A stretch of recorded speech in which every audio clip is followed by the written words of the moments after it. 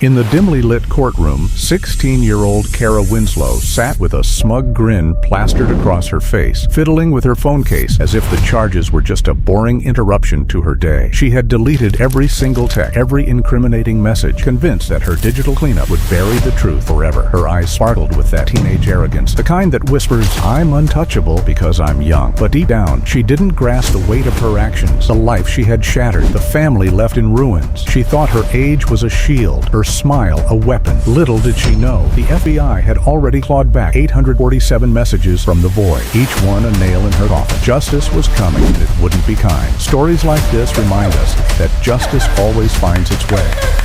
If you believe in accountability, subscribe now and tell us what you think below. This is how it all began.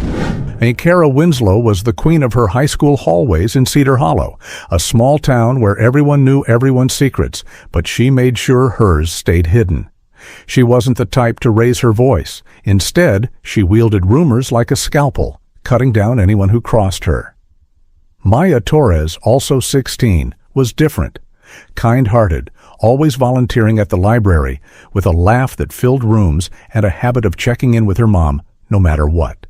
Maya had no idea that a simple disagreement with Kara would spiral into something dark. It started with whispers, escalated to screenshots shared in group chats, and built a tension that simmered under the surface. On that fateful evening, Maya headed to Hollow Creek Trail, lured by a message she thought was from a friend. The air was crisp, the path familiar, but danger waited in the shadows. Kara had planned it meticulously, believing her phone would keep her safe. But as Maya's phone pinged one last time at 9:17 p.m., the clock started ticking on a truth that couldn't be erased. In the quiet interrogation room of the Cedar Hollow police station, the air hung heavy with unspoken accusations. 16-year-old Kara Winslow sat there under the harsh glow of fluorescent lights, her hoodie sleeves pulled down over her hands as if to hide any trace of guilt.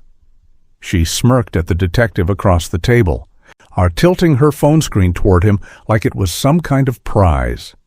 "See? It's clean," she said with a casual shrug, her voice laced with that teenage confidence that bordered on defiance. The detective leaned forward, his eyes steady, probing for cracks in her story. Kara had been brought in after reports of her missing classmate, Maya Torres, surfaced, but she acted like this was just another boring afternoon. She crossed her arms, leaning back in her chair, as if the questions about Maya's disappearance were nothing more than idle chatter. Deep down, though, a flicker of unease stirred. She had spent hours scrubbing her digital life, deleting texts and messages, convinced that erasure meant freedom. But the detective's gaze held a quiet certainty, a reminder that some secrets refuse to stay buried. Kara's smirk faltered just a fraction, but she quickly recovered, flashing a grin that screamed innocence.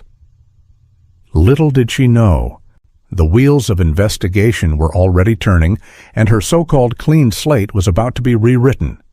She had deleted everything, every text, every direct message, even the remnants in her trash folder, believing that a simple swipe could make the whole nightmare vanish. Kara thought she was clever, outsmarting the system with a factory reset and a smug nod. But then came the bombshell from the FBI's digital forensics lab. 847 recovered messages are pulled from the depths of her device like ghosts rising from a grave. These weren't random notes. They were threads of a dark plan, timestamps that painted a picture of deception and malice. The lab report landed on the detective's desk with a thud, its pages filled with metadata that didn't lie. Kara's world, so carefully curated on social media, was unraveling bite by bite. She had assumed technology was her ally, a shield against consequences, but it turned out to be the ultimate betrayer. As the detective read the first few lines aloud, Kara's casual demeanor cracked, her fingers twitching involuntarily. The number 847 echoed in her mind, a relentless reminder that deletion was just an illusion. Justice, it seemed, had a way of digging deeper than any app could hide. The room grew colder in that instant, a chill settling over everyone present as Kara's mother whispered from the corner. "She's just a kid, you know." Her voice trembled with a mix of denial and desperation, a clinging to the image of her daughter as an innocent girl caught in a misunderstanding. But the detective's response was measured, his tone honed from years of facing such pleas. Kids don't erase entire timelines after someone goes missing. It was a simple statement, but it carried the weight of evidence already mounting. Kara shifted in her seat, her smirk fading into something more guarded, as if she sensed the shift in the air. Her mother reached out, but Kara pulled away, maintaining that facade of control. The interrogation room, with its plain walls and one-way mirror, felt like a stage where the truth was slowly being unveiled. Outside, the town buzzed with whispers of Maya's absence, but inside, the focus narrowed to Kara's choices. The detective pressed on, his questions probing the gaps in her story, each one chipping away at her confidence. In that moment, the line between youthful mistake and calculated act blurred, leaving everyone to wonder how far denial could stretch before it snapped. On the metal table between them lay a sealed evidence bag, its contents stark and unyielding. Kara's phone, now powered off and tagged for analysis, alongside an extraction request form, headed to the Regional Computer Forensics Laboratory, or RCFL. This wasn't some small-town operation. The RCFL existed for cases like this, where devices held on to secrets long after their owners tried to wipe them clean. The form's simple line authorizing the deep dive into digital remnants felt like a promise of revelation. Kara glanced at it dismissively, but the detective noticed her eyes linger a second too long. He explained calmly how experts would carve through layers of data, recovering what she thought was gone forever. The bag's plastic crinkled slightly as he adjusted it, a sound that amplified the tension. Kara's mind raced, replaying the frantic moments she'd spent deleting, but now doubt crept in. The RCFL's involvement meant federal eyes on her case, turning a local disappearance into something much larger. As the detective outlined the process, Kara's casual posture stiffened, her hands clenching under the table. This bag wasn't just evidence. It was the key to unlocking the truth she had tried so desperately to lock away. Kara's friend, sitting nervously in the adjacent room, let out a giggle at the worst possible moment, a nervous tick that echoed through the thin walls. When it was meant to lighten the mood, perhaps, but it landed like a misfired joke in a solemn place. Kara, hearing it, watched the detective's face for any reaction, her eyes narrowing like she was sizing up a weak opponent in a game. "You're wasting your time," she said coolly, her voice steady despite the rising stakes. "Check the cameras instead. I wasn't even there." It was a deflection thrown out with the arrogance of someone who believed her story was airtight. The detective didn't bite. I'm simply jotting notes without breaking eye contact. Kara's friend shifted uncomfortably, the giggle now replaced by wide-eyed silence, realizing the gravity of the situation. In that exchange, Kara's confidence shone through, but so did her miscalculation. She treated the interrogation like a debate she could win with words alone, not understanding that evidence spoke louder. The room's atmosphere thickened. The friend's presence a reminder that Kara didn't act in isolation. Others were tangled in her web. As the detective probed further, Kara's responses grew sharper, her arrogance a shield that was starting to show its cracks. The detective didn't argue back. He simply nodded toward the interview room's small window, where the faint outline of the courthouse loomed in the distance. "A judge will decide what really matters," he said evenly, his words carrying a subtle edge. "And judges don't take kindly to cases involving missing girls." It was a promise, not a threat, hanging in the air like a foreshadowing of the trials to come. Kara's smirk returned, but it was forced now, a mask slipping under scrutiny. She leaned back, crossing her arms defiantly, as if to dismiss the idea of consequences. But the weight of his statement settled over her, planting seeds of doubt. The room felt smaller, on the promise of a courtroom battle transforming the interrogation into the opening act of a larger drama. Outside, the sun dipped lower, casting long shadows that mirrored the lengthening shadow over Kara's future. She had laughed off the questions, deleted the evidence, but justice had a way of circling back. The detective gathered his notes, signaling the end of this round, leaving Kara to stew in the silence. That nod toward the window was more than a gesture. It was the first real tease of accountability, a hint that her story was far from over. The missing girl at the heart of it all was Maya Torres, just 16 years old, with a spirit that lit up the quiet corners of Cedar Hollow. She was the type who volunteered at the local library, her laughter a bit too loud for the hushed aisles, drawing smiles from everyone around her. Maya had a ritual of texting her mom home in 10 every evening, in a small assurance that she was safe and sound. But on that night, the text never came, leaving a void that echoed through her family's home. Friends remembered her as reliable, always there with a kind word or a helping hand, her presence a steady comfort in their teenage world. Maya's disappearance wasn't just a mystery. It was a rupture in the fabric of normalcy, turning routine days into searches filled with worry. Her mother replayed old voicemails, clinging to the sound of Maya's voice, while the town rallied with posters and prayers. In the interrogation room, as Kara sat smirking, Maya's absence loomed large, a silent accusation that no deletion could erase. The contrast was stark. One girl's light dimmed, another's arrogance on full display. As details emerged, it became clear that Maya's trusting nature had been her undoing, pulling at the heartstrings of everyone who knew her story. Cedar Hollow was the sort of town where trust came easy. It was a place where strangers stood out. It was a place where strangers stood out, so danger from within felt unimaginable, especially along the locker-lined hallways of the high school. People here noticed the little things, a new car, a missed wave, and that closeness made Maya's vanishing all the more jarring. The calm before the storm was deceptive, with everyday life humming along until it didn't. Families gathered for barbecues, kids biked the same paths, but beneath it all, tensions simmered in the shadows of teenage social circles. Kara navigated this world like a strategist, her influence subtle but powerful. The town's trusting nature amplified the shock when whispers of foul play surfaced, turning community gatherings into vigils.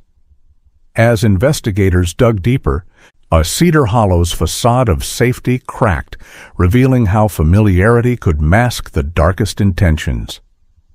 In this setting, Maya's story unfolded not as an isolated incident, but as a betrayal that shook the foundations of a place built on mutual reliance. Maya's last day unfolded with the ordinary rhythms that defined her life. Complaints about her hair not cooperating, a half-eaten breakfast left on the kitchen table, and a promise to her little brother that she'd cheer him on at his game come Friday. It was these small, heartfelt moments that made her real, not just a name in a report. Her mother, Elena, saved every voicemail automatically, a habit born of love rather than fear, treasuring the casual updates that painted Maya's world. School that day was typical. Classes, chats with friends, a quick stop at her locker. Maya moved through it all with her usual warmth, oblivious to the gathering clouds. Her brother later recalled her teasing him about his messy room, a sibling bond that now felt like a precious memory. As evening approached, Maya grabbed her hoodie, folding it neatly before heading out, her steps light with the innocence of youth. These details, pieced together by loved ones, formed a portrait of a girl full of promise.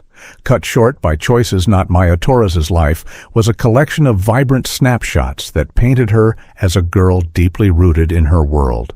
It's someone who belonged to the people around her without question. At 16, she filled her days with debate club meetings, where her sharp mind and passionate arguments often turned to heads.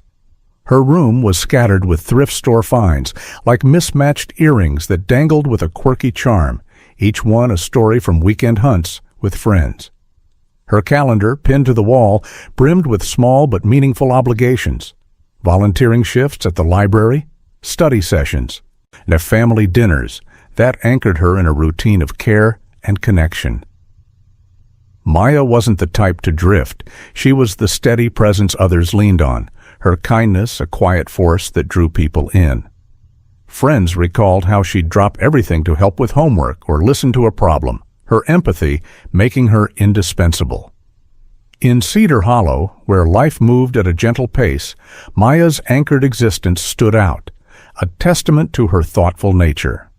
But on the night she vanished, those snapshots began to feel like fragments of a puzzle, each one hinting at the void left behind. Elena, her mother, would later sift through them, holding on to the memories as if they could summon her back. Maya's life wasn't flashy, but it was full, intertwined with those she loved, making her absence all the more profound. Her mother, Elena, often spoke of Maya's most consistent habit: checking in, not out of obligation or strict rules, but because she was inherently considerate, and always thinking of how her actions affected others. Every evening, without fail, Maya would send a quick text or call, sharing bits of her day, a funny story from school, plans for the weekend, or just a simple, "I'm okay." It was her way of weaving reassurance into the fabric of family life, a small gesture that built unbreakable bonds. Elena cherished these moments, saving messages like treasures, replaying them on tough days. But Maya understood the worry that came with being a parent in a world full of uncertainties, and her check-ins were a balm against that. Friends envied this trait, noting how it made Maya seem mature beyond her years, reliable in a sea of teenage unpredictability. In the aftermath of her disappearance, those missed check-ins became haunting echoes, markers of what was lost. Elena stared at her phone, willing it to light up with Maya's familiar words, but the silence only deepened the ache. This habit wasn't controlling, it was loving, a thread that connected Maya to her world, now severed without warning. Cedar Hollow High School was a microcosm of the town itself, with its bustling cafeteria corners where alliances formed over shared lunches, the senior parking lot buzzing with after-school plans, and the winding footpath behind the gym that students used to shave minutes off their walks home. The school mapped out like a familiar grid, at each area holding its own stories and secrets. Lockers lined the halls decorated with stickers and photos, while classrooms hummed with the energy of learning and laughter. Maya navigated this space with ease, often found in the library corner debating topics or helping peers with assignments. The footpath, shaded by trees, offered a shortcut, but also a quiet escape, a place where teens could steal moments away from watchful eyes. In this setting, social dynamics played out vividly, groups forming and shifting, rumors traveling fast. Kara's influence loomed here, subtle yet pervasive, but Maya moved through it with her own quiet confidence. The school's layout became crucial in piecing together her last day, each spot a potential clue. As investigators mapped it out, the ordinary became ominous, revealing how familiar grounds could hide unexpected dangers.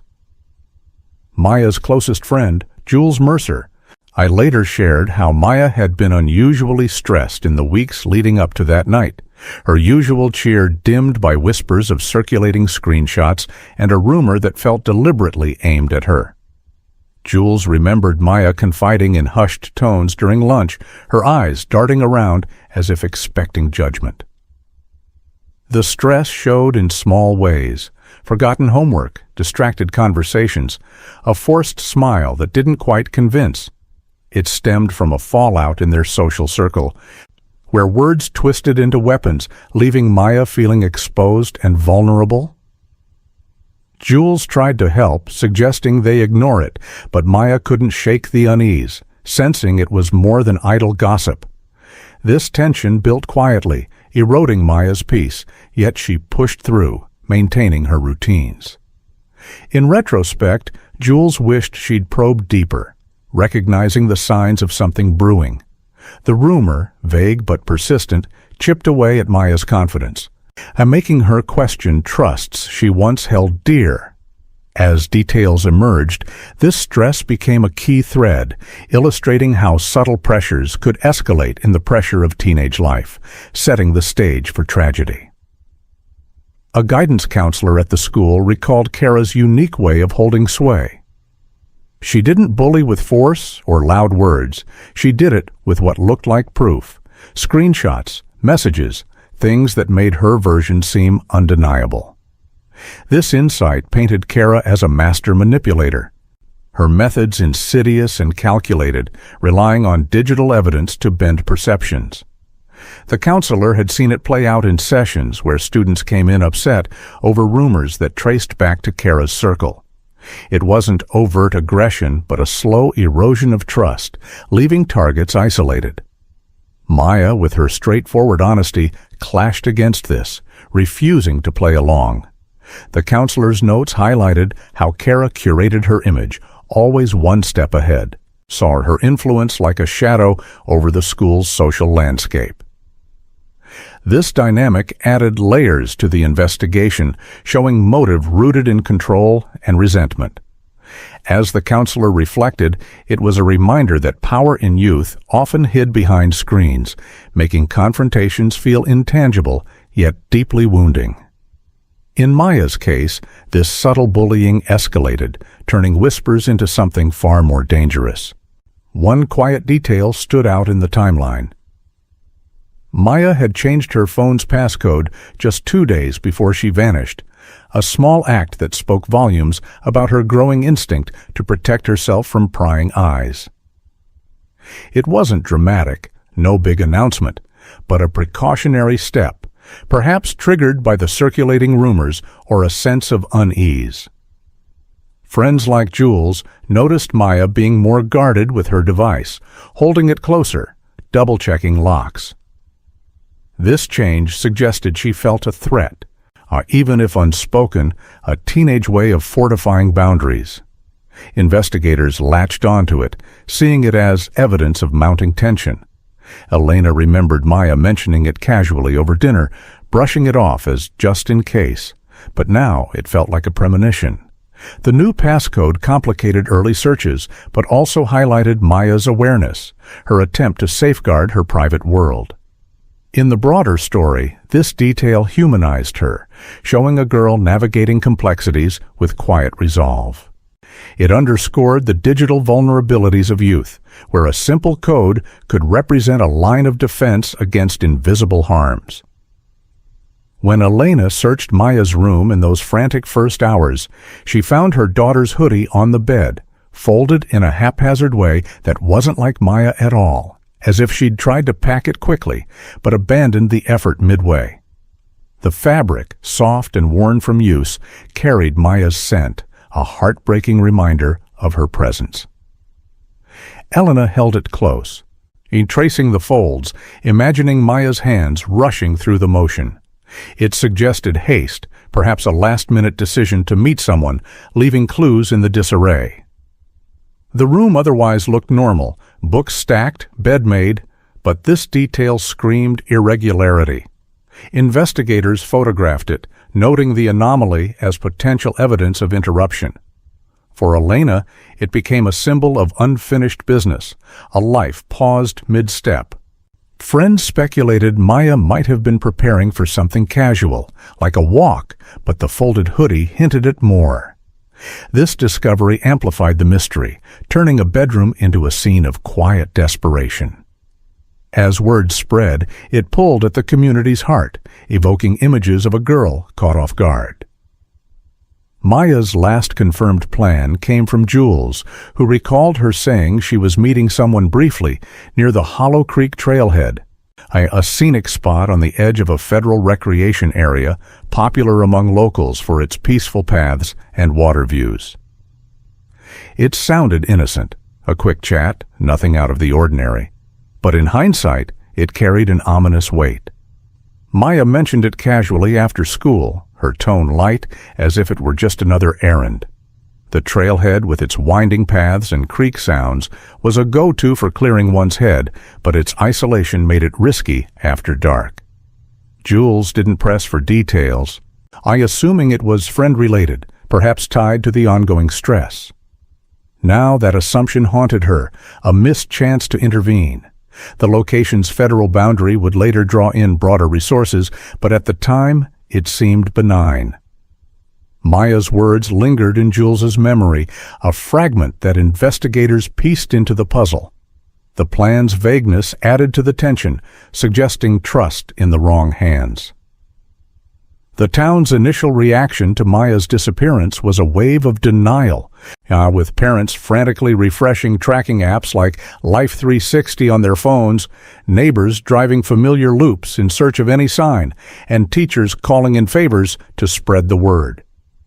It was as if the community collectively refused to accept the worst, clinging to hope through action. Flashlights pierced the night, voices calling Maya's name echoed down streets, and group chats buzzed with updates. Elena coordinated from home, her phone a lifeline of incoming tips that mostly led nowhere. This denial phase was palpable, a buffer against fear, but it couldn't last.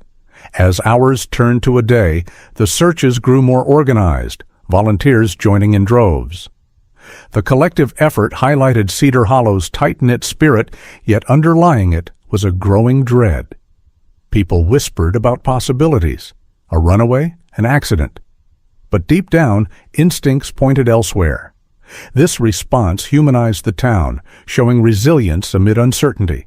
Of a nearby traffic camera revealed her silhouette walking alone at 8:49 p.m. toward the trail access road.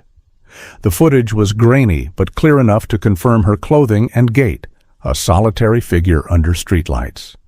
It didn't show alarm, no running, no glances back, just purposeful steps into the evening. And that's what unnerved investigators. She appeared calm, unsuspecting, which suggested deception rather than flight. The timestamp aligned with her last phone ping, tightening the timeline. Officers replayed the video, noting details like her backpack strap and shoe style. This evidence shifted the case from routine to urgent, prompting wider searches. Elena watched the clip with a mix of relief and terror, seeing her daughter alive, yet heading into unknown peril. So the camera's impartial eye became a crucial witness, capturing what words couldn't. In the story's arc, this moment marked a turning point, from denial to directed action, fueling the drive to uncover what happened next. The camera footage didn't capture fear in Maya's posture, which only heightened the investigators' concern. She walked with the confidence of someone meeting a familiar face, not fleeing danger. Her stride was steady, backpack slung over one shoulder, or as if this were just another evening stroll.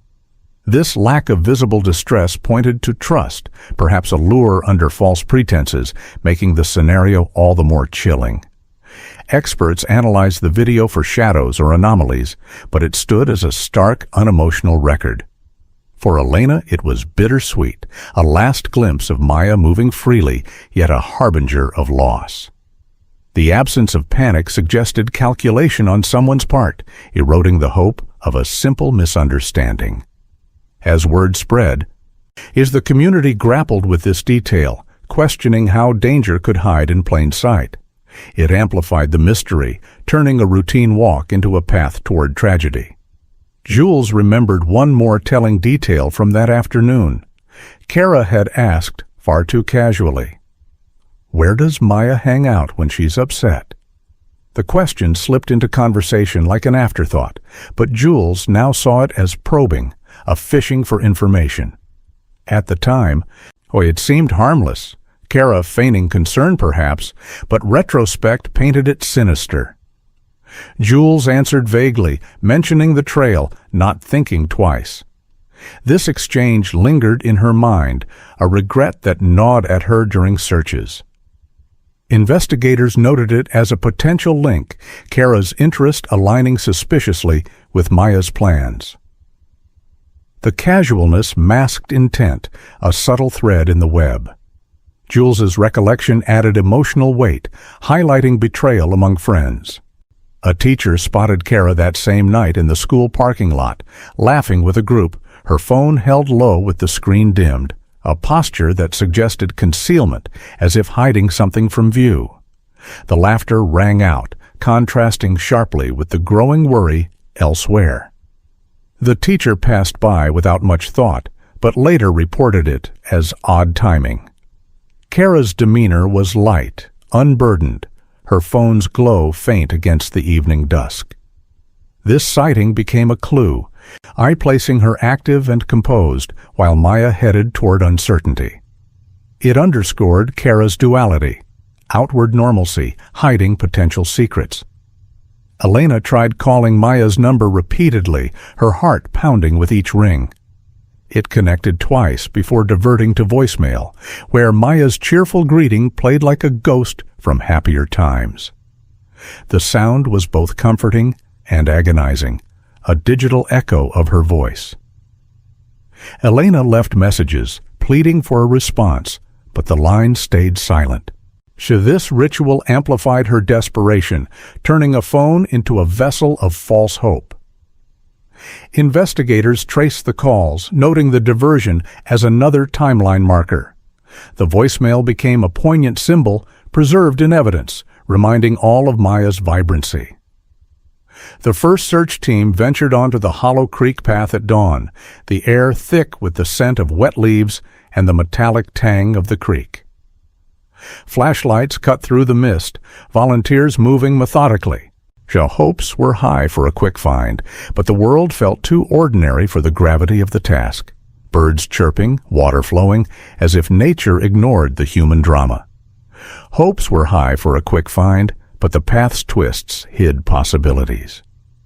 This initial sweep set the tone, blending determination with creeping dread.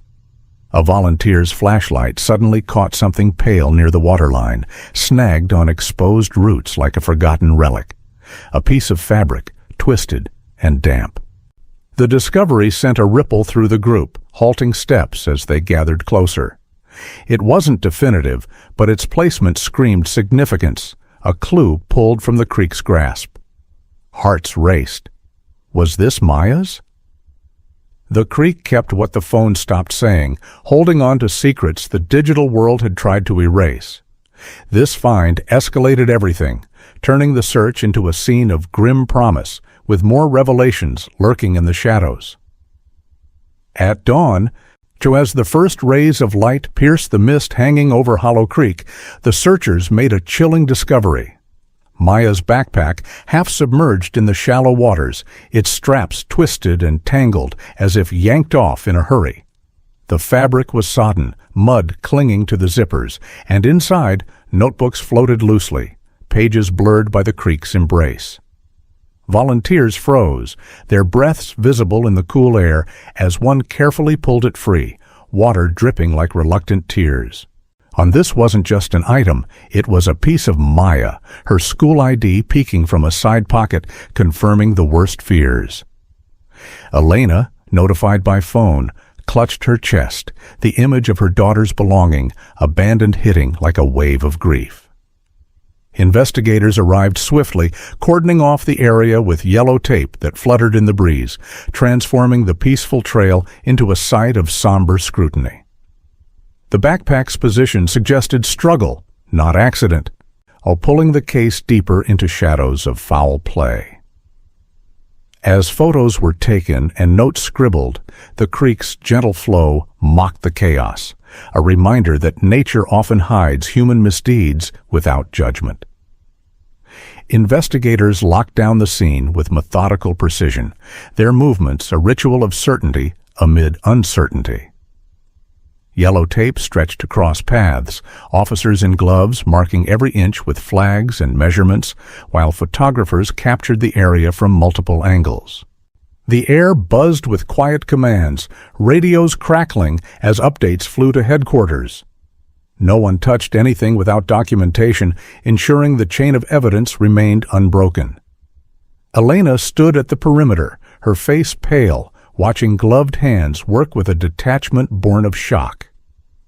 This lockdown shifted the search from hopeful to procedural, acknowledging that Maya might not be found alive. Volunteers were gently ushered back, their efforts now supporting a larger investigation. And the scene's isolation, bordered by federal land, hinted at broader involvement ahead. As the sun climbed higher, casting long shadows over the creek, the lockdown sealed the area like a vault, preserving clues that could unravel the mystery. Each step taken was a step toward truth, however painful.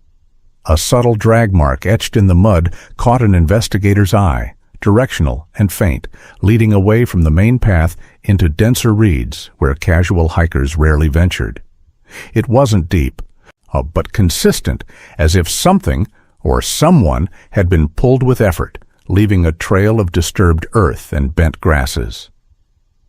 Technicians photographed it from above, measuring length and width, noting soil displacement that suggested weight and resistance. This mark transformed speculation into evidence, pointing to human intervention rather than mishap. Whispers among the team grew. Could this be where it happened? The path's seclusion amplified the implication, a hidden corner perfect for secrecy. Elena, briefed later, imagined the scene with a mother's anguish, the mark a scar on the landscape mirroring her heart. As samples were collected, the drag became a narrative thread, weaving together timeline and intent. The creek's banks, once inviting, now felt foreboding, holding stories the water couldn't wash away. A K-9 unit was brought in, on the dog's alert near a cluster of reeds, sending a jolt through the team, the handler's voice dropping low as he confirmed, "Something happened here." The dog sat abruptly, nose pointed, tail still, trained to detect scents invisible to humans. Officers circled the spot, marking it for deeper inspection, while the handler praised the animal with quiet efficiency. This alert wasn't random. It pinpointed an area rich with potential traces, perhaps where Maya had been last. The team's posture shifted to heightened focus, tools emerging for soil samples and scans. Elena heard of it through updates, her hope flickering like a candle in wind. The K-9's precision added credibility, bridging instinct with science. As the sun warmed the ground, evaporating dew, the alert lingered in minds, a canine witness to unseen events. Hollow Creek, with its natural beauty, now harbored grim secrets, the dog's signal a call to dig deeper. Maya's phone remained elusive, its absence becoming a clue in itself. Someone had taken the one device that chronicled her final moments, ensuring no digital trail led back easily. Investigators scoured the area, but no glint of metal or case emerged from the mud or underbrush. This void screamed intent, a deliberate removal to silence potential evidence like location data or messages. Tech experts were consulted early, pondering if it had been discarded elsewhere or destroyed. For Elena, the missing phone was torture, a lifeline severed, holding unsent words or cries for help. The team expanded searches downstream, but hope dimmed with each empty sweep. This absence shifted focus to other devices, hinting at a calculated cover-up. In the story's unfolding, it underscored technology's role. A tool for connection turned weapon of concealment. The creek's flow seemed to mock the loss, carrying away what might never be found. Near a broken branch, twisted at an unnatural angle, searchers recovered a tiny plastic charm, cheap, pink, shaped like a star, the kind that dangles from keychains or backpacks, now muddied but intact. It was bagged immediately, labeled with care, its significance unclear, yet promising. The branch's snap suggested force, perhaps from a scuffle, adding to the scene's narrative. Technicians noted its position, photographing context before removal. This small item could link to Maya or someone else, a breadcrumb in the mud. Elena, it held potential for matches. Perhaps to it held potential for matches. Perhaps to Kara's belongings. The discovery fueled determination, a tangible piece amid intangibles. Hollow Creek yielded its secrets reluctantly, this star a faint light in the gloom. Elena was kept behind the yellow tape, her view obstructed, but her presence a silent vigil. As she watched gloved hands move with deliberate speed, realizing this was no longer about finding Maya safe, but uncovering what befell her. Her heart ached with each evidence bag sealed, the procedural dance a confirmation of worst fears. Friends supported her, arms around shoulders, but Elena's eyes stayed fixed, memorizing every detail. The shift from search to recovery hit hard, a mother's intuition clashing with harsh reality. Officers offered updates kindly, but words blurred in her grief. And this barrier symbolized the divide, personal loss versus official duty. As the scene processed, Elena whispered prayers, clinging to hope's remnants. The tape fluttered like a warning, keeping the world at bay, while truth emerged. In retelling, her poise amid pain humanized the process, a testament to enduring love. A forensic technician meticulously noted faint shoe impressions in the soft earth. 2 distinct tread patterns, to compare against suspects. This detail to compare against suspects. This detail added layers, suggesting more than one person at the scene, a collaboration in shadows. The technician's report highlighted soil compression, indicating weight and movement. Investigators pondered matches, eyes turning toward known associates. The impressions, clear in the mud, became silent witnesses, mapping out positions like a frozen dance. Elena imagined footsteps overlapping Maya's, a violation that fueled her resolve. As casts hardened, the evidence solidified, bridging scene to courtroom. Hollow Creek's ground held these marks like secrets, ready for revelation. A strand of hair caught on rough bark was carefully bagged, while a smear on a nearby stone suggested impact, the creek's constant murmur becoming almost unbearable in the heavy silence that followed. Technicians worked with precision, tweezers extracting the hair, swabs collecting the smear for lab analysis. The bark's texture implied struggle, the strand a potential DNA key. The stone's mark, faint but telling, hinted at force without words. Team members paused, the weight of implications settling like fog. Elena, informed, felt a surge of anguish, picturing her daughter's fear. The creek's sound, once soothing, now amplified isolation, a natural soundtrack to tragedy. With beads rolling into the dirt like lost with beads rolling into the dirt like lost tears, telling a story broken mid-sentence. The pieces were collected one by one, gloved hands gentle as if honoring the item. The snap suggested abrupt force, beads dispersing in chaos. This personal effect hit hard, a symbol of Maya's style and spirit now fractured. Elena later restrung what she could, wearing it as a reminder. Investigators photographed the scatter pattern, analyzing for directionality. The bracelet's breakage mirrored the case's rupture, innocence shattered. In the creek's hush, this find evoked deep empathy, pulling at hearts. It became emblematic, a small item's big story. A ranger familiar with the area confirmed the trail's boundary. Part of it crossed into federal recreation land, and to triggering protocols for partnership and resources like the FBI's expertise. His statement formalized the escalation, explaining jurisdictional nuances. This detail opened doors to advanced tools, vital for complex cases. The ranger's knowledge of paths and usage added context, noting isolation after dark. Investigators appreciated the insight, broadening their scope. Elena found solace in the added support, hope in official weight. The boundary line, invisible yet crucial, shifted dynamics. He surveyed methodically, notes in hand. He surveyed methodically, notes in hand, directing assistance with quiet authority. This arrival marked a pivot to forensics over search, confirming suspicions. Elena braced for reports, steeling herself.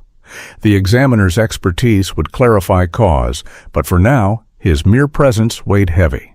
But a nearby gas station's camera operator was contacted for footage, mentioning a dark SUV idling suspiciously around 9 p.m., its presence noted in logs. The video, pulled promptly, showed the vehicle lingering, then departing toward the trail. This lead energized the team, a vehicular clue amid footpaths.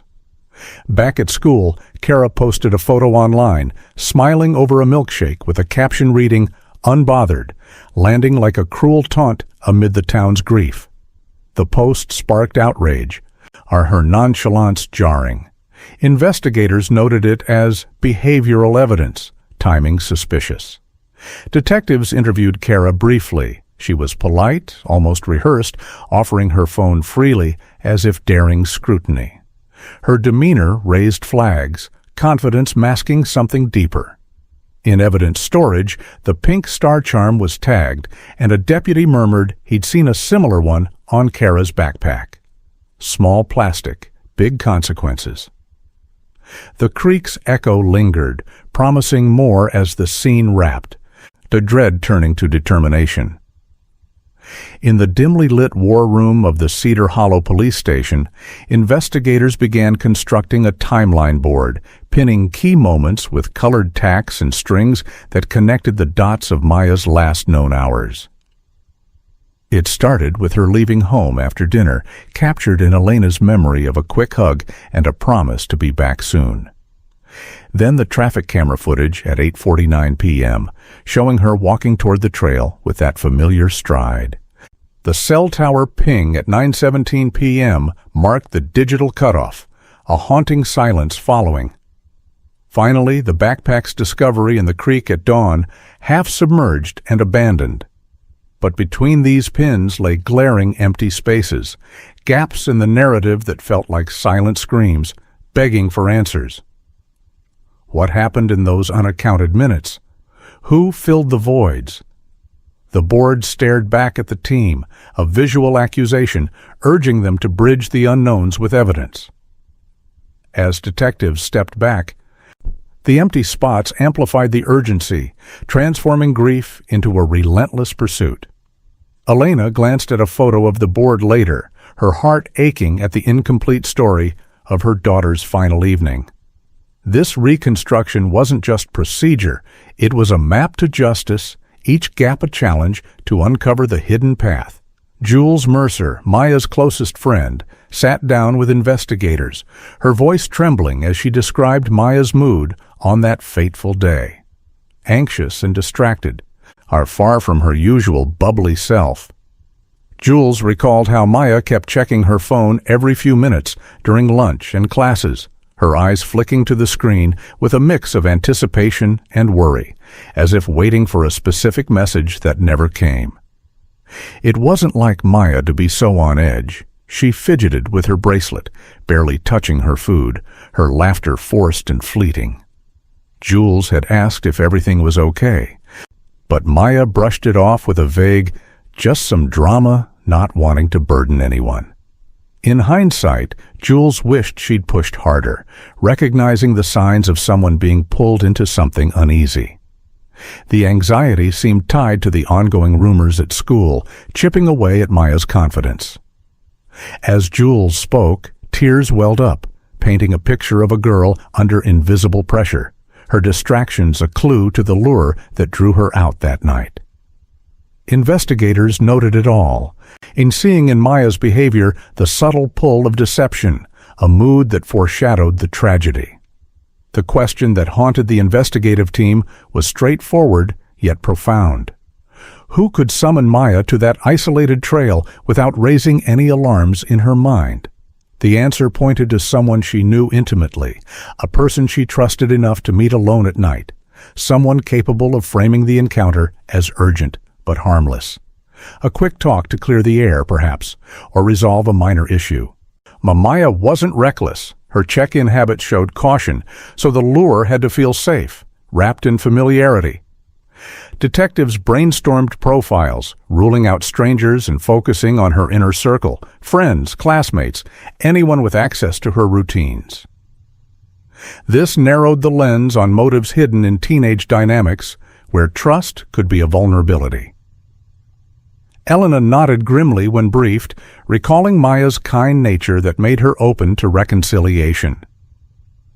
The query drove deeper interviews, peeling back layers of relationships. In the end, it wasn't force that drew Maya out.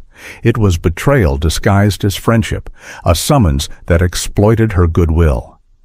This realization chilled the room, turning the investigation toward those closest, where danger often hides in plain sight. School Wi-Fi logs provided an early breakthrough, revealing Maya's phone connected to the network at precisely 3:12 p.m. that afternoon, and followed by a sudden burst of incoming messages from an unknown contact saved simply as K in her address book. The logs captured timestamps and data volumes, showing a flurry of activity that lasted about 10 minutes. Short texts, perhaps, laced with persuasion. Maya had been in the library at the time, her device pinging steadily until the exchange ended. Investigators subpoenaed the details, piecing together how this contact appeared out of nowhere in her recent history, and unlinked to her usual friends. The burst suggested urgency, messages designed to hook her attention amid the school day's chaos. Jules confirmed Maya glancing at her phone during that window, her expression shifting to one of reluctant curiosity. This digital footprint became a cornerstone, linking Maya's anxiety to a specific outreach. As tech analysts dug deeper, the K contact loomed larger, a shadow player in the timeline.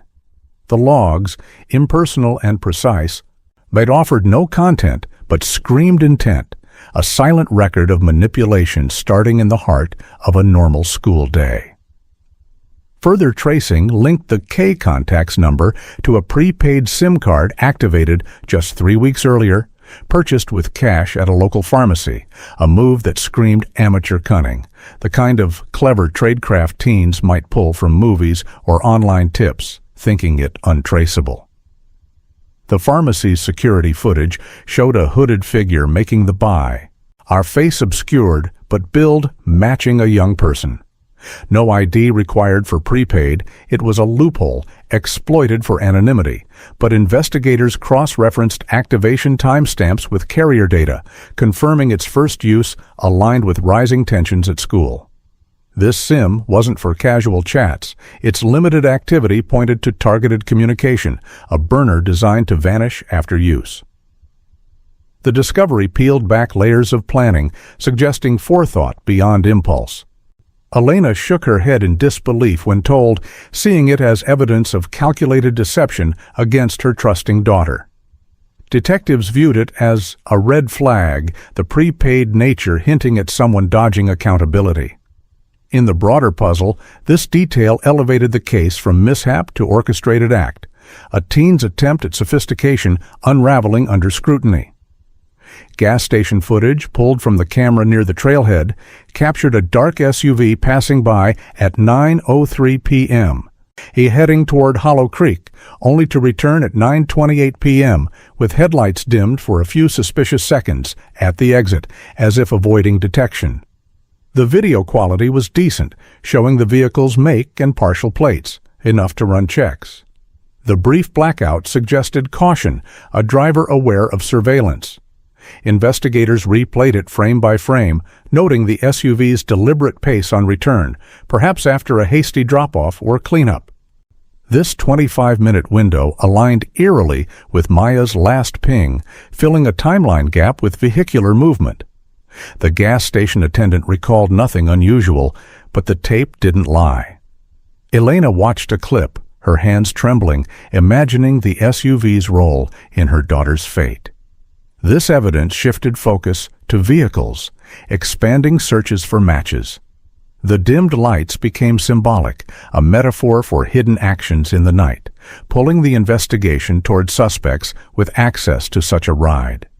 A deputy combing through forensic reports found that impressions from Kara's platform sneakers, trendy with a distinctive tread, matched one of the patterns near the reeds at Hollow Creek, the deep heel stamps consistent in size and wear. Lab comparisons confirmed it, soil particulates aligning too closely for coincidence. Kara's shoes, seized later, bore faint mud traces from the area. This physical link placed her at the scene, bridging digital suspicions with tangible proof. Shock investigators double-checked casts, measurements precise to the millimeter. The match wasn't absolute without DNA, but probabilistically damning. Kara, when confronted casually, shrugged it off as common footwear, but the deputy noted her fleeting unease. Elena found a sliver of solace in this connection, a step toward accountability. The sneakers, once a fashion statement, now evidence of presence, turning style into indictment. In the case's arc, this detail grounded the abstract, our footprints echoing louder than words. Kara's parents, interviewed at home, insisted vehemently that she had been there all night, their words tumbling out too quickly, almost in unison, as if rehearsed to perfection. Detectives picked up on the synchronized testimony, the way their eyes darted to each other for confirmation, a telltale sign of alignment rather than truth. The alibi felt scripted, lacking the organic details of a real evening. No mentions of specific shows watched or conversations had.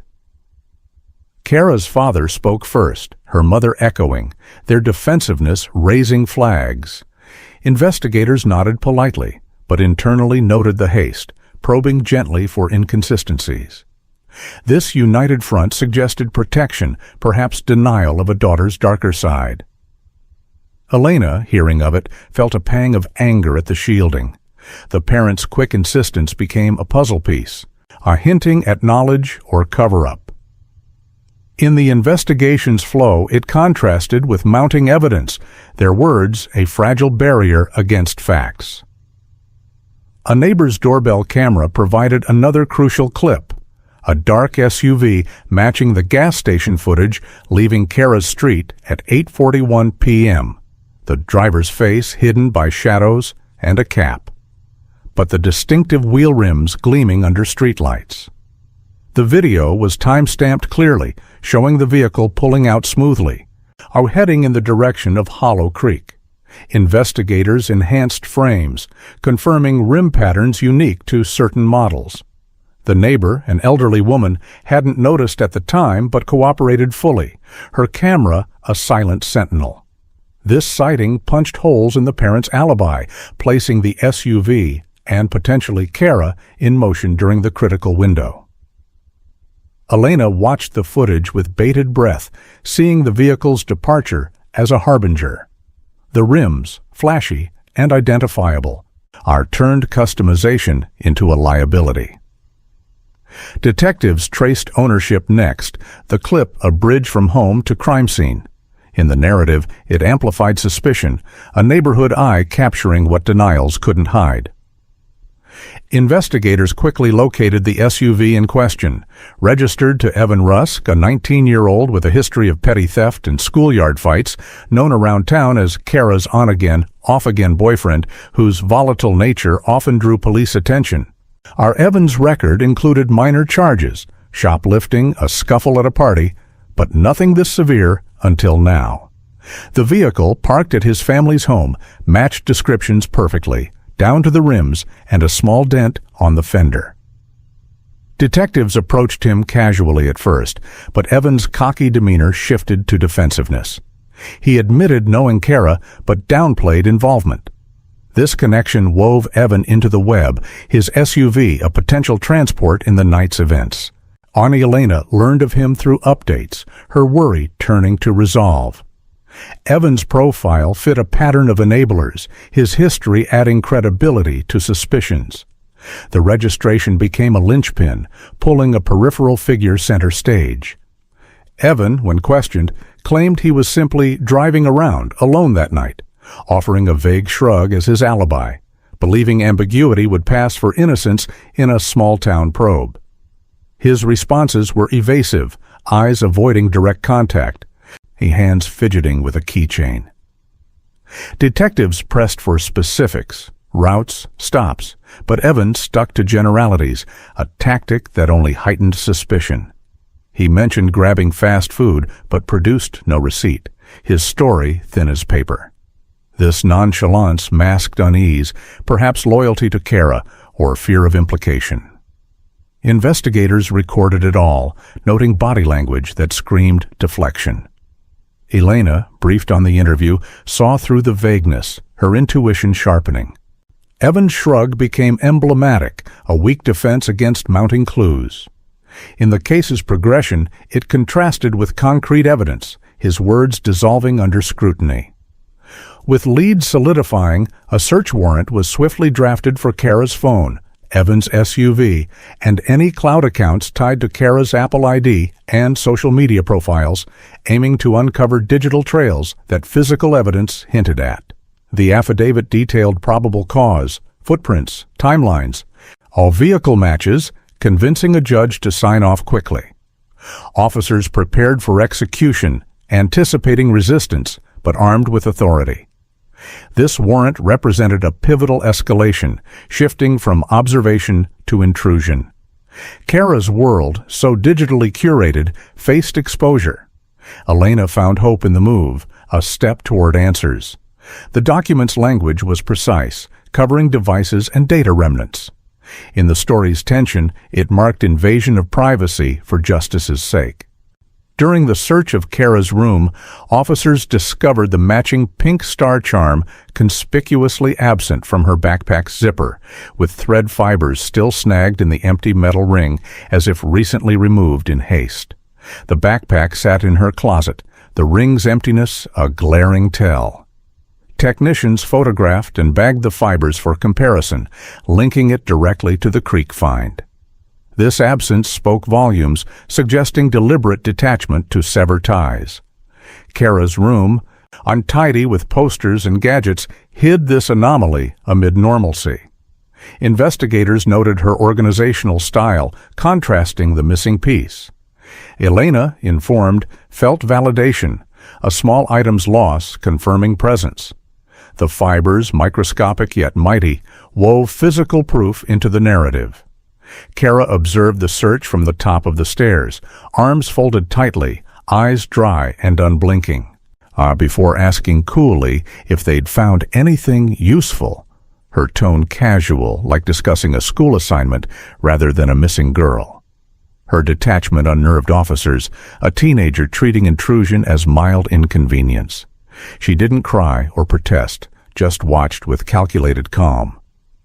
This behavior was documented, her words a mix of arrogance and probe. Detectives exchanged glances, seeing it as bravado masking guilt. Elena later heard and felt a chill at the nonchalance. Kara's question lingered, a verbal shrug amid upheaval. A lead detective, recognizing the phone's locked state and recent reset, requested assistance from the FBI's Regional Computer Forensics Laboratory, RCFL, knowing such actions often left recoverable artifacts despite surface erasure. The request form outlined the device's potential, emphasizing federal tools for deep dives. This move escalated the case, tapping expertise beyond local means. Technicians at intake noted the reset's timing, unsuspicious post-disappearance. Elena pinned hopes on the lab, technology's promise against deletion. The collaboration symbolized broader justice, artifacts as hidden truths. As the phone was logged into federal lab intake, the technician noted a key setting: messages configured to auto-delete after 24 hours. A deliberate engineering of forgetfulness beyond manual wipes. She didn't just delete, she engineered forgetting, the echo rippling through the case like a warning. This discovery hinted at premeditation, a system set to erase trails automatically. Investigators paused, realizing the depth of calculation. The phone, now in expert hands, promised revelations, its settings a cliffhanger in the unfolding drama. As the investigation intensified in Cedar Hollow, detectives split the case into two parallel lanes. The physical evidence trail, encompassing DNA samples, footwear impressions, and vehicle traces that grounded the horror in tangible reality. And the digital realm, where messages, location artifacts, and metadata promised to reveal the unseen manipulations behind Maya's disappearance. This dual approach was deliberate, a methodical weave designed to leave no stone unturned or bite unrecovered. Physical clues like the mud from Hollow Creek clung stubbornly to suspects' belongings, while digital forensics experts prepared to dive into devices that held echoes of deleted conversations. The team gathered in the station's conference room, on whiteboards filling with charts that mapped both worlds, each lane feeding into the other like tributaries to a river of truth. Elena Torres, Maya's mother, received updates in measured doses, her hope flickering as she learned how these paths converged. In this small town, where trust had once been currency, the split investigation exposed fractures, turning neighbors into potential witnesses and devices into silent accusers. The physical and digital weren't separate, they were intertwined, each strengthening the case against those who thought they could outrun accountability. The lab analysis on Evan Rusk's SUV yielded a quiet but powerful revelation.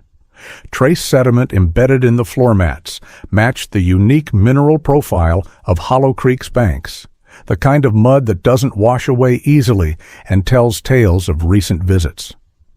Technicians scraped samples under microscopes, confirming the composition, silt mixed with specific algae traces only found in that stretch of water. It wasn't a smoking gun, but a subtle fingerprint of place, suggesting the vehicle had been there during the critical window. Evan, when shown the report, dismissed it as coincidence, claiming drives through similar areas, but his voice wavered just enough to note. Investigators cross-referenced with tire treads, building a narrative of transportation to the scene. Elena imagined the SUV's interior, once mundane, now a vessel of betrayal, carrying secrets in its crevices. This sediment became a bridge from creek to courtroom, nature's unwitting testimony. In the broader story, it highlighted how everyday objects could betray their owners, mud clinging like unresolved guilt. A luminol sweep inside the SUV's cargo area revealed faint diluted traces that glowed under the chemical's blue light, indicating a cleanup attempt that erased visibility, but not the underlying evidence of something organic and telling.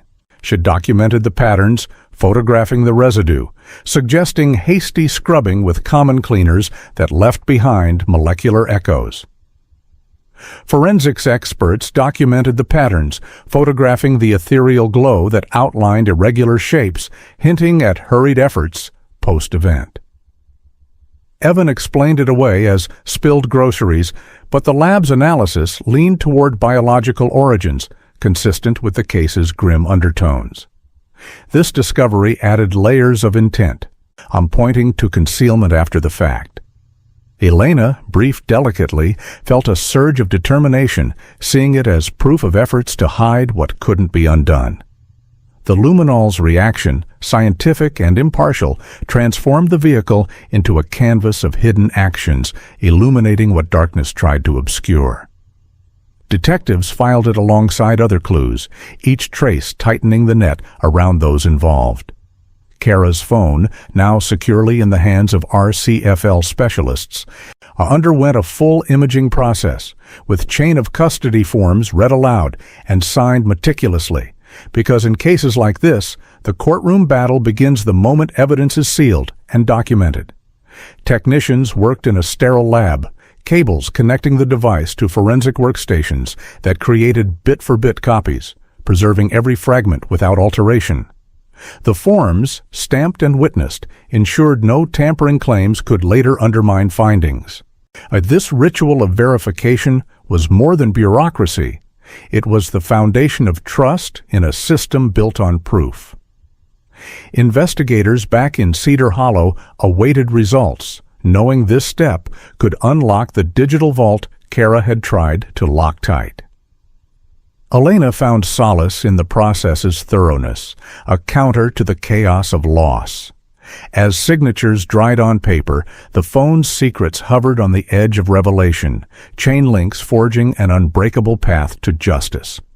The imaging revealed a factory reset executed just 2 hours after Maya's final cell tower ping, a timing that wasn't outright proof of wrongdoing but screamed of panic, a desperate bid to wipe the slate clean when the night turned irreversible.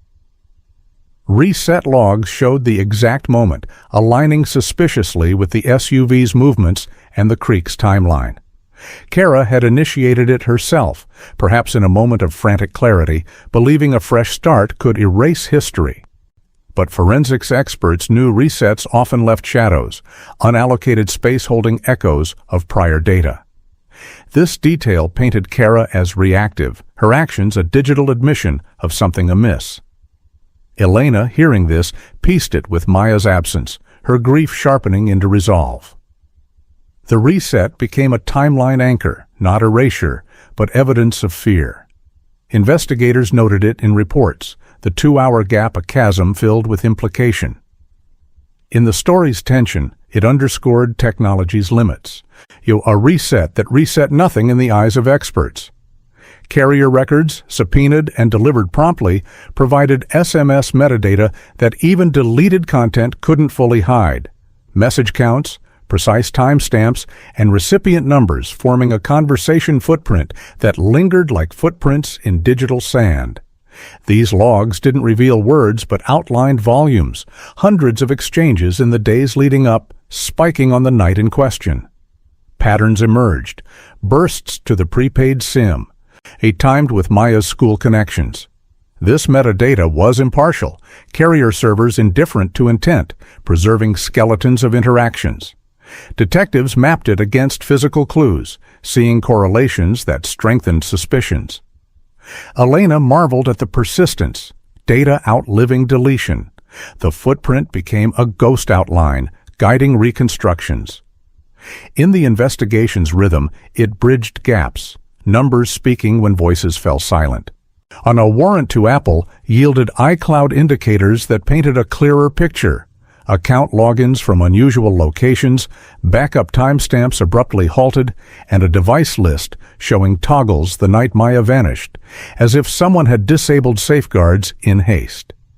The cloud remnants included partial sync logs, hints of files moved or deleted, with timestamps aligning to post-9:17 p.m. activity. This wasn't random. It suggested active management to prevent automatic backups that could capture incriminating data. Investigators traced IP addresses, some tying to public Wi-Fi near the trail. Elena, updated, saw it as deliberate evasion, her daughter's fate tied to these virtual maneuvers. The iCloud data became a timeline extender, clouds holding what devices tried to forget. Apple's compliance, bound by law, turned corporate vaults into allies of justice. Pulling data from Kara's Snapchat and Instagram accounts revealed limited content but crucial login IPs that placed her activity near Hollow Creek that night, with timestamps overlapping the SUV footage and Maya's last ping. Provider responses showed session details, logins, views, even deleted stories metadata, pinning digital presence to physical location. One IP matched a cell hotspot in the area, not home, as claimed. This placed Kara virtually at the scene, her apps active amid silence. Elena felt a chill, imagining thumbs typing while events unfolded. The social media trail, ephemeral by design, proved resilient under scrutiny. Investigators wove it into the narrative, apps betraying their user. A classmate, shaken by rumors, came forward with saved screenshots. Kara bragging in a group chat weeks earlier, "If Maya keeps running her mouth, I'll shut it for her." words that now read like veiled threats in light of the disappearance. The screenshots, time-stamped and contextual, I showed Kara's escalating frustration, her tone sharp and unyielding. The classmate, anonymous at first, provided them with trembling hands, fearing backlash but driven by conscience. This digital artifact added motive, words preserved by others' devices. Elena read them with tears, seeing the build-up to tragedy.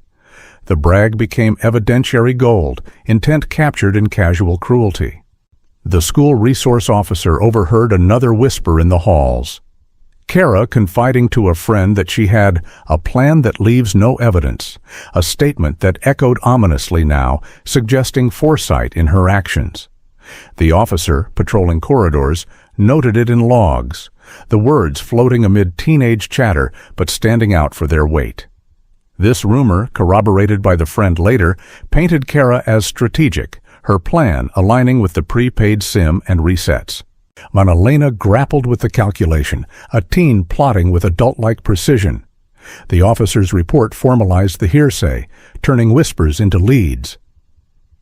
Evan's phone analysis uncovered a deliberate location history gap, services disabled for a 40-minute window that perfectly overlapped the SUV's creak movements, a blackout screaming intentional obscurity.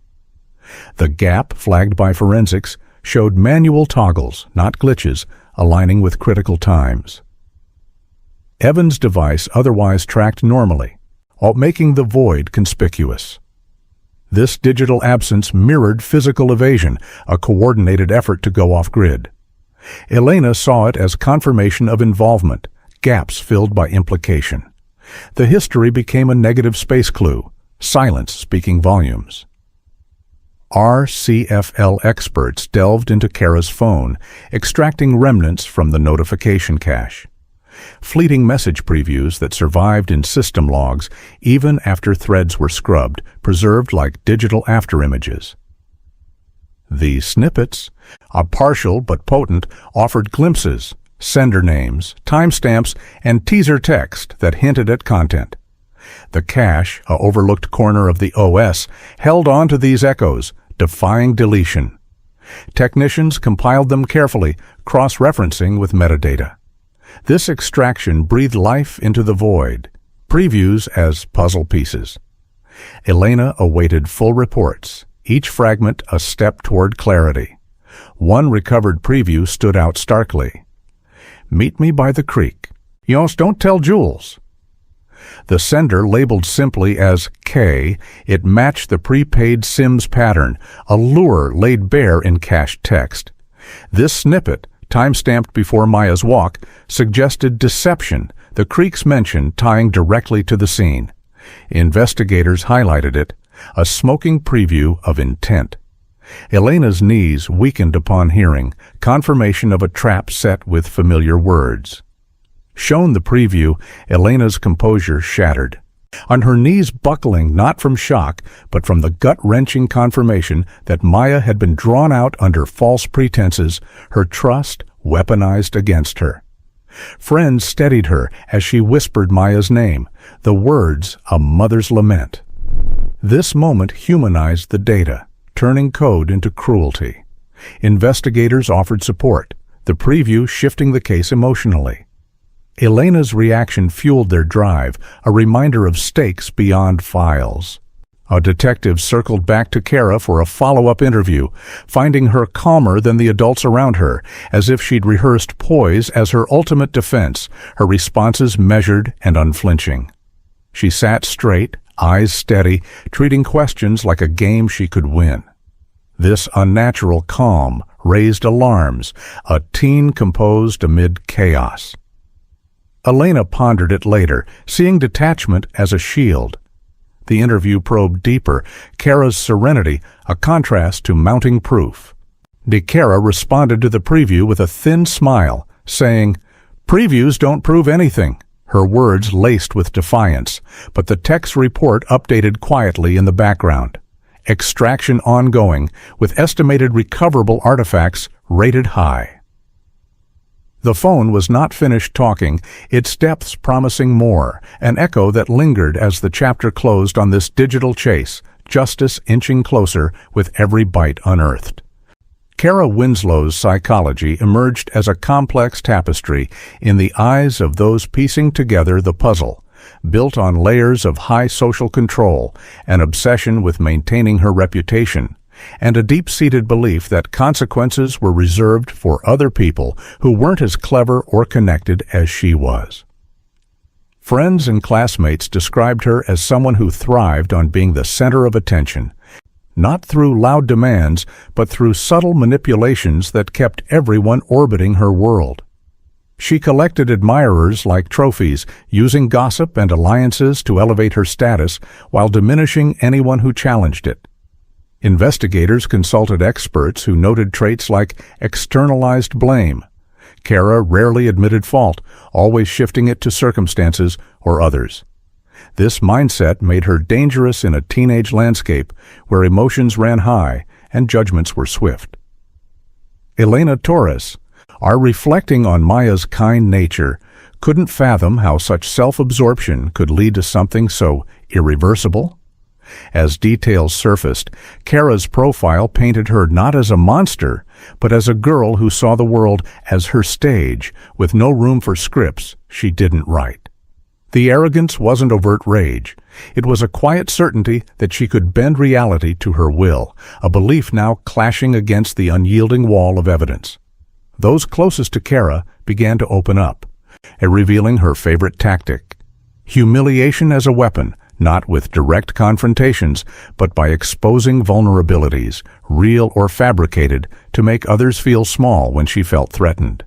She didn't argue or fight openly. Instead, she curated proof through screenshots and whispers, turning social media into her arsenal. Friends admitted in hushed interviews that crossing Kara meant facing a slow drip of isolation where invitations dried up and rumors spread like wildfire. This method was insidious, leaving no visible bruises but deep emotional scars. Maya, with her straightforward honesty, had become a target after refusing to play along with one of Kara's narratives, standing up for a younger student caught in the crossfire. Investigators saw this as a motive seed, planted in the fertile ground of teenage insecurity. Elena listened to these accounts with a heavy heart, piecing together how Maya's empathy clashed with Kara's need for dominance. Yet the humiliation wasn't random. It was strategic, a way for Kara to reclaim power, escalating from words to actions that night at Hollow Creek. In the quiet of the investigation, these revelations humanized the conflict, showing how unchecked arrogance could spiral into tragedy. Motive began to crystallize as more stories poured in.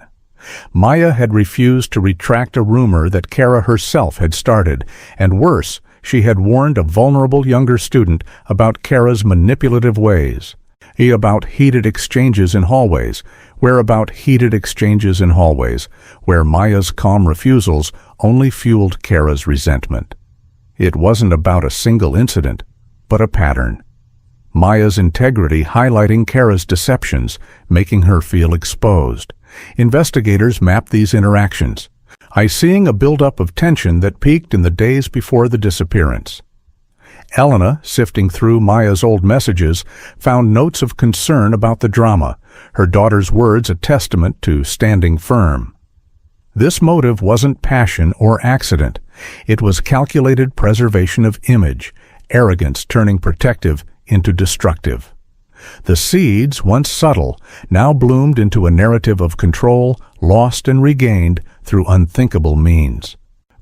Detectives decided to confront Kara directly with the SUV footage from the gas station, laying out the timestamps that placed the vehicle near Hollow Creek during the critical window, watching as she responded with a laugh that echoed too loudly in the interrogation room, too rehearsed to feel genuine. "Cameras see what they want," she quipped, her tone dripping with dismissal, as if the evidence was a faulty illusion rather than concrete reality. The detectives remained stone-faced, letting her words hang, noting how her laughter masked a flicker of unease in her eyes. This confrontation was a test, probing for cracks in her composure. Kara leaned back, crossing her arms, projecting confidence, but the room's tension thickened. Elna, later hearing the audio, felt a mix of anger and pity at the deflection. The footage, grainy yet undeniable, became a mirror to Kara's arrogance, her laugh a desperate shield against the encroaching truth. Investigators pressed on, her response fueling their resolve to dismantle the facade. Building on the momentum, they presented the phone's reset timestamp, aligning it perfectly with the aftermath of Maya's last ping, and Kara countered smoothly that she reset her device all the time for minor glitches, then added boldly, "Ask anyone," as if inviting scrutiny would somehow validate her claim. Her voice was steady, eyes challenging, turning defense into offense with that risky dare. Detectives jotted notes. Recognizing the bluff, few teens reset habitually, especially at such suspicious hours. This invitation backfired subtly, prompting calls to friends who contradicted her, admitting it was unusual. Kara's arrogance shone here, believing her word could override data. Elena imagined the scene, her grief sharpening into a demand for accountability. The reset, once a clever move, now spotlighted her panic, the ask anyone a misstep in a game she thought she controlled. Investigators filed it away, her words another thread in the unraveling tapestry. In a calculated move, a detective placed a printed carrier log on the table, highlighting 147 outgoing messages from Kara's number to Maya's prepaid SIM over 2 weeks, the sheer volume a silent accusation of persistent contact. Kara's eyes flickered briefly at the number, a micro-expression of surprise betraying her calm exterior, before she recovered with a contemptuous snort, "Okay, and I text a lot." Her dismissal aimed to minimize, but the detectives leaned in, pointing out patterns, escalating frequency leading to the night in question. This log wasn't erasable, a carrier's impartial record. Elena, briefed on the exchange, saw it as relentless pursuit, text like breadcrumbs to motive. Kara's flicker, caught on camera, became evidence of vulnerability. Her "I text a lot," a weak parry against numbers that didn't lie. The room grew heavier, her arrogance clashing with facts that piled higher. And they followed up by showing a photo of the pink star charm recovered from the creek, its match to her backpack's missing piece undeniable. And Kara's face held steady, but her hand tightened around her sleeve hem in a telltale grip of tension. She stared at the image, her expression neutral, but that subtle clench spoke volumes, a physical admission where words failed. Detectives noted the body language, pressing for explanation, but Kara offered none, shifting topics smoothly. This charm lingered on the table, a silent challenge, her grip a crack in the mask.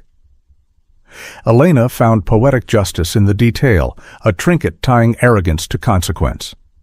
The photo lingered on the table, a silent challenge, Kara's tension amplifying the room's pressure.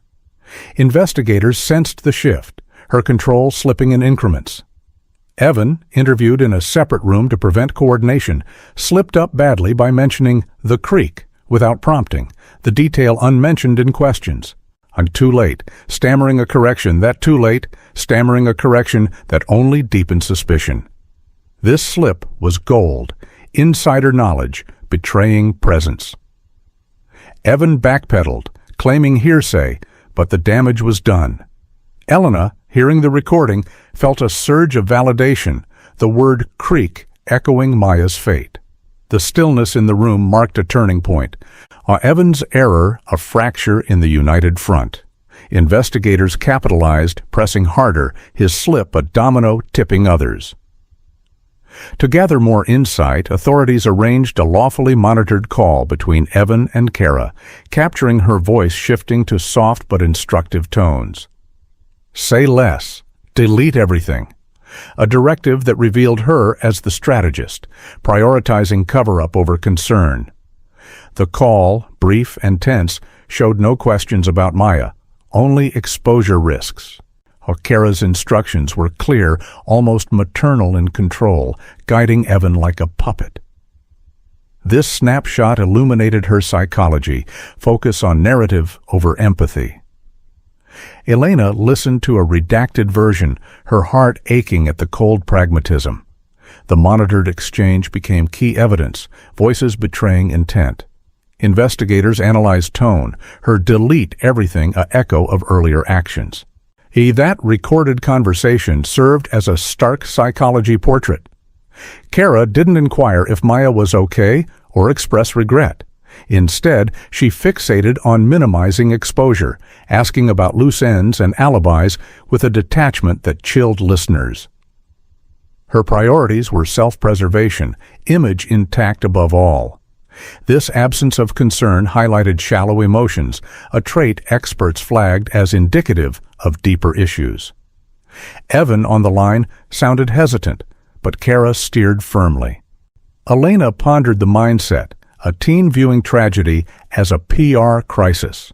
The call's content, transcribed and analyzed, added to her profile, denial woven with calculation. Investigators used it to map relationships, her words a window into a mind unburdened by remorse. At school, whispers spread of Kara crying dramatically in the hallway, but only when crowds watched, her tears stopping abruptly, once alone, as if grief was a performance tailored for an audience rather than genuine emotion.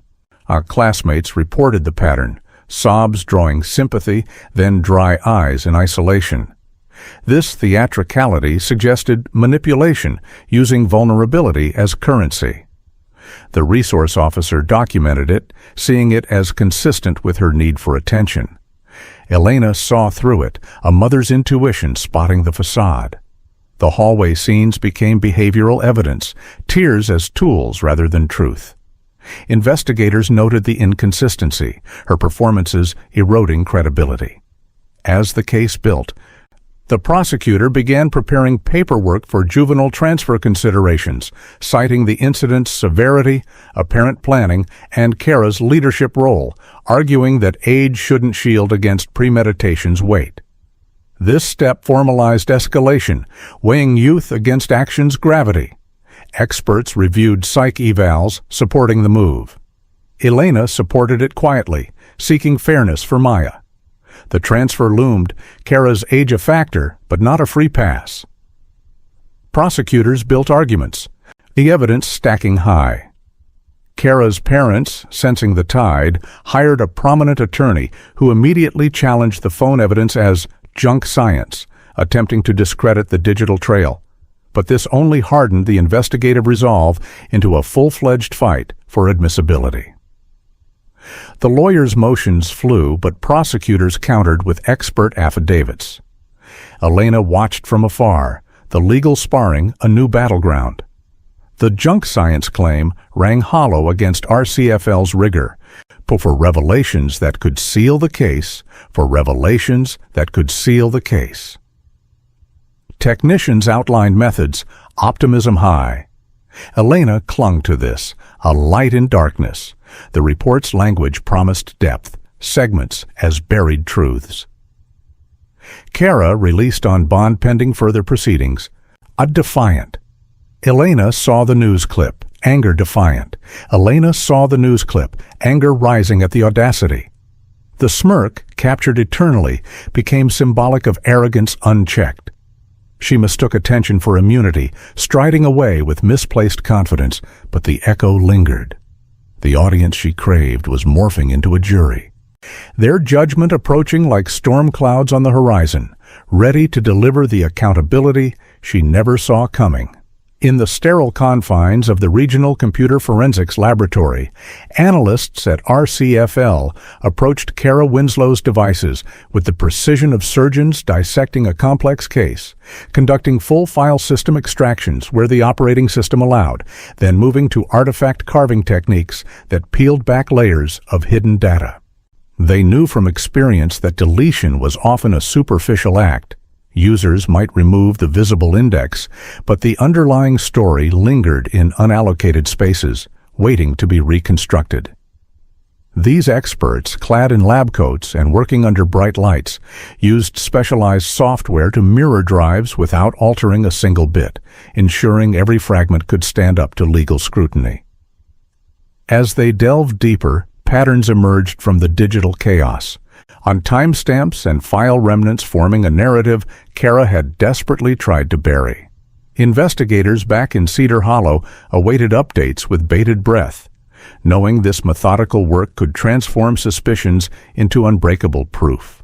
Elena Torres, Maya's mother, found a fragile hope in the process, imagining these unseen heroes coaxing truth from silence. The lab's hum of computers echoed the relentless pursuit, each extraction a step toward illuminating the shadows that had engulfed a young girl's life. Pulling from the depths of Kara's phone, the team recovered partial iMessage databases, attachment caches filled with thumbnails of images, long thought erased, and shared analytic logs that tracked app behaviors even after resets. Even fragmented pieces carried timestamps, like digital timestamps etched in stone, allowing analysts to piece together sequences of events with forensic accuracy. These caches held echoes of conversations, preview texts, emoji reactions, and file metadata that survived purges because the system hoarded them for efficiency.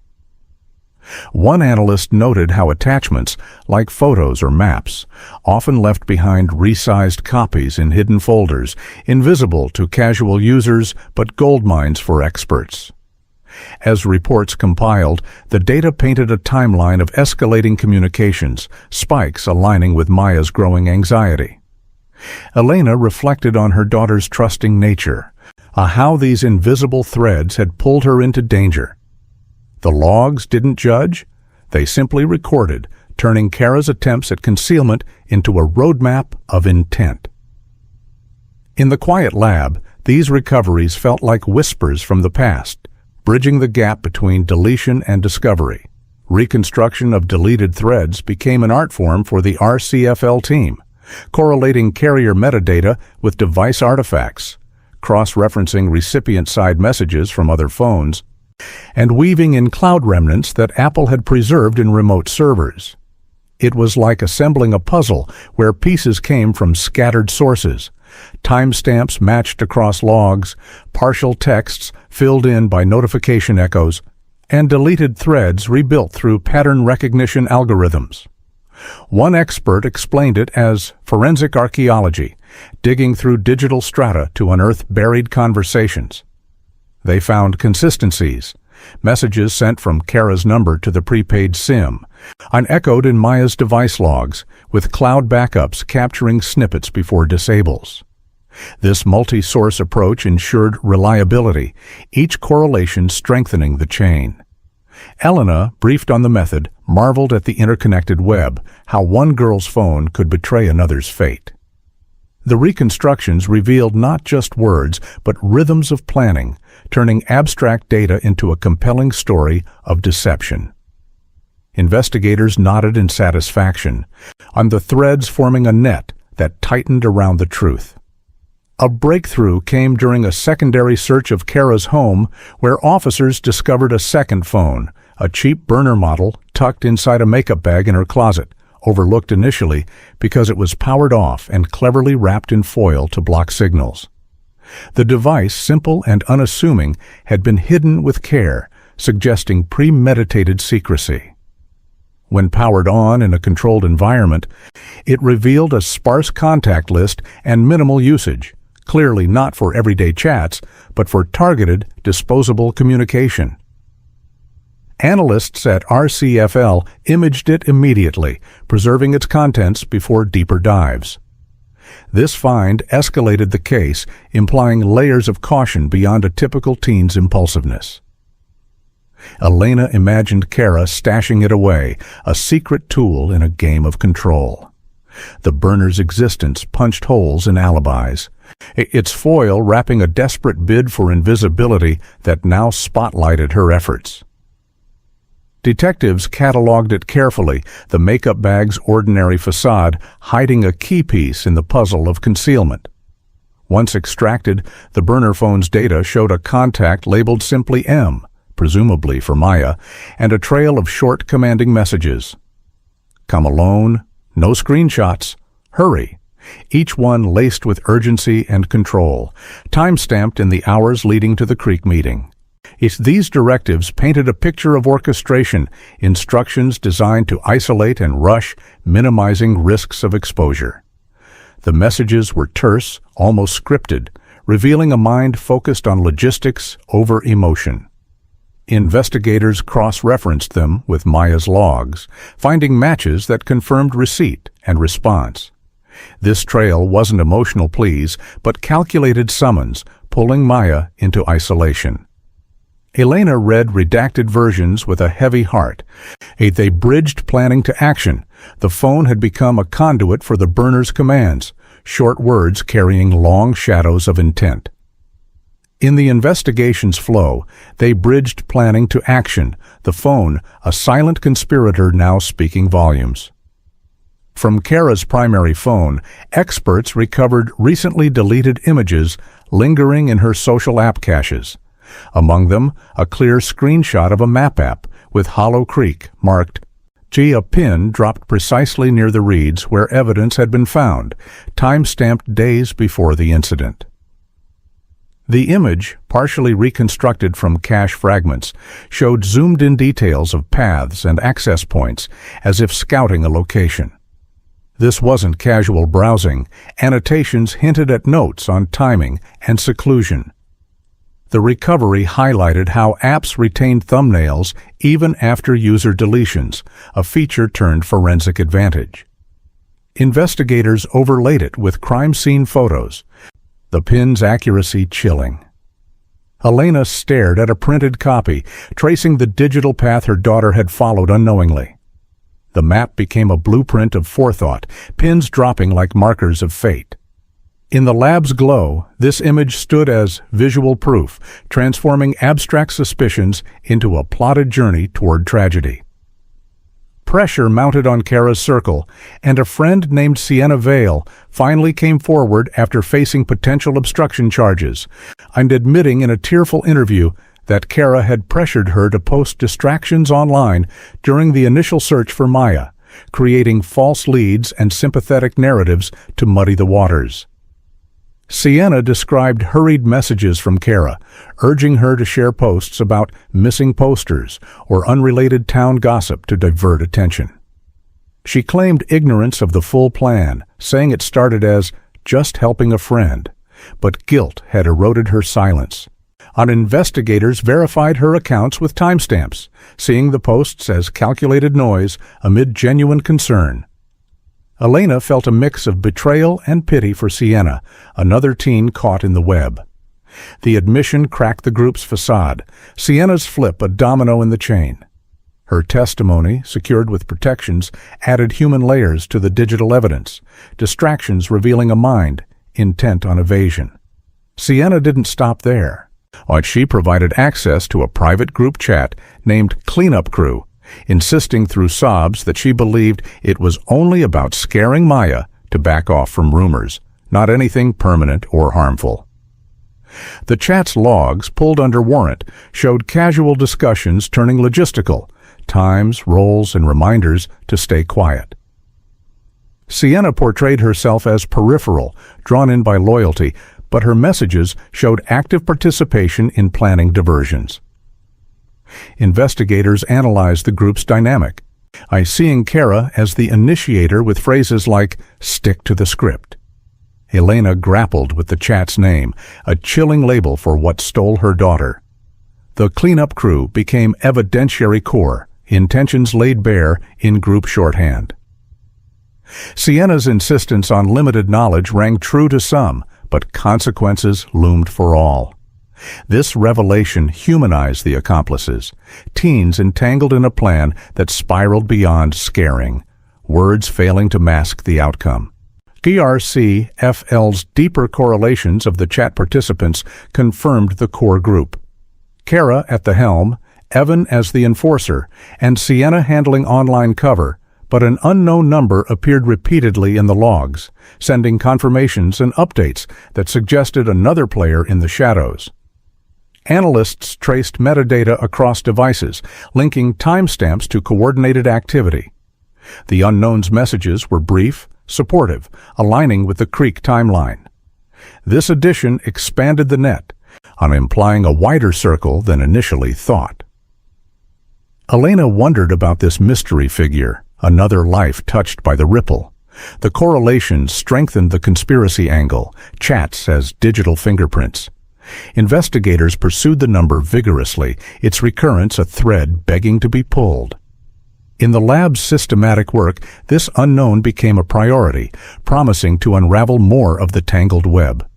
The unknown number soon tied back to Noah Pike, a 17-year-old known as Evan's Shadow, was a follower desperate for approval who would bend rules and cross lines to earn a place in the group, his involvement now pulling him into the investigative spotlight. Noah's profile emerged from school records and interviews, a quiet kid with a history of minor troubles, idolizing Evan's bravado and willing to tag along for scraps of belonging. His phone, seized under warrant, showed connections to the cleanup crew chat, his messages eager and compliant. Friends described him as impressionable and easily swayed by promises of status. Elena saw him as another victim of poor choices, yet accountable for his role. The tie-in escalated charges, Noah's need for approval, a motive multiplier. Investigators interviewed him gently at first, his youth a factor, but evidence demanded truth. This link humanized the group dynamic, followers enabling a leader's arrogance. Noah's phone held a deleted video file, shaky and dark, its audio capturing bursts of laughter that shifted abruptly to a sudden, piercing scream, the content corrupted but partially salvageable through fragment recovery techniques that pieced together audio waves and pixel remnants. Technicians worked meticulously, reconstructing enough to hear the chilling transition, jovial voices turning chaotic, the scream a raw interruption. The file's metadata placed it at the Creek's timestamp, a digital witness to the event. Investigators listened in somber silence, the fragments evoking the night's horror without full visuals. And Elena was spared the details, but knew of its existence, a recording that confirmed presence and action. The video salvage became a technical triumph, corruption yielding to expertise. In the case's gravity, it added auditory proof, laughter to scream a haunting echo of escalation. The medical examiner's final report confirmed the cause aligned with a sustained confrontation, the word sustained carrying heavy implication, indicating a duration where choices could have shifted, on opportunities to pause ignored in the heat of the moment. Details were clinical, focusing on injuries consistent with prolonged struggle without graphic excess, but the term lingered, suggesting time for reflection unmet. This finding elevated charges, premeditation woven with persistence. Elena read between lines, her grief deepened by the preventability. The report's language was measured, authority translating loss into facts. Investigators incorporated it into timelines. Sustained a bridge from intent to outcome. The examiner's words stood as impartial judgment, time's weight underscoring human failure. With evidence mounting, the prosecutor crafted a courtroom strategy centered on presentation over imagination. Build the case through irrefutable timelines drawn from logs and data that remained indifferent to fabrications, letting facts narrate without embellishment. Exhibits would include charts correlating messages, locations, and physical traces, a visual story jurors could follow. This approach avoided emotional pleas, relying on the cold reliability of technology. Elena appreciated the focus, truth in data, a counter to denial. The strategy prepared for defense challenges, logs as silent witnesses. Prosecutors rehearsed. Timelines the backbone of justice. RCFL's exhaustive work culminated in a finalized count of messages recovered from diverse sources. Device fragments, linked recipient phones, cloud service returns, and persistent notification caches, each source contributing to a comprehensive tally that defied deletion's intent. Analysts double-checked correlations, ensuring no duplicates inflated numbers, the total a testament to thoroughness. This count wasn't arbitrary. It represented recovered voices from the digital grave. Elena awaited the figure, each message a piece of her daughter's story reclaimed. The report's compilation marked a milestone, sources converging like streams to a river. Printed boldly on the report's header was the number 847, a figure that landed in the war room like an early verdict. Its weight silencing chatter as detectives absorbed the scale of recovered communication. The digits stared back, unyielding, a quantification of secrecy unearthed. Elena whispered it later, 847 echoes of what was hidden. The number became symbolic, proof overwhelming denial. A detective, voice steady but low, read the first fully recovered line aloud to the team, the words hanging in the air as the room fell utterly silent. After tonight, she won't talk again. Deletion didn't erase intent, the echo resounding like a promise of justice, the message a chilling prelude to the accountability now closing in.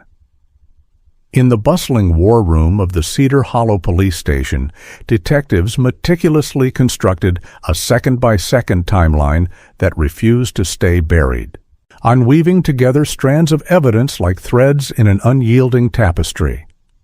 A message sent from Kara's burner at 8:45 p.m., followed by Maya's cell tower ping at 9:17 p.m., then the gas station camera capturing Evan's SUV gliding toward Hollow Creek at 9:03 p.m., only to return at 9:28 p.m. with those suspicious dimmed headlights, and culminating in Kara's frantic phone reset just 2 hours later. This chronology wasn't built on guesswork. It drew from carrier logs, device metadata, and physical traces that aligned with chilling precision, each element corroborating the next like echoes in a canyon. Investigators stood back, staring at the board where colored pins and strings formed a web that ensnared the suspects.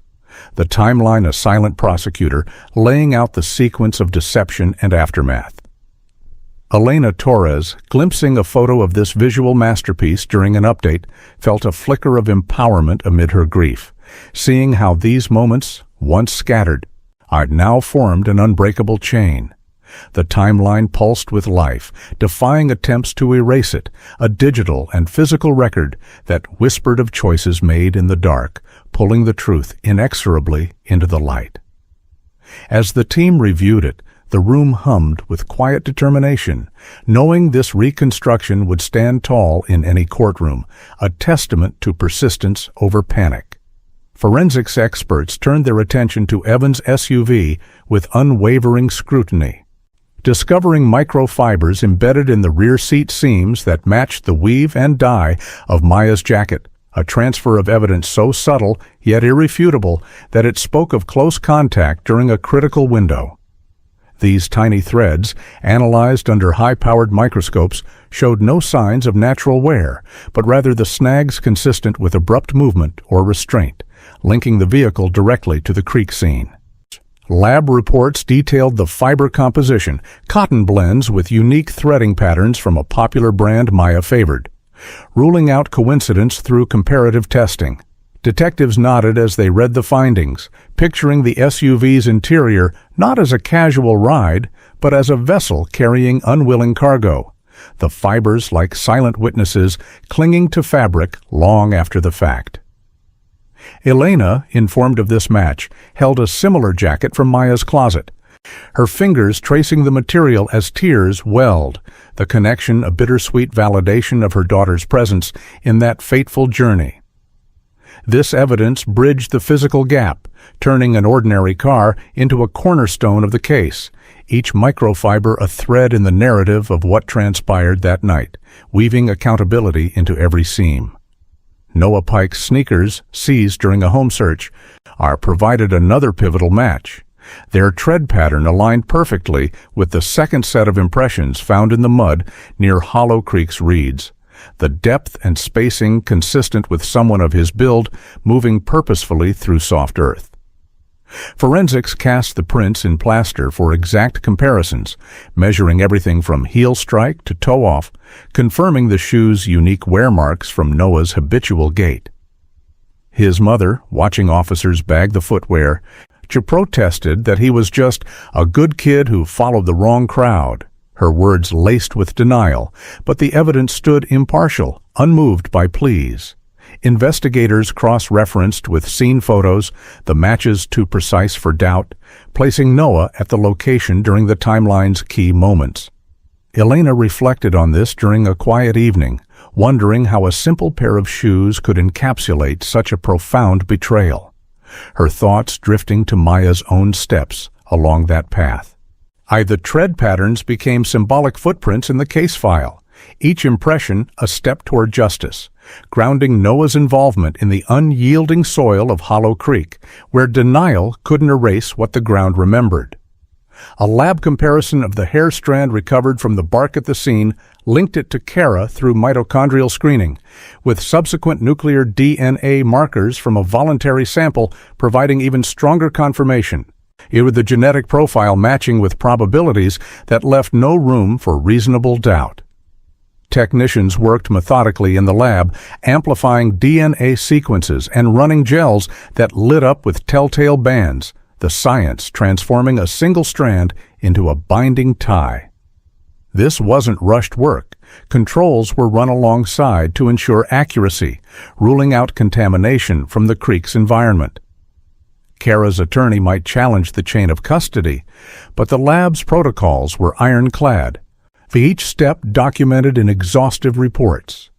Elena, learning of the match, felt a complex wave of emotions, vindication mixed with sorrow, knowing this biological echo connected her daughter's final moments to Kara's presence.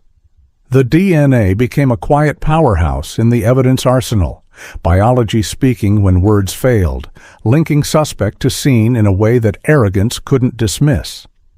Investigators filed it with care, the markers a genetic fingerprint that sealed one more piece of the puzzle, turning personal traces into public proof.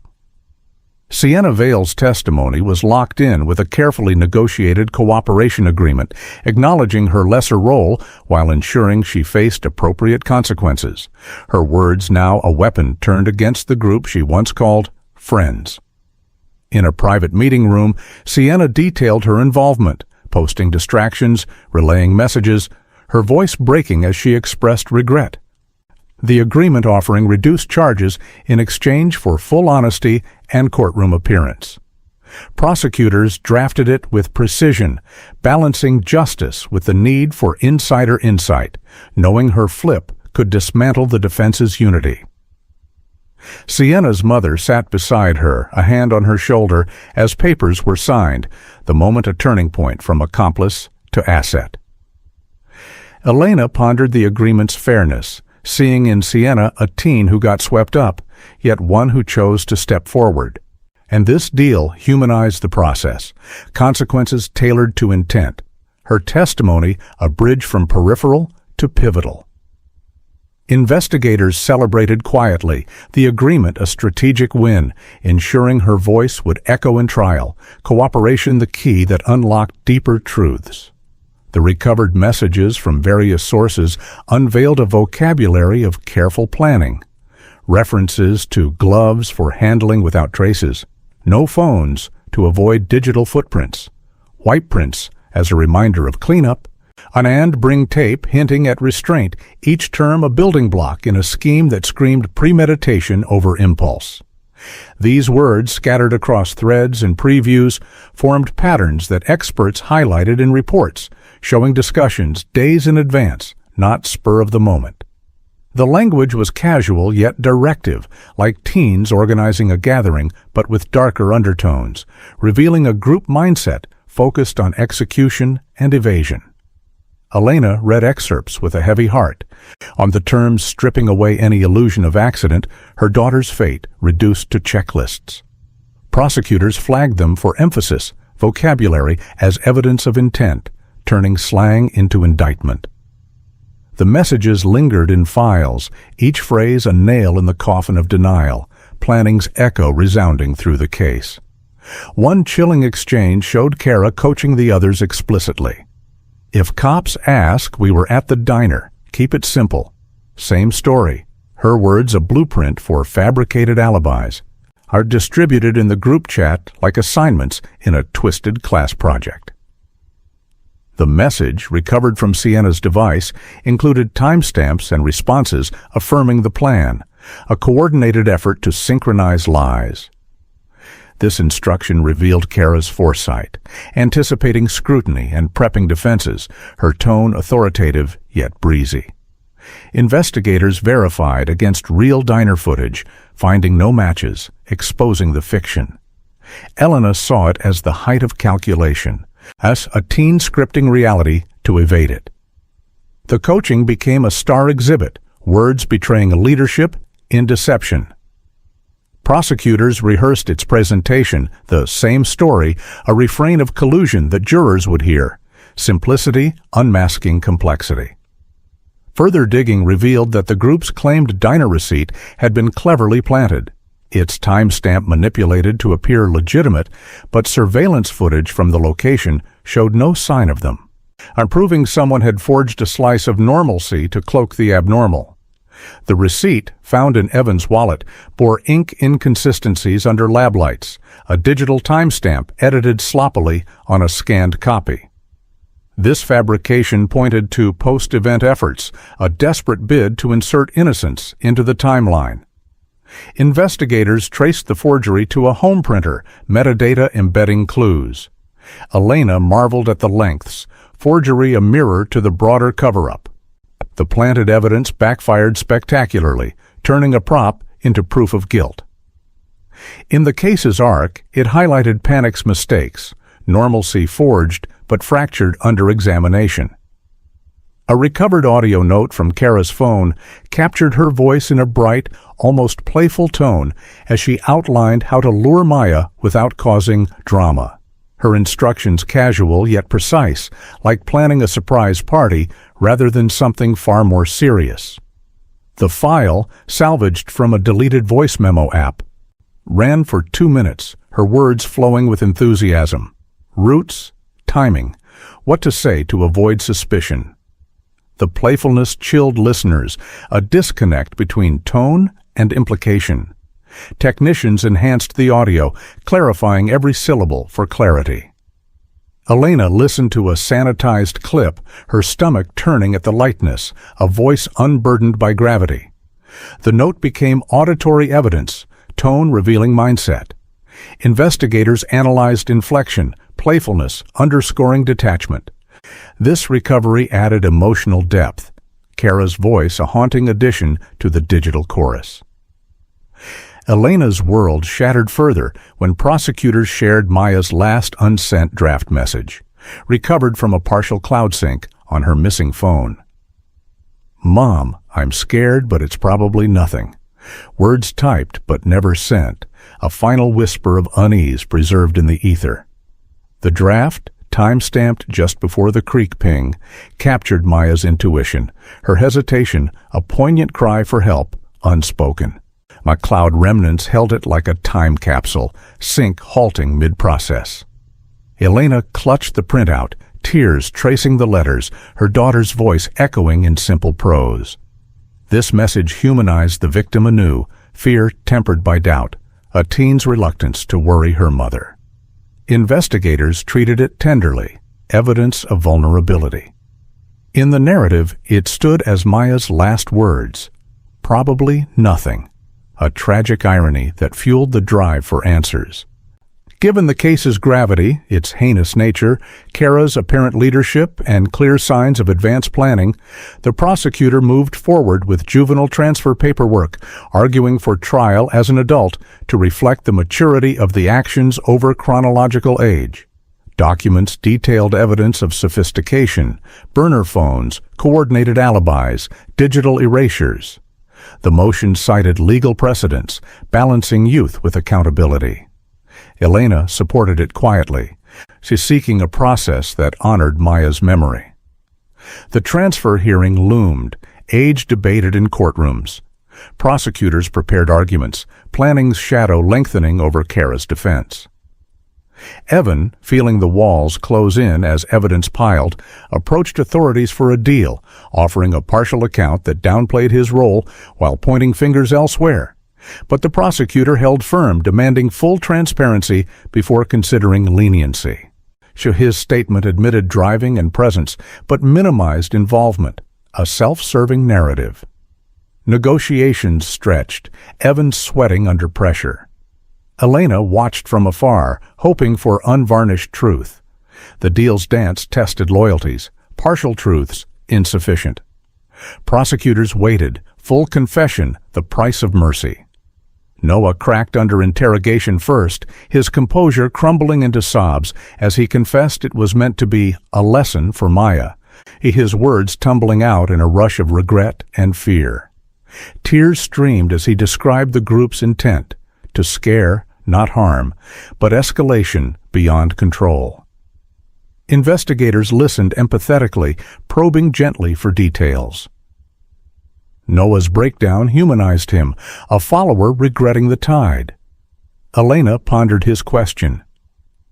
What lesson requires a creek at night? The crack opened floods, his words cascading into the record. Noah's statement directly implicated Kara as the organizer. She said Maya deserved it.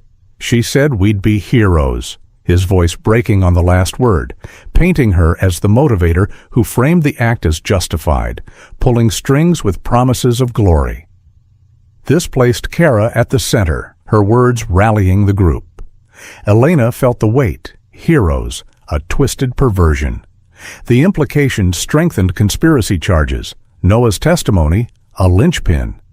With the mosaic nearly complete, arrest warrants were drafted, bolstered by the comprehensive 847-message packet, detailed artifact explanations, haunting video fragments, and an array of physical trace evidence that left no doubt. Documents listed charges methodically, evidence exhibits attached like armor.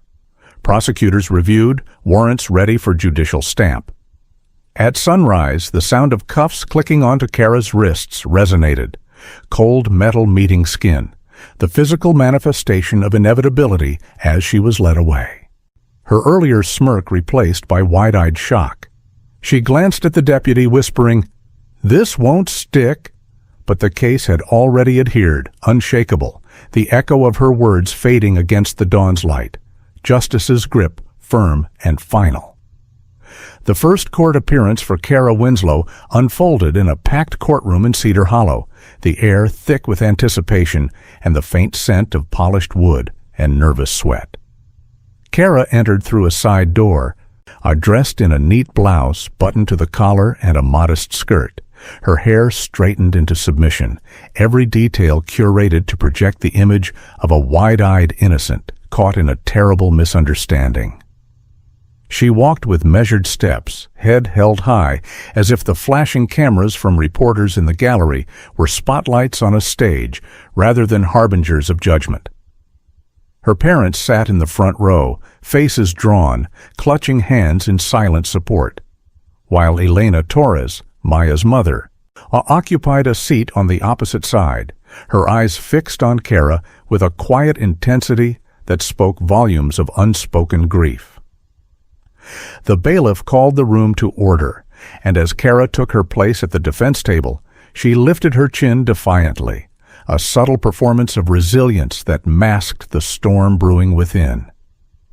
Whispers rippled through the spectators, the town's divisions laid bare in this public arena, where a 16-year-old's fate hung in the balance, nor her composed facade the first line of defense against the mounting tide of evidence. The judge, a seasoned figure with a voice as flat and unyielding as the gavel in his hand, surveyed the room with practiced authority before addressing the assembly. "This is not social media," he intoned, his words cutting through the murmurs like a blade. "Nor is it a platform for spectacle or sympathy. This is a court of law, where facts will prevail over feelings." His gaze lingered on Kara for a moment, as if to underscore the gravity, reminding all present that the proceedings were bound by rules, not the whims of public opinion or teenage bravado. The defense attorney nodded respectfully while the prosecutor adjusted notes at the table, the tension palpable as preliminary motions were set to begin. Elena shifted in her seat, drawing strength from the judge's no-nonsense tone, a reminder that this space, at least, prioritized truth over the manipulations that had ensnared her daughter. The courtroom settled into a hush, the judge's declaration hanging in the air, setting the stage for a battle where evidence would be king and denials would face the unblinking eye of justice. Kara's defense team launched their opening salvo with vigor, arguing passionately that the recovered messages were unreliable at best, stitched together from fragmented data by overzealous experts, and that Kara was being unfairly demonized simply for being an outspoken female in a small town where jealousy ran rampant. The attorney paced before the bench, voice rising with indignation, painting a picture of a girl targeted by rumors and now by a system eager to make an example. He questioned the integrity of digital forensics, suggesting bias in the recovery process and implying that teenage communications were being twisted into something sinister. Spectators leaned forward, some nodding in sympathy, while others exchanged skeptical glances. Elena clenched her fists, the argument twisting like a knife, reducing Maya's loss to a footnote in a narrative of victimhood flipped on its head. The defense's words aimed to sow doubt, framing Kara as the real casualty, her gender and status weapons turned against her in a bid to humanize what evidence painted as calculated. The prosecution countered with calm precision, laying out the ironclad chain of custody for every piece of digital evidence and emphasizing multi-source corroboration that drew from carrier logs, device artifacts, recipient phones, and cloud backups, creating a web too robust for dismissal. The lead prosecutor stood tall, voice steady, as she detailed how each fragment was verified independently. Timestamps aligning across platforms like stars in a constellation, impossible to fabricate. She highlighted affidavits from experts, underscoring that this wasn't guesswork but science, with hash values ensuring no alterations. The courtroom absorbed the technical depth, jurors in the potential pool taking notes, the argument shifting the focus back to facts over feelings. Elena felt a surge of quiet vindication, the prosecution's methodical breakdown a counterpunch to the defense's emotional pleas, reminding all that truth wasn't subjective. This response fortified the case, corroboration the shield against claims of unreliability, turning the tide with evidence's unemotional weight. An RCFL examiner took the stand as an expert witness, explaining the nuances of data deletion in clear, accessible terms. It often removes only the pointer to the information, not the data itself, he said, likening it to tearing a page from a book's index while leaving the chapter intact, hidden but recoverable with the right tools. He walked the court through the process, imaging devices, carving artifacts from unallocated space, validating with controls. His voice steady, devoid of drama, letting the science speak for itself. Visual aids projected on a screen showed simplified diagrams, making the complex digestible for lay ears. The judge nodded thoughtfully, while Kara shifted slightly in her seat, her earlier poise tested by the dispassionate unraveling of her digital secrets. Elena listened intently. The explanation a revelation, transforming what seemed like magic into method, a moral correction where technology refused to forget. The examiner's words demystified the process, authority framing deletion as an illusion, the courtroom's atmosphere thickening with the inevitability of exposure. With foundational testimony established, the judge allowed a limited preview of the recovered messages during the motions hearing to assess admissibility, and the prosecutor read just a few lines aloud. Her voice measured yet resonant, enough to suck the oxygen from the room and leave a palpable silence in their wake. The selected excerpts were chosen for impact, not volume, each word landing like a stone in still water, rippling through the assembly. Spectators held their breaths, the gravity pulling eyes toward Kara, who sat rigidly, her facade cracking under the weight. The judge maintained order, but the air shifted, charged with the raw power of unearthed truths. Elena closed her eyes briefly, the lines a painful echo of her daughter's final hours, confirmation of the betrayal she had sensed. This preview wasn't the full barrage, but a taste, changing the courtroom's dynamic, words from the digital grave altering perceptions and setting the stage for deeper revelations. One recovered text, projected for clarity, read, "She'll come if I say it's about Evan." A line that peeled back layers of motive, revealing jealousy twisted into strategy, weaponizing a shared connection to lure Maya into vulnerability. The message, timestamped days before, showed calculation, using Evan's name as bait, exploiting teenage emotions for a darker purpose. The prosecutor paused after reading, letting it sink in, the courtroom murmuring as implications dawned. Not random chance, but a ploy rooted in rivalry and control. Kara's eyes narrowed slightly, but she remained silent, the text a mirror to her manipulations. Elena gripped the bench, the words confirming whispers of romantic tensions that had simmered in the school's undercurrents, her daughter's trust exploited in the cruelest way. This revelation humanized the conflict, jealousy not abstract, but personal, a spark that ignited the chain leading to Hollow Creek, the text a damning admission of intent disguised as casual planning. See, another message followed in the preview. No one will believe her if she tries to talk. A chilling declaration that exposed not just violence, but a preemptive strike on credibility, intent to silence before any outcry could form. The words hung in the air, suggesting a mind already plotting beyond the act, ensuring any survivor's voice would be drowned in doubt. The prosecutor emphasized the timestamp, aligning it with escalating plans, the line a window into a psychology that viewed others as obstacles to be neutralized. Whispers erupted among spectators, the implication landing like a blow, transforming the case from incident to orchestrated erasure. Elena's breath caught, the message a gut punch, echoing Maya's kind nature now targeted for disbelief. Kara's defense objected softly, but the judge overruled, allowing the weight to settle. This text deepened the narrative, credibility's erosion a tactic as old as time, but here captured in digital ink, unerasable. Kara's reaction was subtle, yet telling, a smile that cracked like fine porcelain under strain, her head shaking slowly as if the evidence were merely embarrassing, a minor faux pas rather than the catastrophic unmasking it truly represented. She leaned toward her attorney, whispering something brief, her expression a mix of disdain and detachment, refusing to let the words pierce her armor. The courtroom watched, some seeing innocence in her poise, others spotting the fracture lines of denial.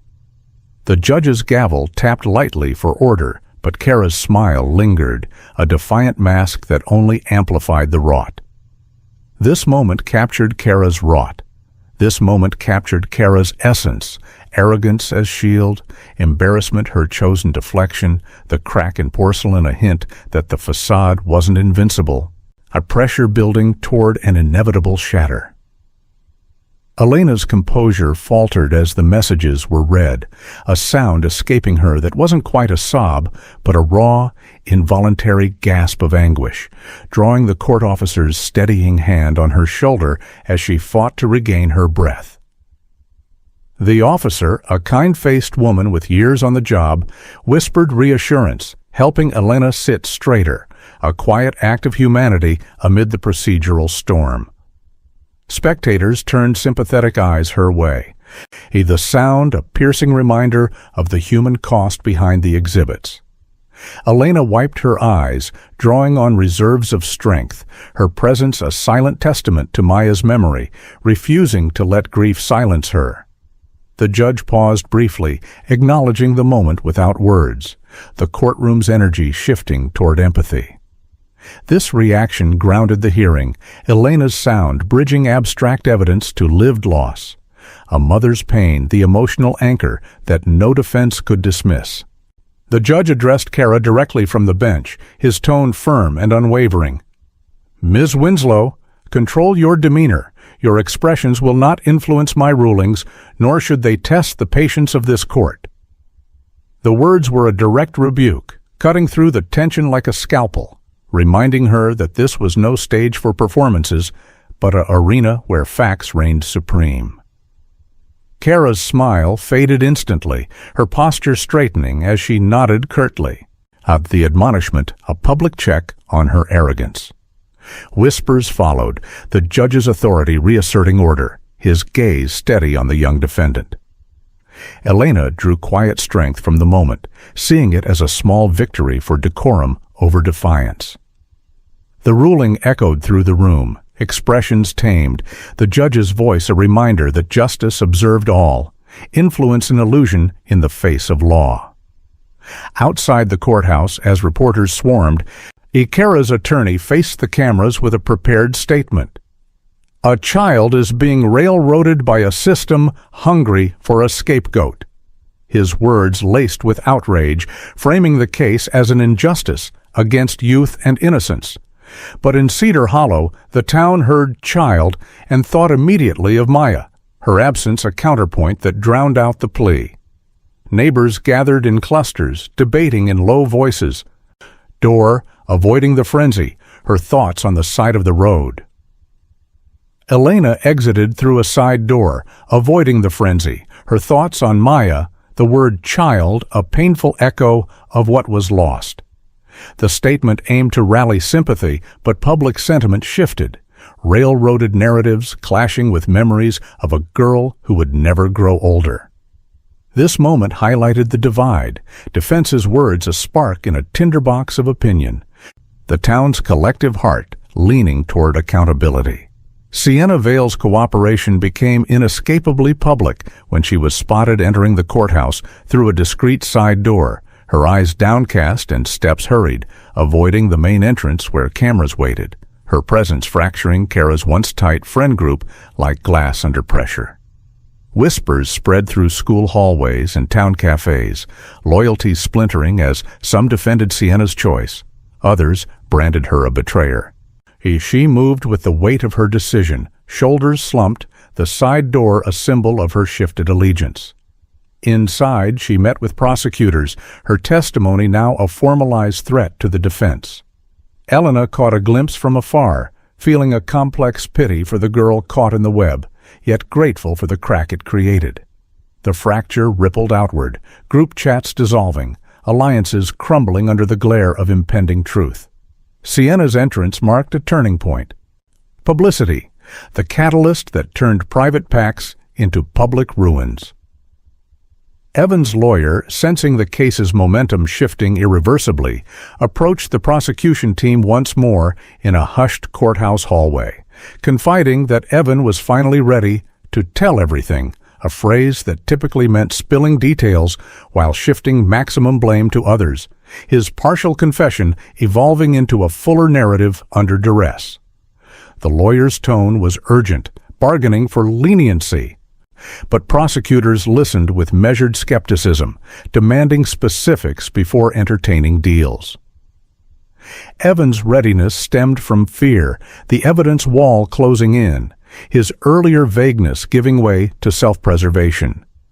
Elena was updated discreetly, hoping this everything would honor Maya's memory with unvarnished facts. The approach highlighted the group's unraveling, blame a currency in negotiations. Investigators prepared for the influx. Evan's words a potential floodgate.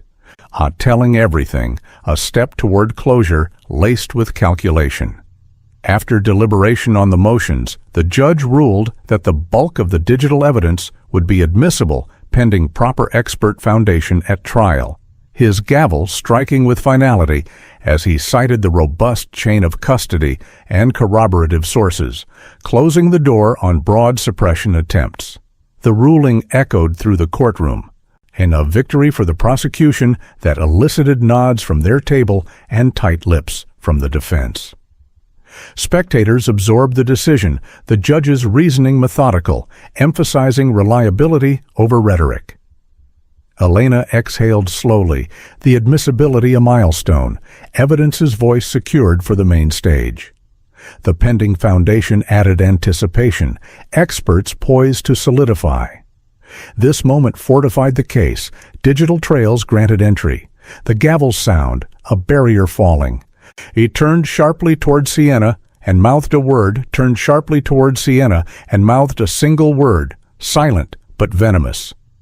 Traitor, her eyes flashing with betrayal, the accusation hanging unspoken yet clear in the charged air. Sienna flinched, averting her gaze, the word a dagger in the fragile remnants of their friendship. Onlookers noticed the exchange, whispers igniting anew, the moment crystallizing the group's fracture.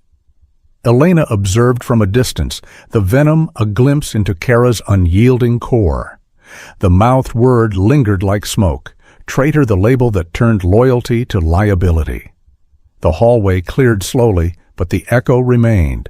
The audience Kara once needed was becoming a jury, their scrutiny the judgment she could no longer control. In the sterile confines of the county jail where Kara Winslow awaited further proceedings, and her behavior quickly became a matter of meticulous documentation by the staff, who noted her frequent complaint forms about the food's quality. Too bland, too cold, not up to her standards, and her insistent requests for extra mirror time to maintain her appearance, as if the fluorescent lights and shared facilities were personal affronts. She expressed outright anger at being treated like everyone else, demanding privileges that set her apart. Her voice sharp with entitlement during routine checks. Guards observed how she navigated the environment with a calculated poise, interacting with inmates selectively, always positioning herself as superior, never fully integrating into the communal hardships. This pattern painted a picture of someone who viewed incarceration not as punishment, but as an inconvenient stage, her complaints a bid to reclaim control in a system designed to strip it away. Elena Torres, hearing snippets through case updates, couldn't help but contrast this with Maya's humble, considerate nature, the entitlement a stark reminder of the mindset that had led to such irreversible harm. Kara's jail conduct wasn't mere adjustment issues, it was a continuation of the arrogance that had defined her, a refusal to bend even when bars enclosed her world, each form and request a subtle rebellion against equality. A court-appointed psychologist, brought in for an evaluation amid the juvenile transfer considerations, compiled a detailed consult that highlighted Kara's key traits. A pronounced tendency to externalize blame onto others or circumstances, never internalizing fault, a shallow affect that masked genuine emotions with superficial charm, an intense underlying fear of humiliation that drove her actions, and a fixation on controlling the narrative around her, rewriting events to cast herself as the hero or victim. The expert's notes drew from interviews where Kara spoke of the charges as a misunderstanding blown out of proportion by haters, deflecting responsibility with ease, her emotional responses flat, even when discussing the night at Hollow Creek. This profile suggested a narcissistic framework where empathy was secondary to self-preservation, her fear of shame fueling manipulations rather than remorse. Elena pondered these insights during quiet evenings. The consult became a tool for prosecutors, the psychologist's words a lens into a mind where consequences were abstract until they weren't. The consult became a tool for prosecutors, framing Kara's psychology as evidence of maturity and malice, her traits not excuses, but indicators of a calculated detachment that demanded adult accountability. From her cell, Kara penned letters to family and select friends, framing herself as the true victim in a saga of jealous girls who envied her popularity and a small-town hate that targeted her for standing out, her words dripping with self-pity and accusations against unnamed accusers. But strikingly, she never once mentioned Maya's name, as if erasing the girl from the story could erase the reality. These missives, intercepted under jail protocols, revealed a narrative rewrite where Kara was the persecuted star, the charges a plot by lesser minds, on her tone indignant and unyielding. Recipients, including her parents, received pleas for support, laced with instructions on how to set the record straight online or in conversations. Elena, learning of the letters through legal disclosures, felt a fresh wave of sorrow at the omission, Maya's absence in Kara's words, a deliberate void that spoke louder than any admission. The letters underscored Kara's denial, a world rebuilt without the weight of her actions. Each page a testament to a mind prioritizing image over introspection. The silence around Maya's name, a chilling echo of the deletion that started it all. In one recorded jail call to her mother, Kara's voice cut through the static with crisp impatience. "Stop crying, Mom. It makes us look guilty." Her priority not comfort or shared grief, but the optics of the situation, image preserved above all, as if tears were a liability in her carefully managed persona. The call, monitored as per protocol, she captured her mother's sobs in the background, a raw outpouring met with Kara's detached directives to stay strong for the cameras and tell everyone I'm innocent. This exchange highlighted a profound lack of empathy. Kara's focus on appearance trumping familial bonds, grief and inconvenience to be managed rather than felt. Elena, reviewing a transcript later, marveled at the cold pragmatism, a daughter instructing her parent like a publicist, at the absence of genuine emotion, a window into a heart untouched by the devastation left in her wake. The recording became evidentiary fodder, her words a stark illustration of shallow affect, where even a mother's pain was secondary to the narrative of not looking guilty, the call's echo lingering as proof of priorities askew. Evan Rusk's confession, evolving under the pressure of deal negotiations, finally admitted to driving the SUV that night, to being present at the creek. But he claimed Kara pushed it beyond the original plan, describing her demeanor as unnervingly calm throughout, as if orchestrating the events were no more stressful than planning a school event. In his detailed statement, Evan recounted how Kara directed the group's movements with steady instructions, her voice even when tensions rose, a composure that chilled him in retrospect. He minimized his own role, portraying himself as reluctant, but the calm he attributed to Kara painted her as the unflappable leader, unfazed by the escalating chaos. Prosecutors dissected the confession for consistencies with evidence, noting how it aligned with recovered messages. Evan's words, a reluctant spotlight on her control. Elena listened to excerpts, the description of Kara's calm, a haunting contrast to Maya's likely fear, the evolution of his story, a slow unveiling of truths long buried. This admission shifted dynamics. Evan's evolving narrative a crack in the wall, his portrayal of her poise underscoring a psychology where detachment enabled darkness. Noah Pike's full statement, given in a tear-streaked interrogation room, included a detail only someone present could know. The moment Maya's bracelet snapped during the confrontation, beads scattering into the mud like lost stars, and Kara's curt command to leave it, dismissing the debris as irrelevant in her focused haste. Noah described the scene vividly, in his voice breaking as he recalled the beads glinting under flashlights. Kara's tone impatient, prioritizing escape over cleanup, a snapshot of her mindset amid panic. This insider knowledge corroborated physical evidence, the beads later recovered matching his account precisely, turning his words into a bridge from witness to proof. Elena visited Maya's grave that week, whispering about the bracelet as if sharing a bedtime story, the detail a painful reminder of her daughter's final struggle, now etched into the record through Noah's regret. The statement deepened the case. Kara's "leave it," a command revealing callousness. Noah's recollection a thread that wove him deeper into accountability while exposing her leadership in the chaos. Sienna Vale, in her protected testimony sessions, revealed how Kara had rehearsed alibis with the group days before the incident, gathering them in a quiet school corner and drilling. "If anything happens, we were nowhere, understand?" Her tone firm, like a coach prepping a team, ensuring everyone parroted the diner story without deviation. Sienna described the rehearsals as intense, Kara quizzing them on details, correcting slips with sharp rebukes, the sessions a prelude to the plan's execution. This foresight painted Kara as the architect, anticipating fallout and arming her accomplices with lies. Prosecutors highlighted it in prep, the rehearsal's evidence of premeditation, Sienna's account a window into the group's dynamics. Elena reflected on the calculation, rehearsals a mockery of innocence, the understand, a demand that echoed Kara's need for control.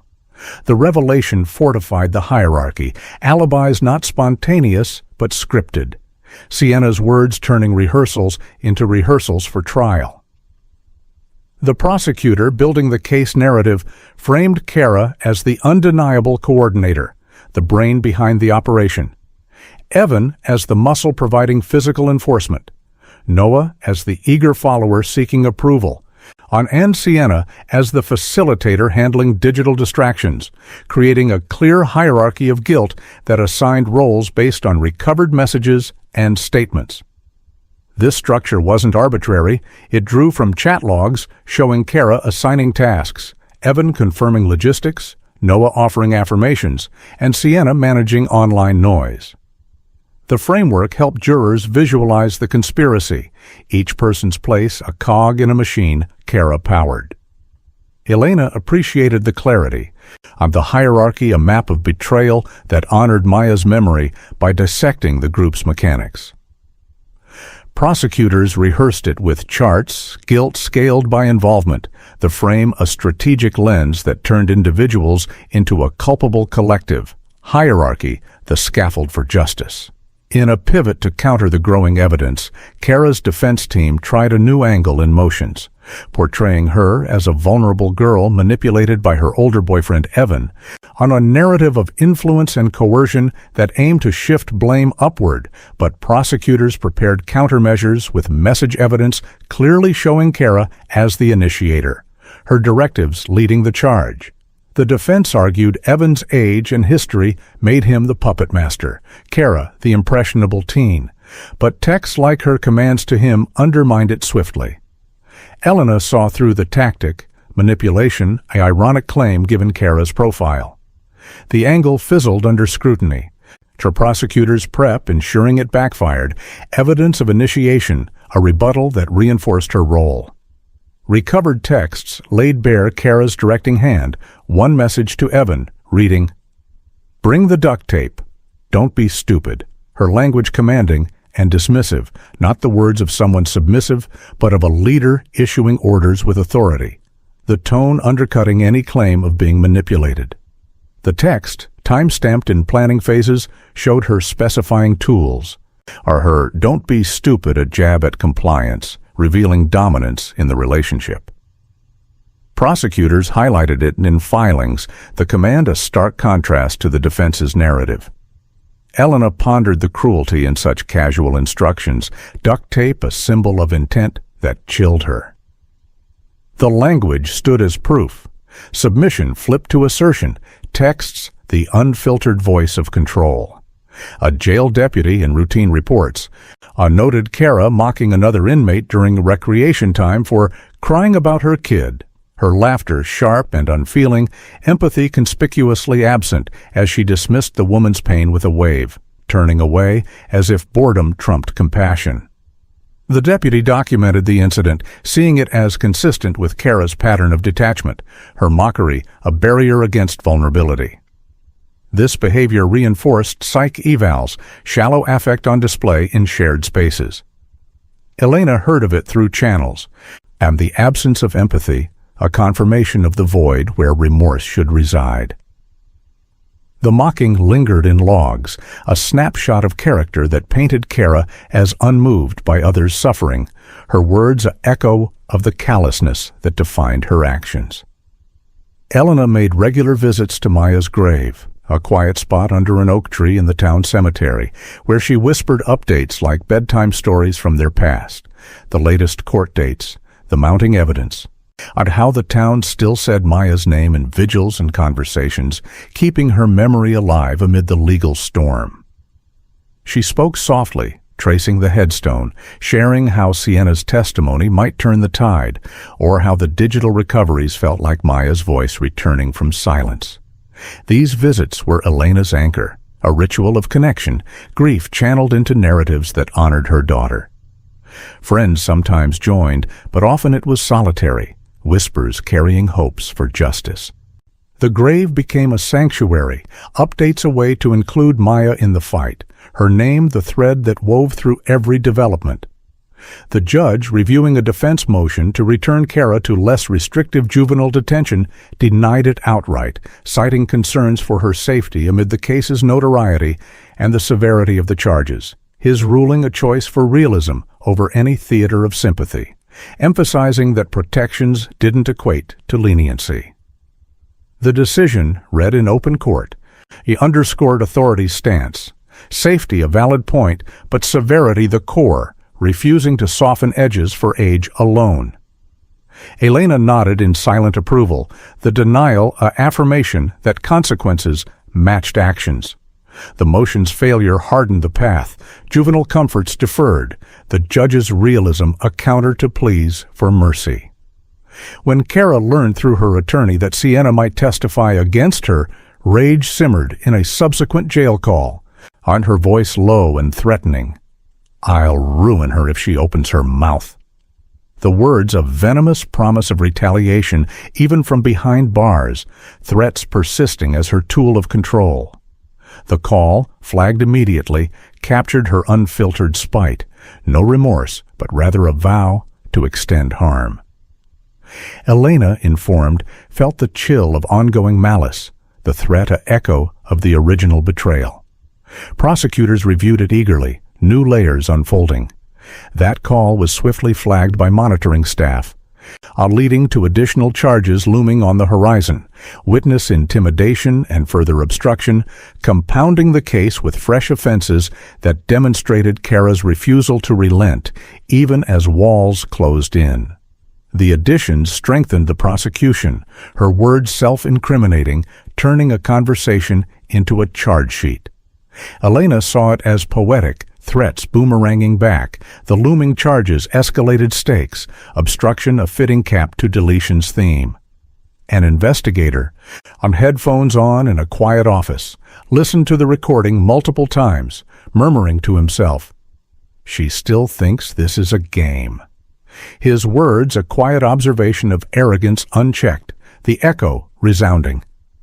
Some people don't fear consequences until they hear a sentence, the finality approaching like a shadow lengthening over her carefully constructed world. The trial of Kara Winslow commenced in the heart of Cedar Hollow's historic courthouse. Our reporters crammed into the back rows. Notebooks at the ready. Their presence a reminder that this case had captured not just the town's attention, but a wider audience hungry for details of teenage betrayal turned tragic. Everyone in the gallery, families, friends, our curious locals, waited with bated breath to see who Kara would be today. The defiant queen of the hallways, or a humbled girl facing the consequences of her choices. The room hummed with low murmurs as the clock ticked toward the opening, the atmosphere electric, a blend of grief and curiosity hanging like a fog. Elena Torres sat quietly among supporters, her hands folded in her lap, steeling herself for the proceedings that would finally lay bare the events of that fateful night. The trial wasn't just about facts. It was a reckoning, a stage where hidden truths would step into the light, and the community braced for the revelations that could reshape their understanding of trust and innocence lost. Kara entered the courtroom flanked by her legal team, dressed in conservative attire, a simple blouse tucked neatly into slacks, her hair pinned back in a style that screamed manufactured innocence, every element chosen to soften her image from the sharp-edged teen known around school to a vulnerable young woman ensnared by circumstance. She avoided direct eye contact with anyone in the gallery, particularly steering clear of Elena's piercing gaze, her steps measured and composed as she took her seat at the defense table. The transformation was deliberate, a visual plea for sympathy, but those who knew her story saw through the veneer, are recognizing the calculated effort to rewrite perceptions. Whispers rippled as she settled, her neutral expression a mask that hid the storm within, her parents offering subtle nods of encouragement from their seats. Elena watched without blinking, the sight stirring a mix of sorrow and resolve, Kara's avoidance a silent admission of the chasm between them. In this moment, the courtroom became a theater of appearances. Kara's outfit and demeanor, the opening act in a defense strategy aimed at humanizing what evidence portrayed as calculated detachment. The judge, a figure of stern authority with years etched into his features, wasted no time in setting the tone, his voice booming across the room as he laid down the rules with sharp clarity. No outburst from the gallery, no theatrics from counsel, and absolutely no attempts to turn personal grief into a public spectacle that could sway the proceedings. He emphasized the sanctity of the courtroom, a place for evidence and law, not emotional manipulation or media circus. His words a firm boundary that drew nods from both sides of the aisle. The defense and prosecution acknowledged with respectful affirmations, while the jury, a mix of locals carefully selected, listened intently, notebooks in hand. Elena felt a quiet reassurance in the judge's directives, a safeguard against the chaos that had already upended her world, ensuring the focus remained on facts rather than frenzy. This establishment of order set a disciplined rhythm, the judge's authority a steady hand, guiding the trial away from sensationalism toward the measured pursuit of truth that Maya deserved. The prosecution's opening statement cut through the tension like a well-honed blade. The lead attorney standing tall and declaring that this was no enigma shrouded in mystery, but a meticulously constructed timeline of deception. A plan devised in secret messages, carried out under the cover of night, and then desperately concealed through frantic deletions and alibis that crumbled under scrutiny. She outlined the key pillars: the lurid meeting, the Creek's isolation, the digital trail of 847 recovered communications, painting a picture of intentional acts, not youthful mishaps. Her voice steady and resonant as she promised the jury evidence that would leave no doubt. The room absorbed her words, a hush falling as she evoked the contrast between Maya's trusting nature and the calculated steps that led to her absence. Elena closed her eyes briefly, the statement a balm to her aching heart, validation that the horror wasn't random, but rooted in choices that demanded accountability. The opening set the stage for proof over emotion, by a narrative of timelines that refused to be erased, pulling the jury into the story's inexorable flow toward justice. The defense countered with their opening, the attorney rising with measured poise to describe the case as a teenage misunderstanding that spiraled into tragedy.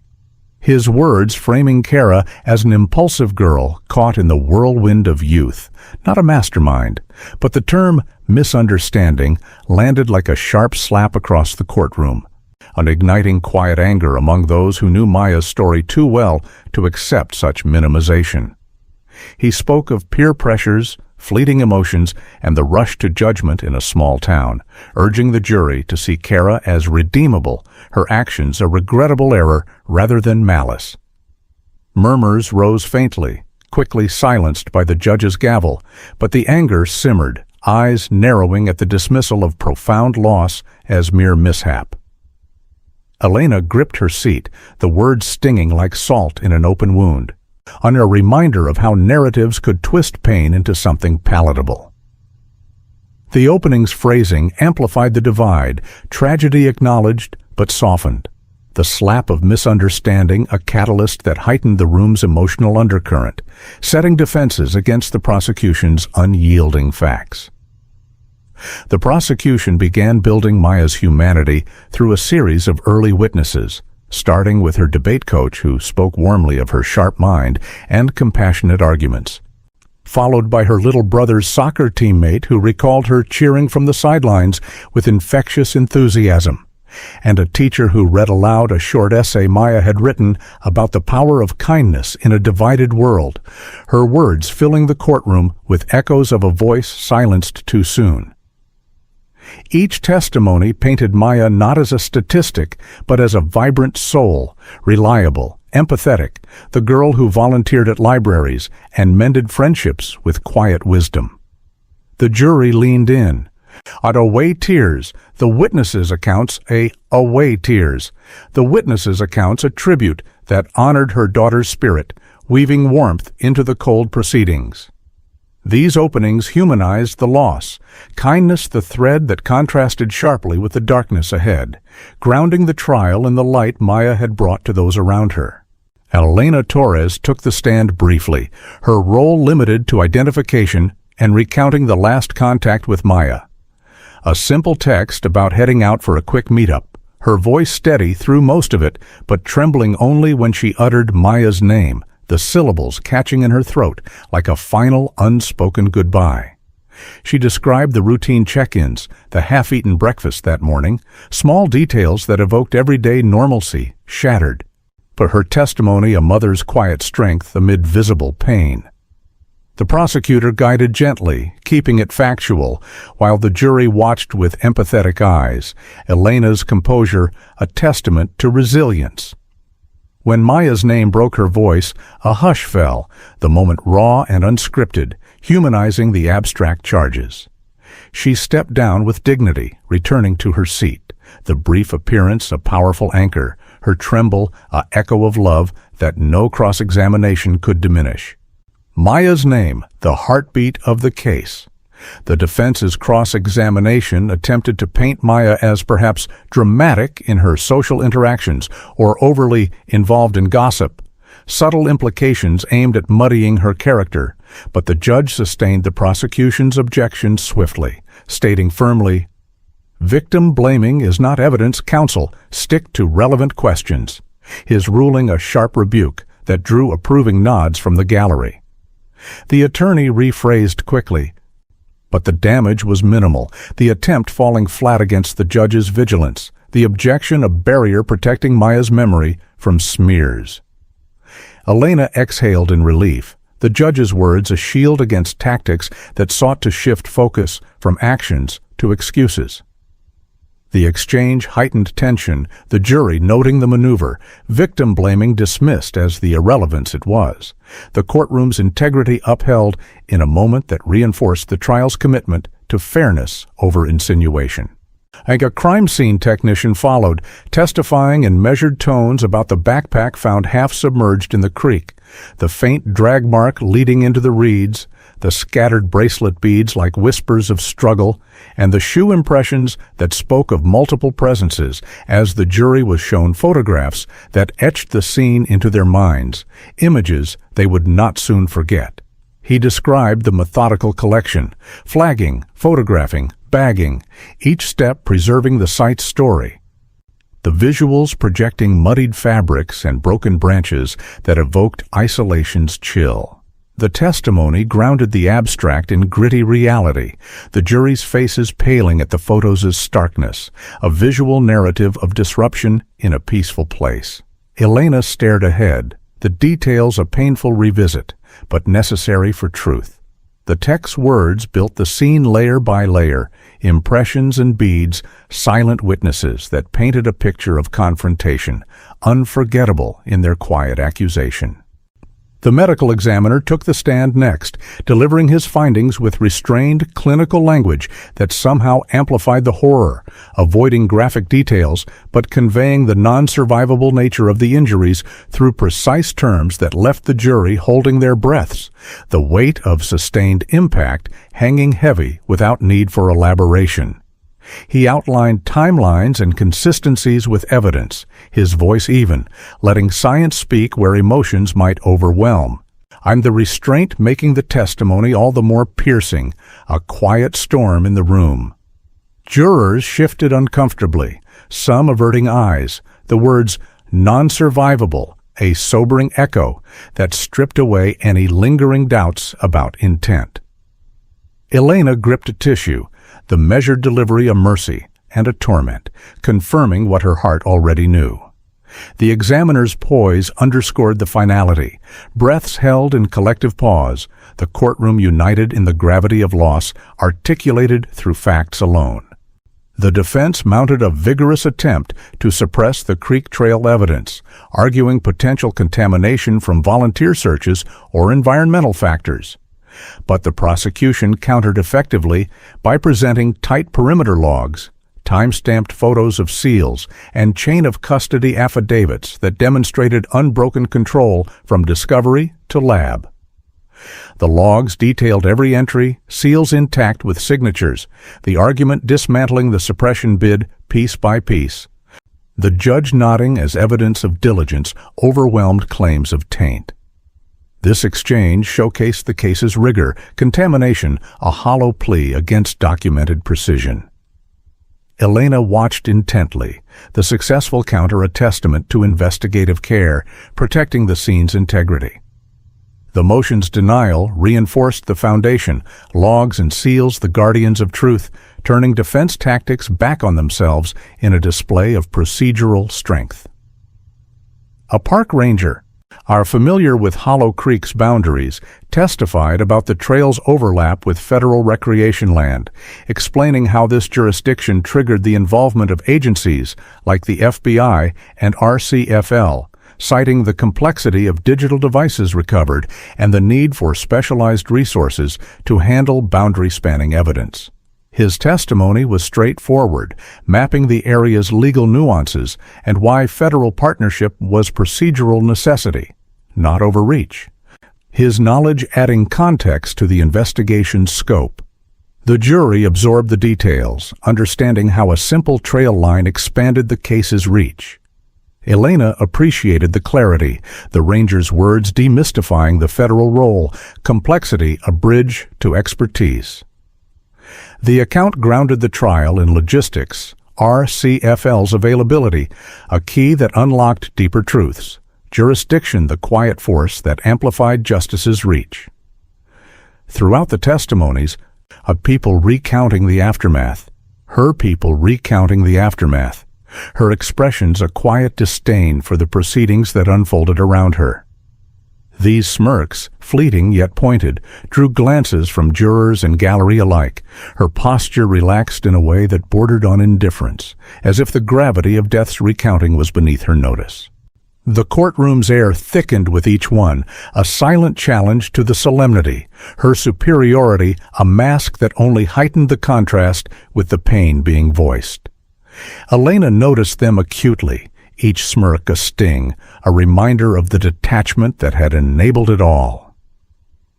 Kara's reactions became part of the unspoken narrative, smirks speaking volumes in a space where words were weighed, her disdain a thread that wove through the day's testimonies.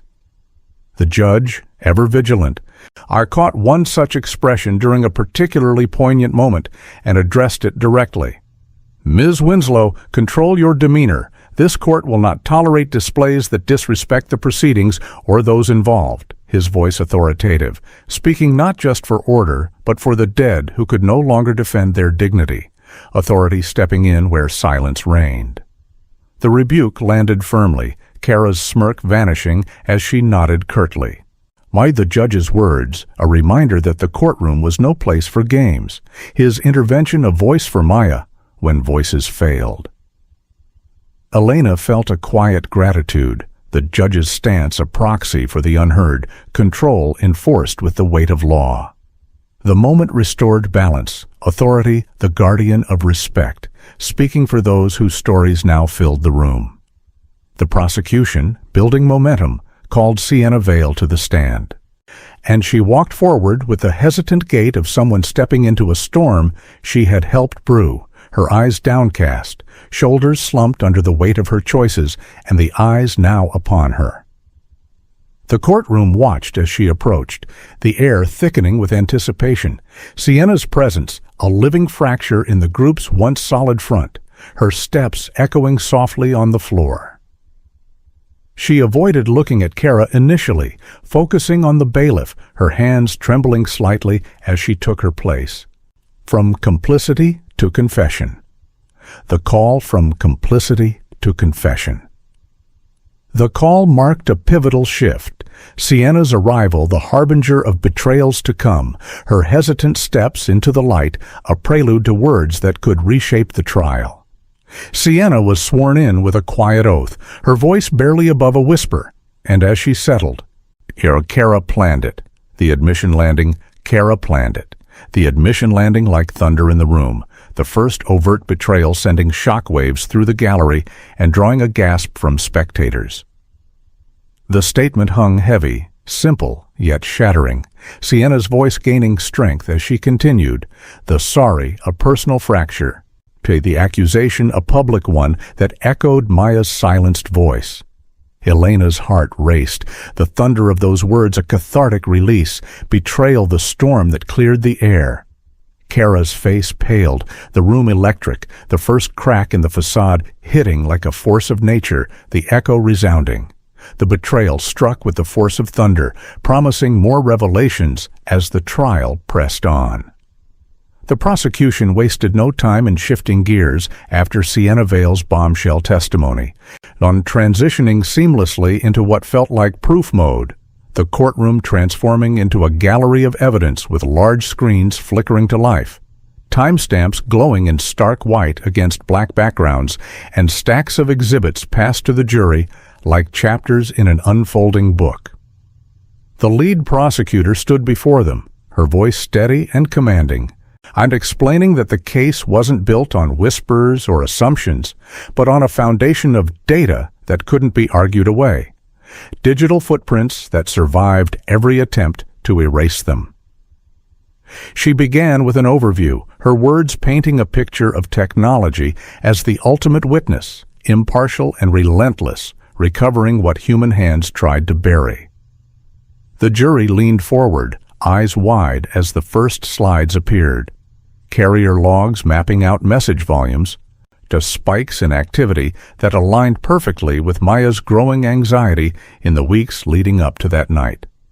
Elena Torres sat in the gallery, her hands clasped tightly, feeling a quiet surge of validation as the evidence mounted, each piece a step toward honoring her daughter's memory in this arena of facts. The montage wasn't rushed, it was deliberate, building layer by layer, the courtroom's air thickening with the weight of revelation. Screens and documents supplementing the narrative without overshadowing the human loss at its core. The RCFL examiner returned to the stand, this time diving deeper into the methodology that had unearthed the digital trove. His testimony, a masterclass in forensic science, tailored for the jury's understanding. He described the imaging process first, creating exact duplicates of devices to preserve every byte without alteration, then moved to hashing algorithms that verified integrity, ensuring no tampering could taint the results. With visual aids projected behind him, he explained artifact carving, pulling remnants from unallocated space where deleted files lingered like ghosts, and how they validated each recovery with known controls, running test deletions on dummy devices to mirror real-world scenarios. His voice remained calm, almost professorial, avoiding jargon while emphasizing reliability. We don't guess. We reconstruct based on what the data itself reveals. The jury nodded along, some jotting notes, the explanations demystifying the tech, turning what seemed like magic into methodical steps. Elena listened intently, the process a testament to human ingenuity against deception, the examiner's words bridging the gap between Maya's silence and the voices now speaking for her. This foundation wasn't mere procedure, it was the bedrock, ensuring the 847 messages would stand unchallenged. his testimony a shield against doubt in the escalating battle of truths. The defense, sensing the momentum, attacked the foundations vigorously, labeling the methods junk science prone to errors and human bias, cross-examining the examiner with pointed questions about potential false positives or overlooked variables. But he answered with unflinching calm, citing peer-reviewed studies and nationwide standards.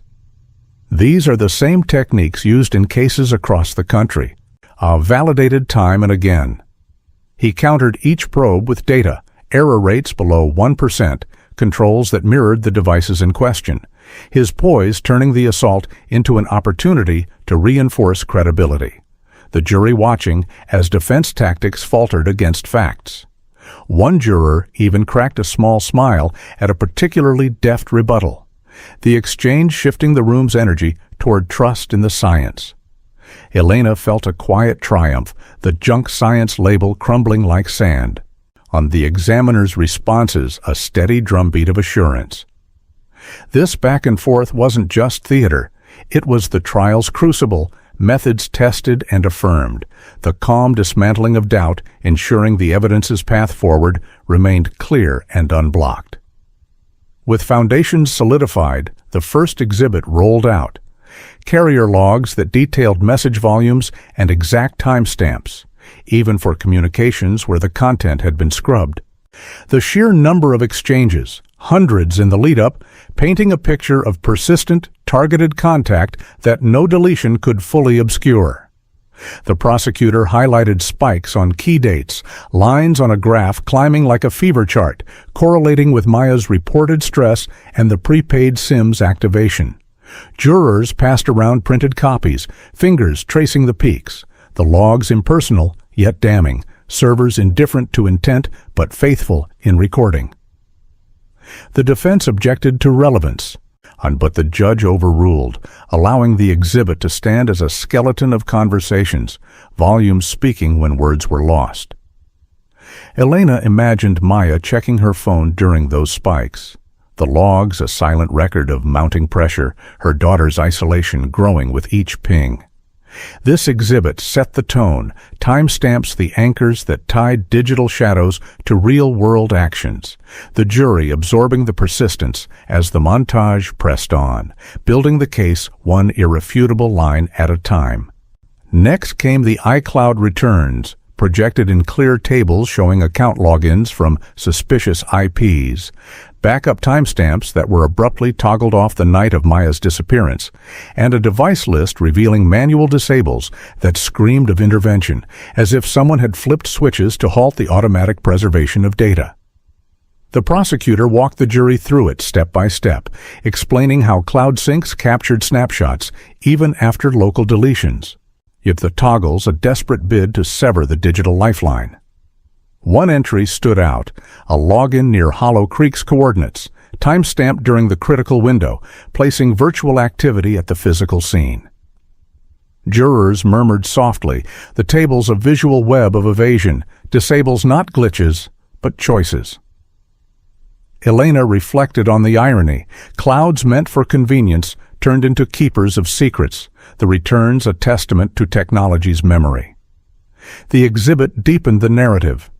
Toggles the fingerprints of panic, the jury's growing understanding, a quiet victory as the evidence montage unfolded, each return a thread pulling the truth tighter. The notification cache fragments followed, smaller but potent exhibits that showcased message previews preserved deep in the operating system's logs, snippets like "Meet at Creek Alone" that survived purges because apps hoarded them for quick access, now unearthed as teasers of fuller conversations. The examiner pointed to screens displaying these remnants, timestamps intact, explaining how the cache operated independently of user deletions, a safety net turned forensic treasure. Jurors examined printouts, the previews incomplete yet evocative, hinting at lures and plans without full context, but enough to evoke the setup's chill. The defense probed for misinterpretations, but the fragment's consistency with other evidence held firm, previews the echoes that refused to fade. Elena felt a pang at one snippet mentioning Maya's name, the cache a hidden vault now opened, preserving what Kara thought gone. This exhibit added texture, fragments the puzzle pieces that fit seamlessly, the jury piecing them together as the montage built, caches the quiet survivors in deletion's wake. The judge, ensuring clarity amid the technical deluge, instructed the jury meticulously on weighing digital evidence.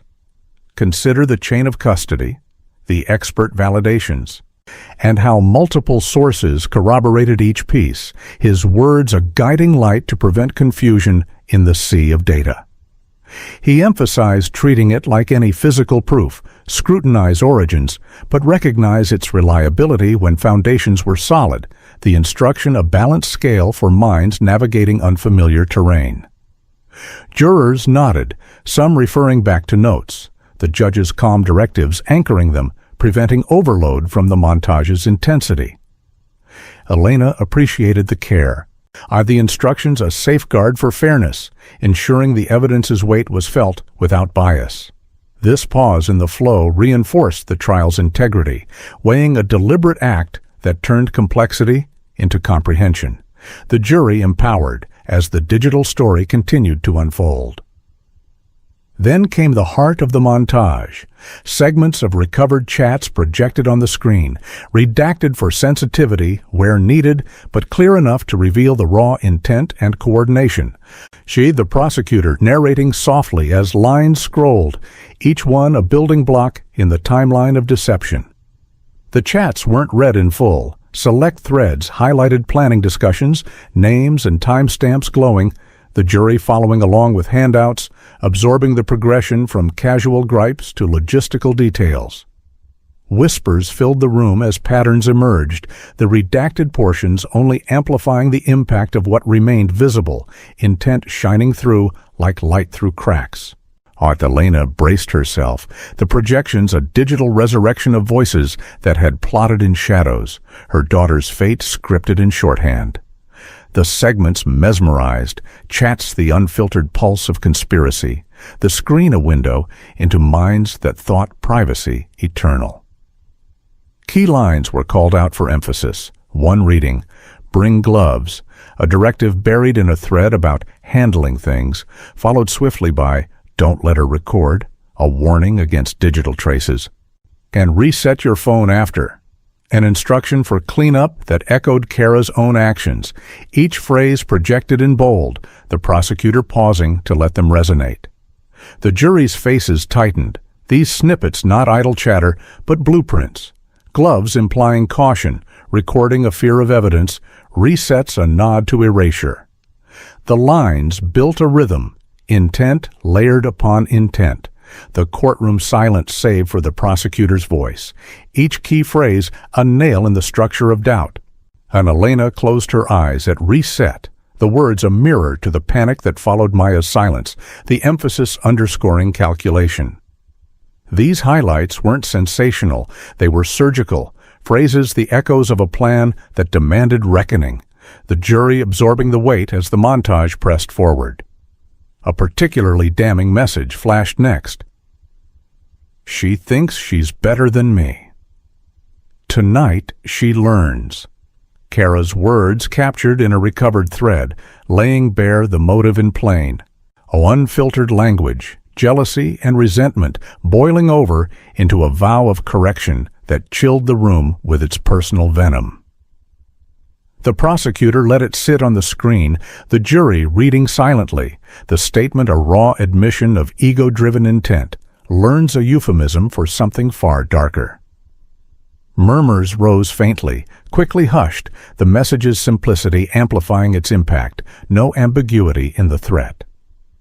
Elena felt the sting anew, the words a window into the clash that stole her daughter. Better than me, the spark of arrogance unchecked.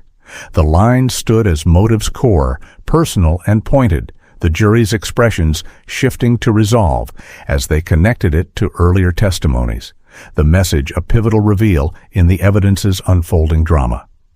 Evan's videotaped confession was played next, his voice smaller and more hesitant than his tough reputation suggested, admitting to his role in the transport and presence, but emphasizing Kara's directives. The recording showing his fidgeting hands and downcast eyes as he described the night's escalation. The video ran for key segments, Evan stumbling over words, his admissions laced with self-preservation, but corroborated by timelines. The jury watching intently as body language betrayed lingering guilt. The playback humanized him slightly, a young man cracking under truth's weight, but it sharpened focus on Kara, his finger-pointing aligning with messages. Elena observed without sympathy, the confession a necessary unraveling, Evan's small voice a contrast to the harm inflicted. The tape added dimension, visual and auditory proof, the jury noting consistencies that wove Evan deeper into the web while spotlighting the coordinator's shadow.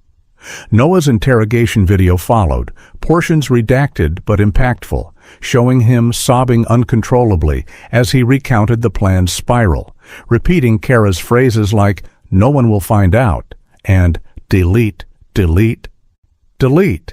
His breakdown a raw display of regret that humanized the follower while underscoring the leader's insistence on erasure.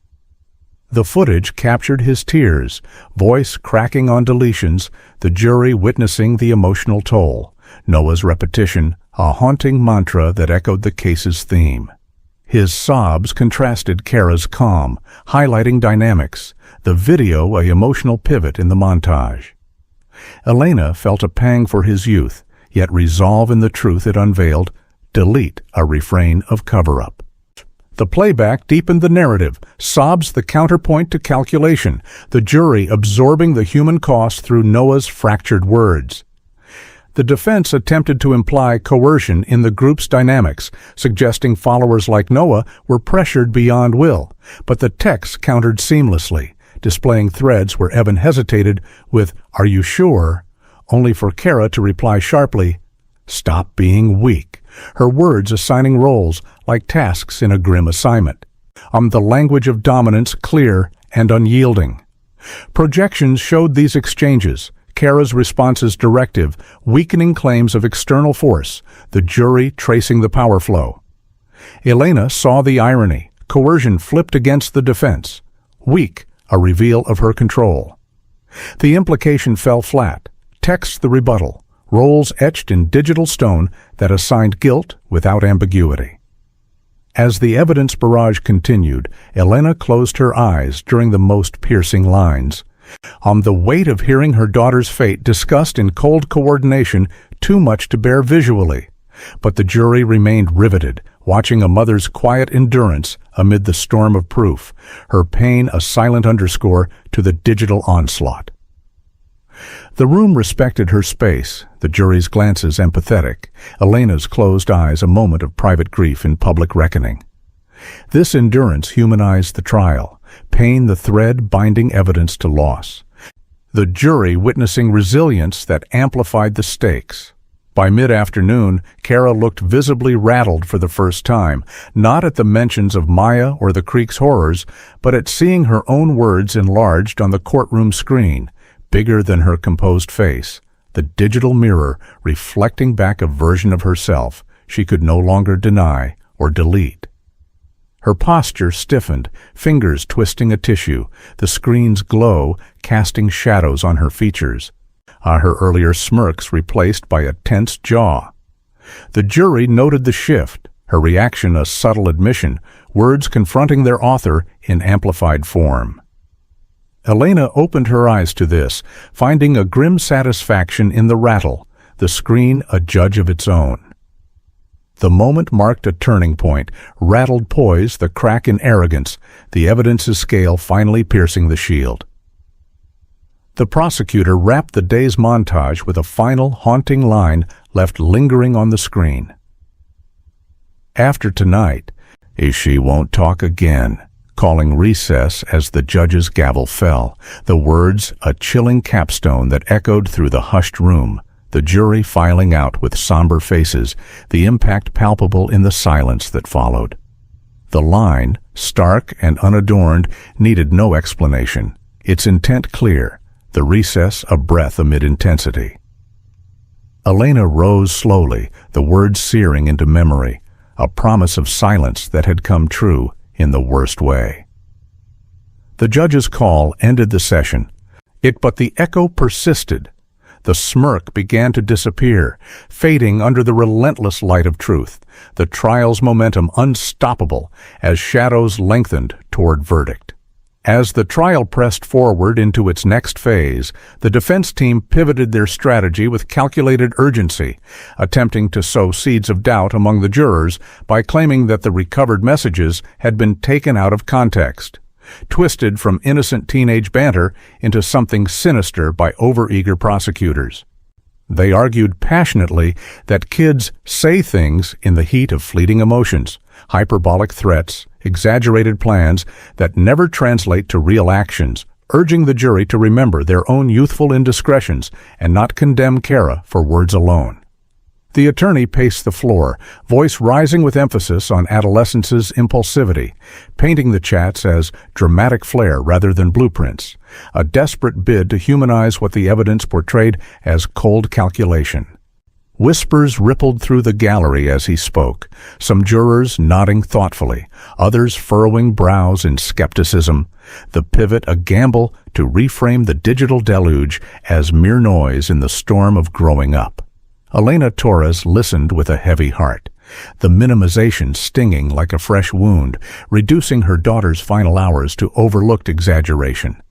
But she held her composure, knowing the facts would soon counter this narrative spin.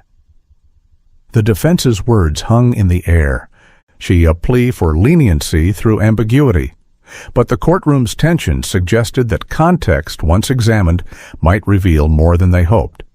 The prosecution wasted no time in dismantling this defense, countering with a seamless blend of digital words matched to undeniable physical actions.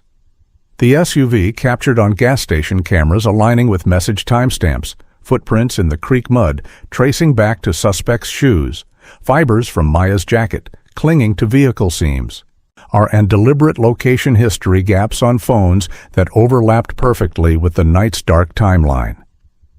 The lead attorney stood before the jury, her voice firm and illustrative, pointing to exhibits that bridged the virtual and real. A text about meeting at the creek, followed by the vehicle's logged movements. A command to bring gloves echoed in trace evidence left behind. This wasn't abstract interpretation, it was correlation, actions giving damning context to words that might otherwise seem idle. Jurors passed around photos and reports, their expressions shifting from doubt to dawning realization, the physical proofs anchoring the messages in reality's unyielding grip. Elena felt a quiet surge of hope as the counter unfolded, the matching elements of vindication that transformed out-of-context claims into hollow echoes. The prosecution's response a tapestry where words and deeds intertwined, are leaving no room for dismissal. A forensic analyst specializing in trace evidence took the stand next, testifying with clinical precision about the footwear impressions recovered from the soft earth near Hollow Creek's reeds, detailing the unique platform sneaker pattern with its deep heel stamps and distinctive treadwear that match samples from Kara's own shoes, now introduced as key exhibits for the jury to examine. She explained the analysis process, casting the prints in plaster, measuring compression depths, and comparing them under magnification to account for soil type and pressure, ruling out common coincidences through probabilistic modeling that pegged the match at over 99%. The jury handled the exhibits carefully, one member tracing the tread with a finger, visualizing the steps taken in that isolated spot. The analyst's words painting a scene of presence that no alibi could erase. Elena watched intently, the testimony a bridge from mud to motive. Her expertise, the quiet force that grounded speculation in science. The exhibits a tangible link that pulled the abstract into sharp, unforgiving focus. The defense objected to the footwear testimony with emotional fervor, the attorney rising dramatically to declare, "She's a child. On your honor, barely 16, and we're treating footprints like proof of monstrosity." But the judge responded with unflinching clarity. "The jury will decide the facts, counsel, not emotional slogans. Objection overruled." His words cut through the outburst like a steady blade, redirecting the focus back to evidence over appeals to sympathy. The courtroom settling into a hush as the ruling landed, a reminder that age was a factor, not a shield. Jurors exchanged glances. He drew strength from the response, the defense's plea falling flat against the judge's measured authority. Elena drew strength from the response, the child label a familiar tactic that rang hollow against Maya's stolen future. The judge's rebuke, a affirmation of fairness where facts, not feelings, held sway. The moment passed swiftly, but its echo lingered, slogans dismissed as the irrelevant distractions they were, and the trial pressing onward with renewed emphasis on proof over pathos. Sienna Vale faced a grueling cross-examination from the defense, who hammered her with questions designed to undermine her credibility, probing her own involvement, her fears of charges, and why she hadn't come forward sooner. But she held her ground through visible pain, admitting her complicity and the terror that had silenced her initially, yet repeating steadfastly, "Kara orchestrated it all. I was just following." Her voice wavered at times, tears streaking her cheeks as she described the pressure and regret, but her consistency shone through, the pain reading as genuine remorse rather than rehearsed performance, her eyes meeting the jury's with raw honesty. The defense pushed harder, suggesting she was minimizing her role for a deal, but Sienna's responses remained unwavering, her admissions balanced with accountability, turning the cross into a showcase of her transformation from enabler to truth-teller. Elena observed with a mix of empathy and resolve, Sienna's endurance a testament to the weight of conscience, the hard questions only amplifying her credibility as pain lent authenticity to her words. The cross-examination stretched on, but Sienna's steadfast repetition became a refrain, orchestrating the truth that the defense couldn't fully dismantle, her testimony emerging stronger from the fire. In a bold move, the defense attempted to reposition Evan Rusk as the true mastermind behind the events, portraying him as the older, more experienced influencer who manipulated the younger group.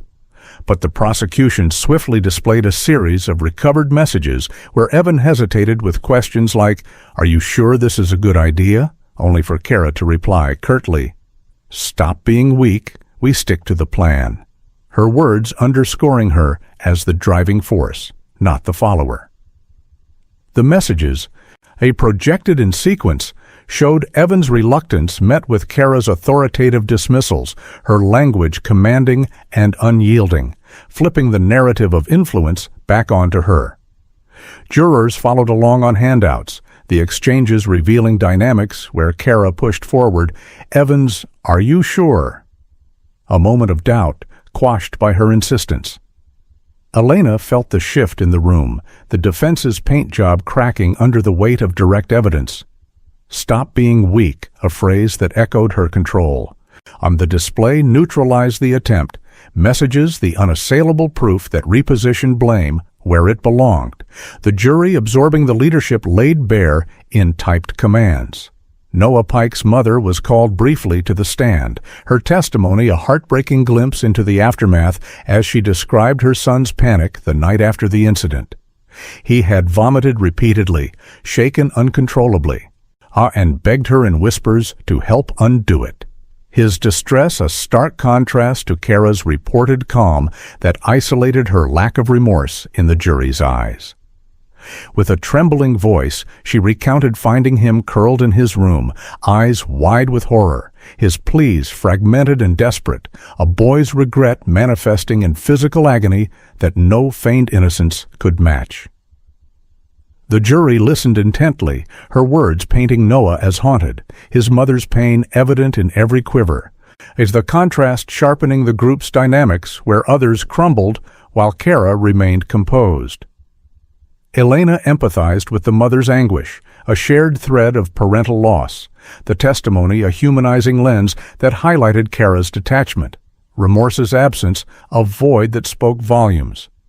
The brief account lingered, panic the foil to poise, isolating Kara in a narrative where empathy's lack became her most telling trait. The prosecution continued to weave the timeline with precision, are introducing evidence of Maya's last cell tower ping at 9:17 p.m., followed by the abrupt gap in her phone's activity that aligned seamlessly with the SUV's footage from the gas station and the group's call records, creating a void in the digital trail that screamed of interference during those fateful minutes. The expert on the stand mapped it out on a projected timeline, red lines marking the ping's end, black gaps illustrating the silence. He cross-referenced with Evans' vehicle passing the camera at 9:03 p.m. and returning at 9:28 p.m., call logs showing bursts of activity bookending the window. Jurors traced the alignments with their fingers on printouts, the gap not random but synchronized, interference the only explanation for the coordinated blackout.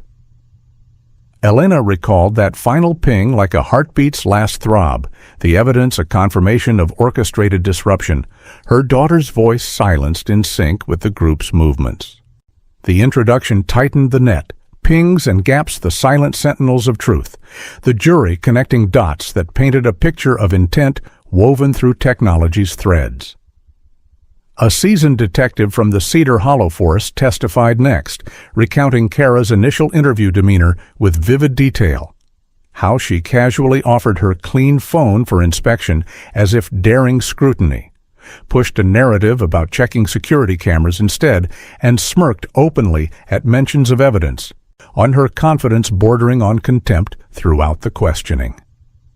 He described her posture, leaned back, arms crossed, eyes gleaming with what seemed like amusement, as if the interrogation were a game she was certain to win, her smirks punctuating deflections like punctuation in a scripted response.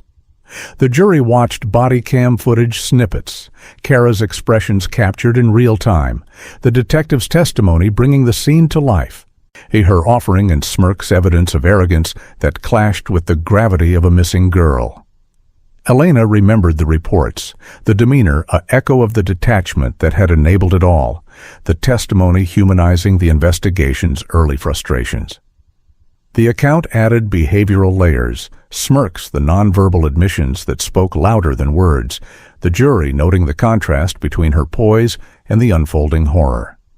The defense launched a last-ditch suppression motion on the burner phone discovered in Kara's makeup bag, arguing the search warrant scope didn't explicitly cover secondary devices or hidden compartments.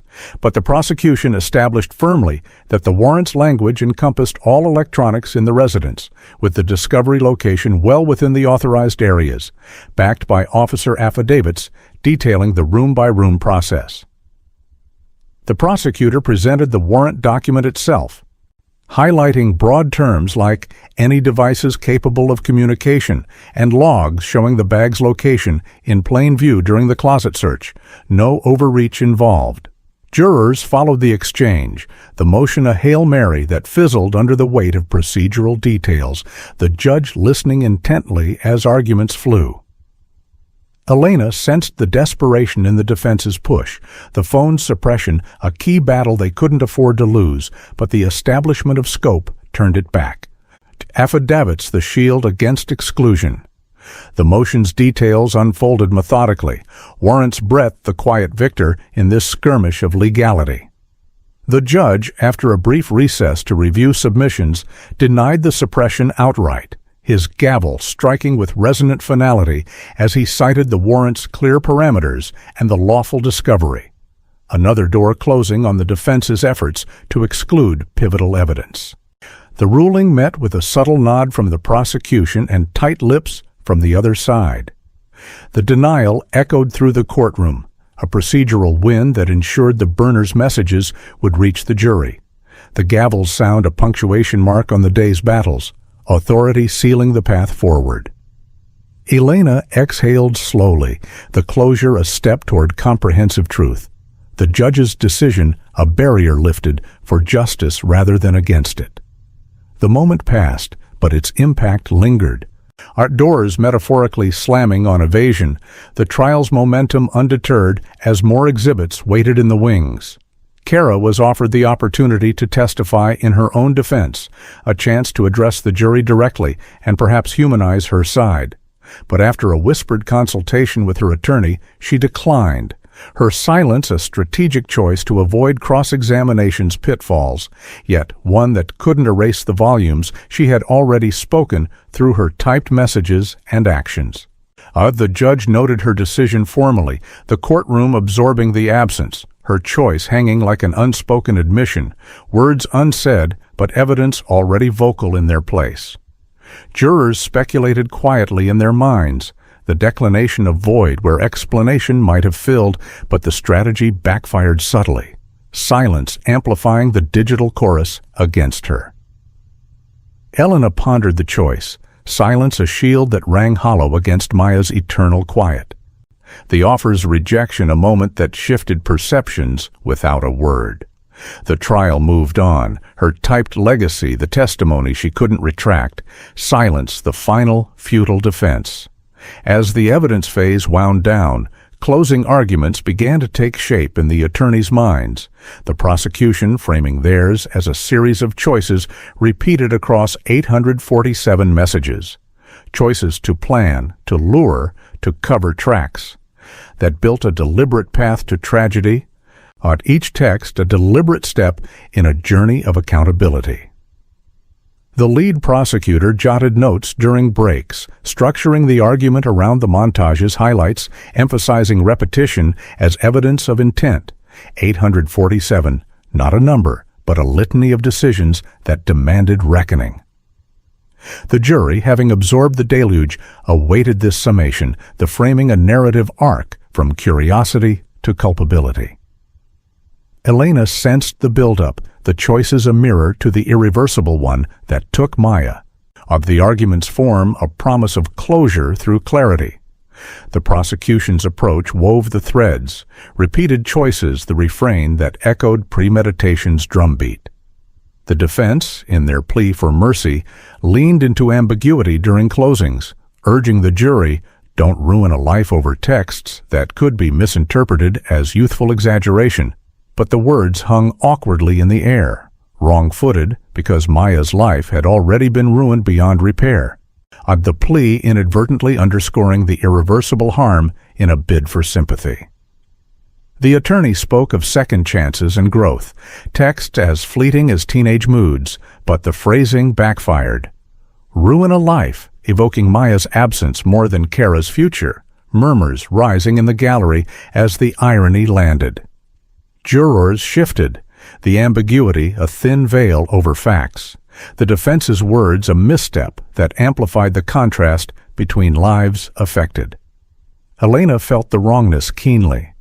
On the plea, a distortion that honored no one, ruined lives the heart of the matter, the argument hanging like a discordant note in the trial's symphony. Finally, the judge delivered comprehensive instructions to the jury on the legal standards for premeditation, conspiracy, and accomplice liability, his voice translating the horror of the case into the precise language of law, defining terms with clarity to guide their deliberations. Authority framing the chaos into structured paths toward a verdict. He outlined elements like intent's proof through actions, conspiracy's need for agreement, and liability's reach to enablers, each instruction a tool for justice's careful application, the jury listening raptly, notebooks filling with key phrases. Elena absorbed the guidance, the translation a bridge from emotion to equity, horror distilled into law's framework. The instructions concluded the phase. You'd authority. The final word before seclusion, the jury empowered to weigh the scales. The prosecutor rose for her closing, voice resonant as she began. This case is not about a phone, it's about a decision, her opening line setting the tone for a summation that promised to encapsulate the trial's essence. The verdict approaching like footsteps in a hallway, steady and inevitable. The echo building toward resolution in the hushed anticipation of the room. The jury's deliberation began in a windowless room adjacent to the courtroom, the space feeling suspended in time as if the entire courthouse held its collective breath. The 12 men and women settling into chairs around a long table cluttered with notepads, evidence binders, and half-empty coffee cups. They had been instructed meticulously by the judge, reminded of their duty to weigh facts over emotions, to discuss openly, but decide individually, of the weight of their task palpable in the initial silence that followed the door's closing click. One juror, a middle-aged teacher with kind eyes, broke the ice by suggesting they start with the timeline, pulling out the prosecution's chart that mapped messages to movements, the room slowly coming alive with voices, some hesitant, others firm, as they dissected the 847 communications, debating intent behind phrases like, "After tonight, she won't talk again." Whispers of doubt surfaced early. A few wondering if teenage exaggeration could explain it all, but others pointed to the physical matches, footprints, fibers, the creak's silent testimony, countering with quiet conviction that actions spoke louder than defenses. Elena Torres, waiting outside in the hallway with supporters, paced slowly, her mind replaying the closings, the deliberations' uncertainty a new form of torment, the courthouse walls seeming to pulse with the rhythm of decisions being forged in seclusion. Elena found a quiet bench in the corridor, her hands clasped around a small photo of Maya from happier days, smiling at a library event, her eyes bright with that infectious warmth. And she sat there, the polished floor reflecting the overhead lights like distant stars, her thoughts drifting to the what-ifs that haunted her nights. Friends and family rotated in shifts, offering water or words of encouragement, but Elena's focus remained inward, whispering silent prayers that the jury would see through the veils of doubt, that Maya's story would resonate louder than any plea for mercy. The hallway buzzed intermittently with reporters checking phones and lawyers conferring in low tones, but for Elena, it was a limbo, each passing minute stretching like hours, her grief a constant companion tempered only by the hope that this wait would end in some measure of peace. She recalled Maya's laughter, her check-ins, the small kindnesses that defined her, using those memories as anchors against the tide of uncertainty, the bench a temporary refuge in the storm of waiting, her resolve unbroken even as exhaustion tugged at her edges. Kara's family occupied the opposite side of the hallway, their faces etched with a mix of denial and raw fear. Two worlds colliding in shared space, yet divided by an invisible chasm. One side grieving a daughter forever lost. The other confronting the reality of who their daughter had become through the lens of mounting evidence. Kara's mother dabbed at her eyes with a tissue, her husband staring blankly at the floor, occasional whispers between them breaking the silence, their presence a mirror to Elena's own vigil but laced with a different anguish, the fear of loss through bars rather than earth. No words passed between the families, the divide too vast, but glances occasionally met. Elena's steady. Theirs averted, the hallway a neutral ground where parallel panes coexisted without intersection. Supporters for both sides mingled uneasily, the tension a quiet undercurrent, families united in waiting, yet worlds apart in their hopes for the outcome. The chasm, a poignant reminder of choice's ripples, grief's forms as varied as the paths that led here. The lead prosecutor, pacing a nearby office with her team, reviewed stacks of exhibits one last time, the thick binder of 847 messages, and the chain of custody sheets signed in neat rows, the extraction hash values that verified every digital pull, her mind already anticipating appeals, ensuring every I was dotted, every foundation unassailable. She flipped through pages methodically, cross-checking notes from the trial, the binder's weight a tangible symbol of the case's depth, each document a bulwark against future challenges. Colleagues offered input, debating potential weak points, but the review reaffirmed their confidence. The evidence, a fortress built on rigor. Elena, glimpsing the team through an open door during one of her walks, felt a quiet gratitude for their diligence. The binder's pages like Maya's unspoken advocates, preserving her story against erosion. The prosecutor's quiet intensity mirrored the deliberation's gravity, exhibits the silent guardians of truth. The review a final polish on a case that had consumed them all. Hash values the cryptic codes that locked justice in place. Kara's attorney, meanwhile, whispered urgently to her in a holding area, his face a mask of professional calm, masking underlying concern. As Kara nodded along, her knee bouncing subtly under the table, a telltale sign of nerves cracking through her carefully maintained facade despite her outward boredom. She asked pointed questions about timelines and appeals, her voice steady, but her movements betraying the pressure, the bounce a rhythmic admission that control was slipping, into the holding room's stark walls closing in like the case itself. The attorney reassured her of strategies ahead, but Kara's eyes darted occasionally to the door, the bounce accelerating in moments of silence, boredom, a thin veil over mounting anxiety. Guards observed discreetly, noting the shift from her earlier smirks, the knees movement a subtle unraveling. Elena, unaware of this scene, would have found irony in it, the girl who orchestrated so much now fidgeting in wait. Her facade tested by the very uncertainty she had imposed on others, the bounce a quiet echo of vulnerability finally surfacing. Outside the courthouse steps, the town of Cedar Hollow buzzed with subdued debates in coffee shops and on street corners, voices low but fervent. Was justice really served if she's only 16? One resident pondered over a steaming mug, while another countered sharply. Was mercy served to Maya, who never got to turn 17? The discussions rippled through diners and parks, neighbors grappling with the case's moral quandaries, age versus accountability, a dividing line that split opinions like a fault line.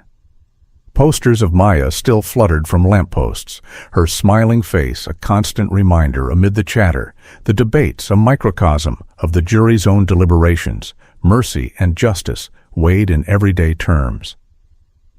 Elena overheard snippets during a brief walk for fresh air, or the questions mirroring her inner turmoil, the town's voice a collective processing of grief and ethics. These conversations amplified the case's reach, debates the echo of courtroom arguments, Maya's name invoked in queries that sought balance in an unbalanced world. A local reporter, stationed outside with a microphone and camera crew, recounted the judge's earlier stern warning about courtroom demeanor in her live update, her words broadcast to living rooms across the region, noting how it had set a tone of respect that permeated the trial, while the public began to interpret Kara's documented smirks as signs of contempt rather than youthful nerves. The report played on screens in nearby homes and bars, footage of the judge's gavel interspersed with trial highlights, the public's lens sharpening on Kara's expressions, online comments flooding in with analyses of her body language, contempt the prevailing narrative. Viewers debated in forums, showed the warning a pivot point that reframed perceptions, smirks no longer dismissed, but dissected as arrogance. Elena avoided the broadcasts, but friends updated her gently, the interpretation a small vindication, public opinion shifting like tides under the weight of observed behavior.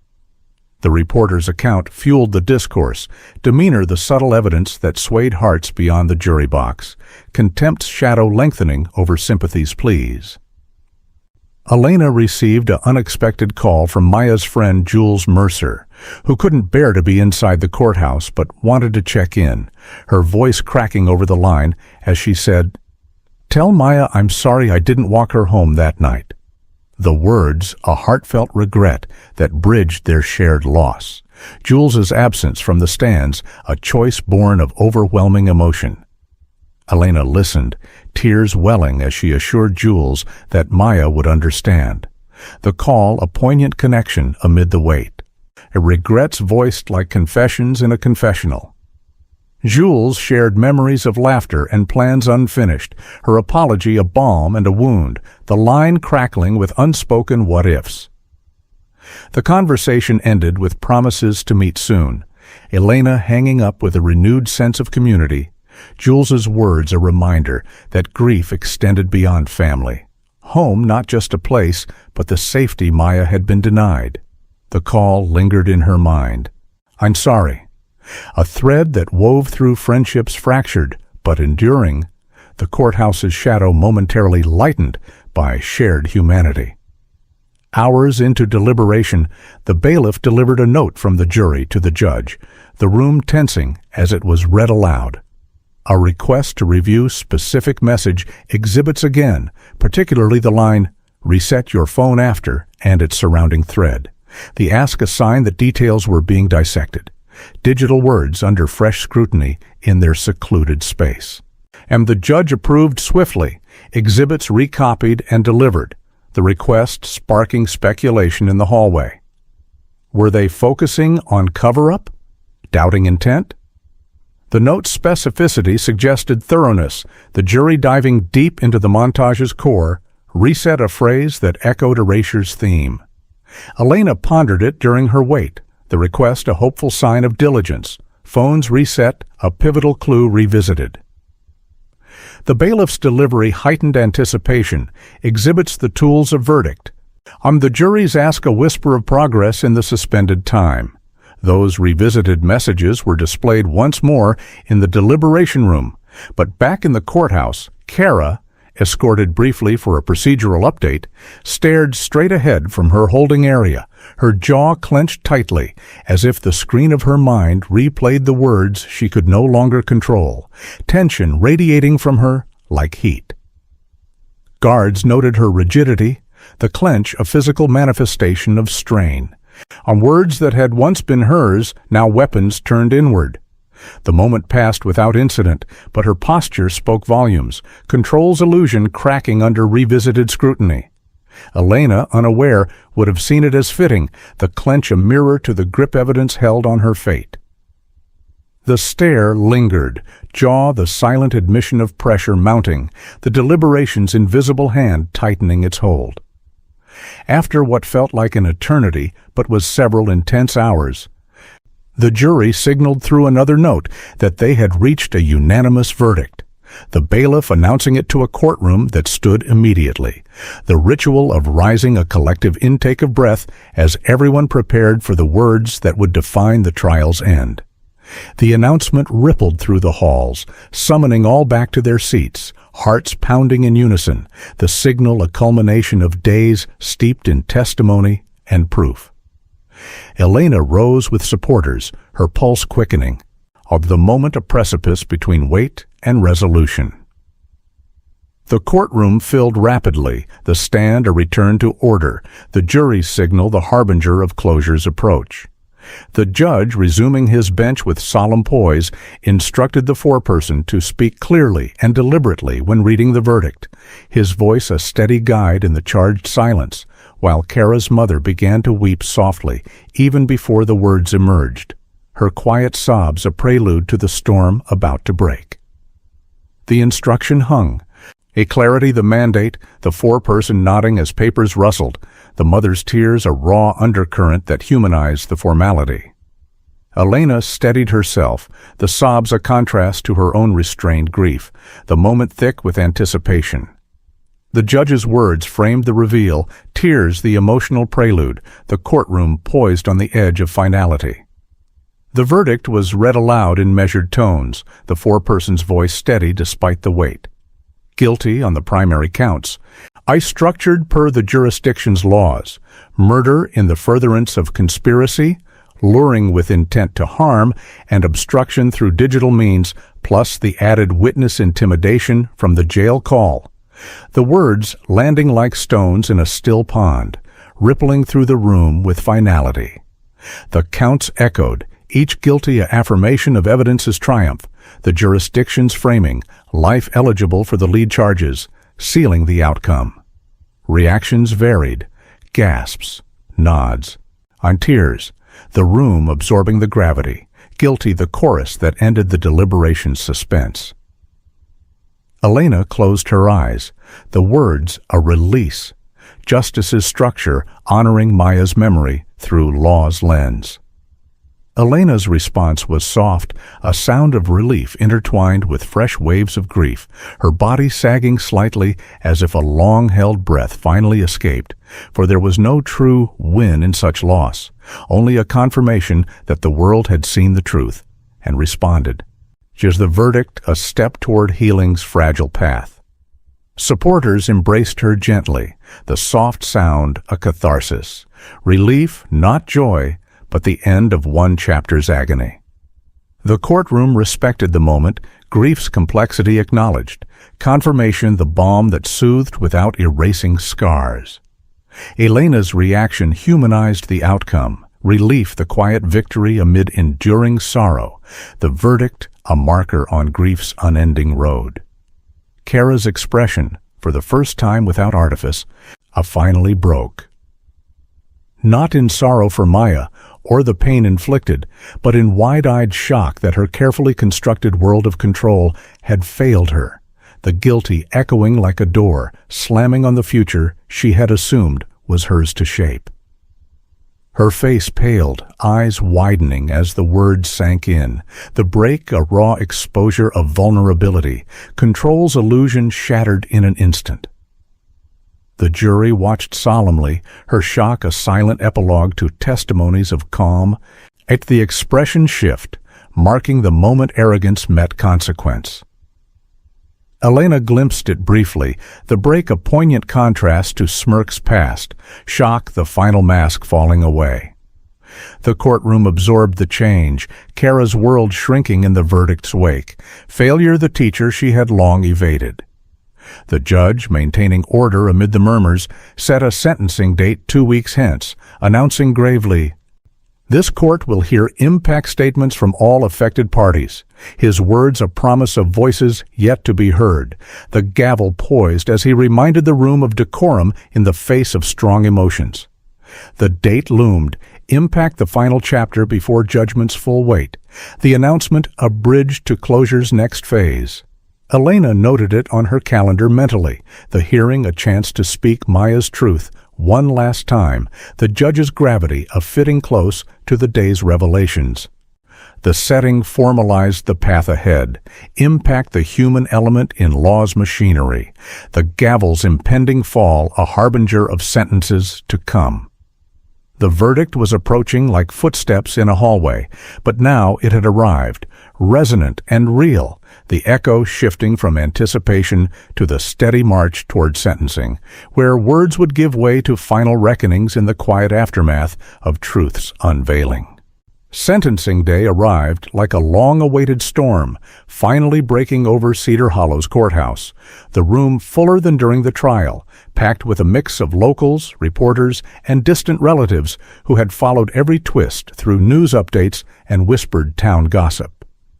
The air carried a mingled scent of perfume from anxious supporters and the dry, musty aroma of stacked legal papers, a sensory reminder that this was the culmination of months of unraveling truths. Spectators filled the benches, their faces a mosaic of anticipation and exhaustion, some clutching tissues, others notebooks, all eyes drawn to the front where the judge's bench loomed like a sentinel. Elena Torres sat in her usual spot, flanked by friends who had become family through shared grief, her hand steady despite the knot in her stomach, knowing this day would etch finality into the story of her daughter's stolen life. The fuller room amplified the stakes, and for reckonings long overdue. Kara Winslow for reckonings long overdue. Kara Winslow entered through a secured side door, her movements restrained by subtle escorts, the metallic glint of cuffs, visible only when she shifted to sit, a stark reminder that freedom was no longer hers to assume. She wore a simple dress, modest and unassuming, but the restraints, hidden at first beneath sleeves, then briefly exposed as she adjusted, stripped away any illusion of normalcy, transforming her from the poised teen of earlier hearings into a figure bound by the consequences of her choices. Her parents watched from the front row, their expressions a blend of hope and heartbreak. But Kara kept her gaze forward, avoiding the gallery's stares, her posture rigid, as if bracing against an invisible force. The cuff's visibility drew quiet gasps from some, a physical symbol of the trial's outcome, no longer abstract but tangible, metal on skin echoing the chains of evidence that had led here. Elena noted the detail without satisfaction, only a somber recognition that this moment marked the end of denials, restraints the first taste of a future redefined by accountability.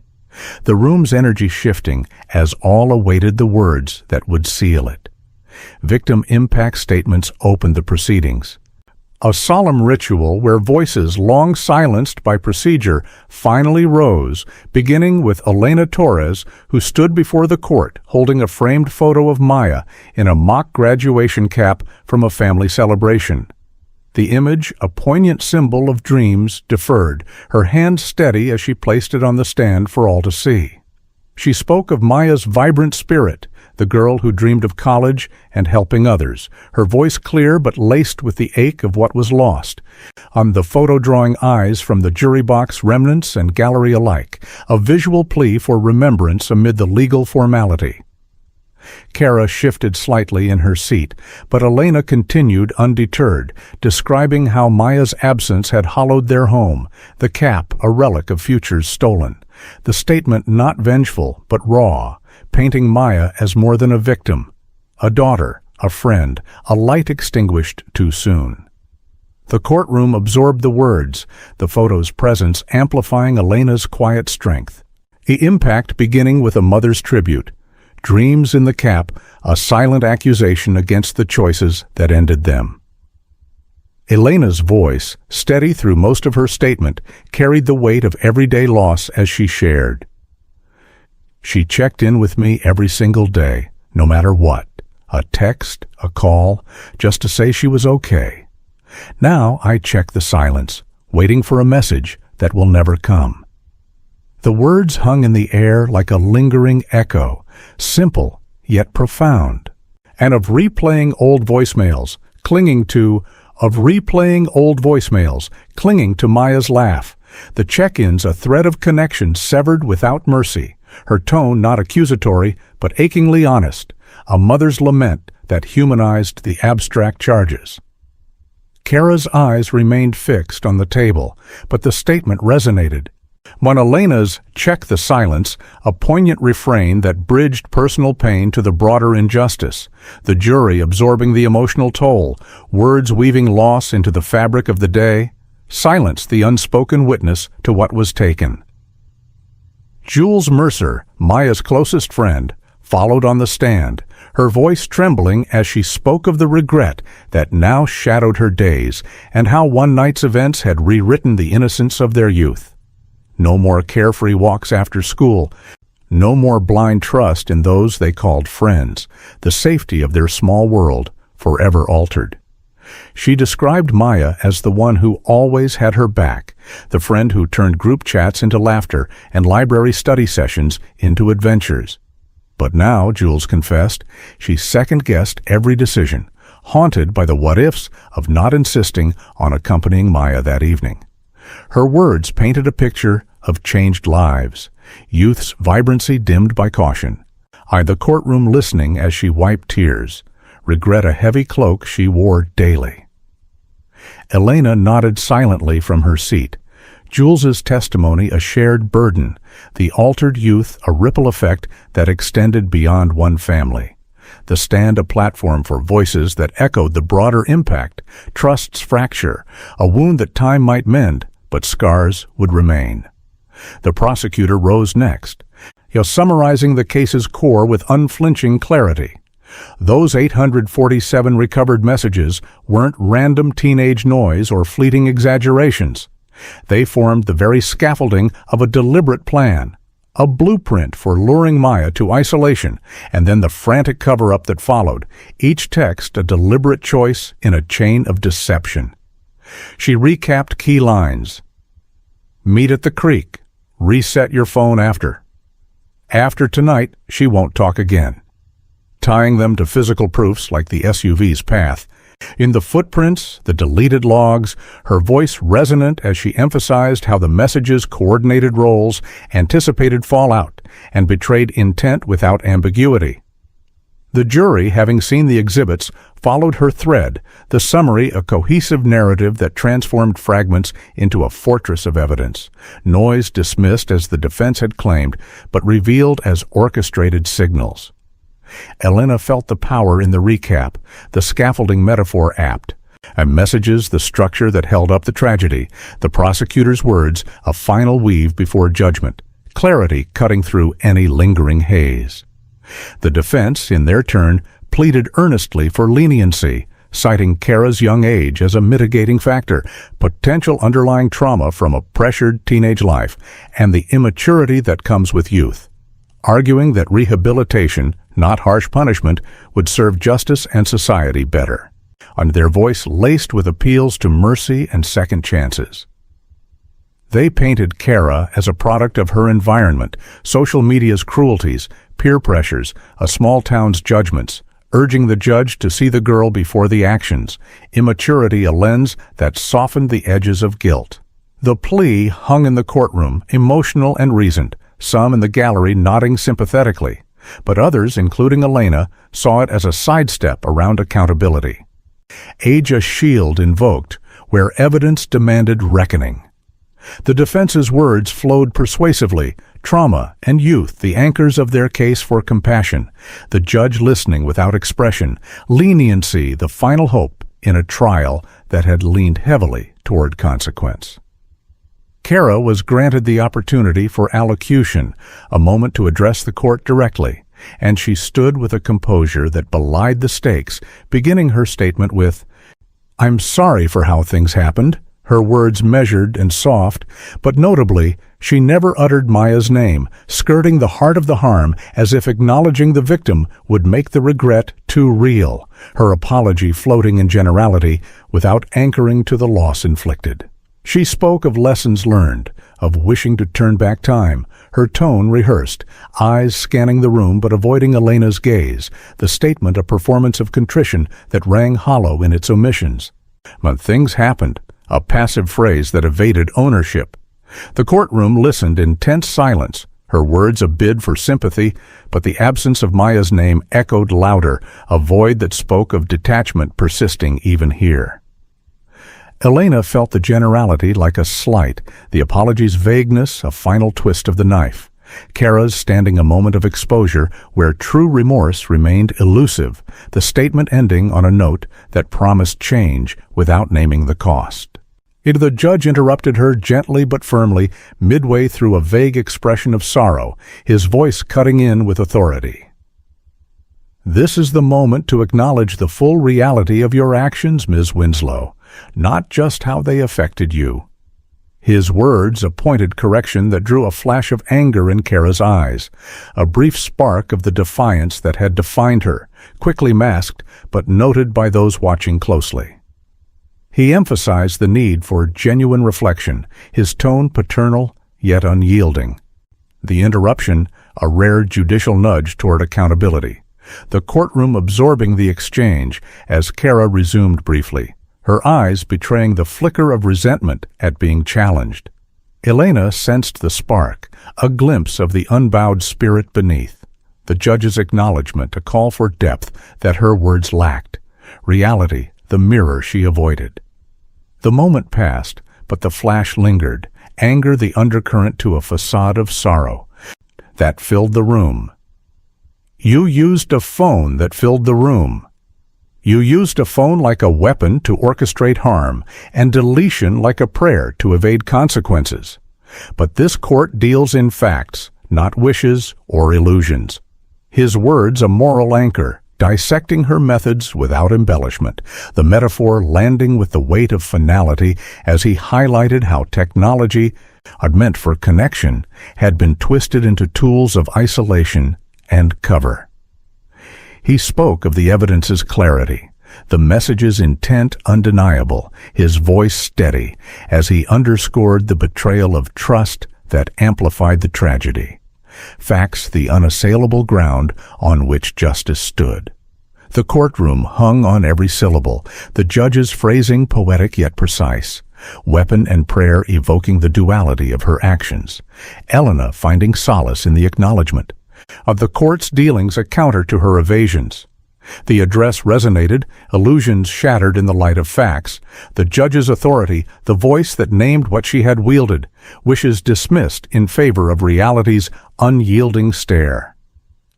The judge delved deeper, referencing the indicators of meticulous planning that elevated the case. The burner phone acquired weeks prior for anonymous lures, the language in messages that baited Maya with false pretenses. He listed them methodically, drawing from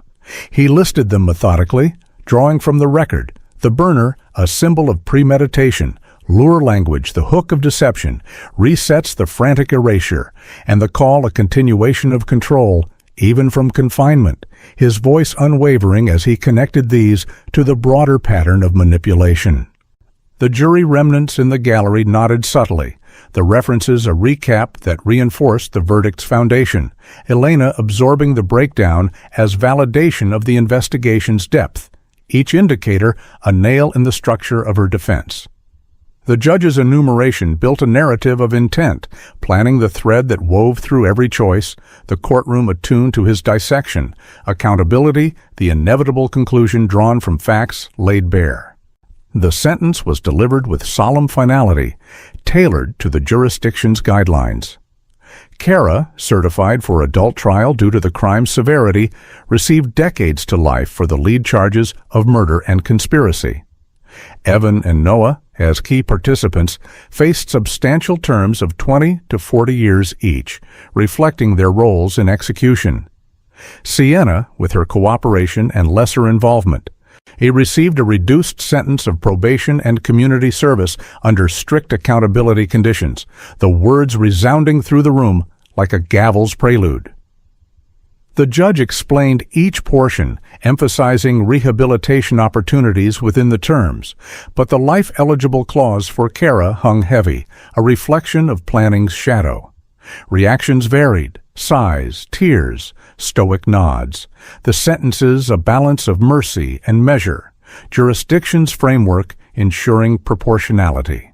When Elena processed it slowly, the terms a form of closure, decades the echo of a life cut short, the delivery a capstone to the trial's arc, finality etched in legal language.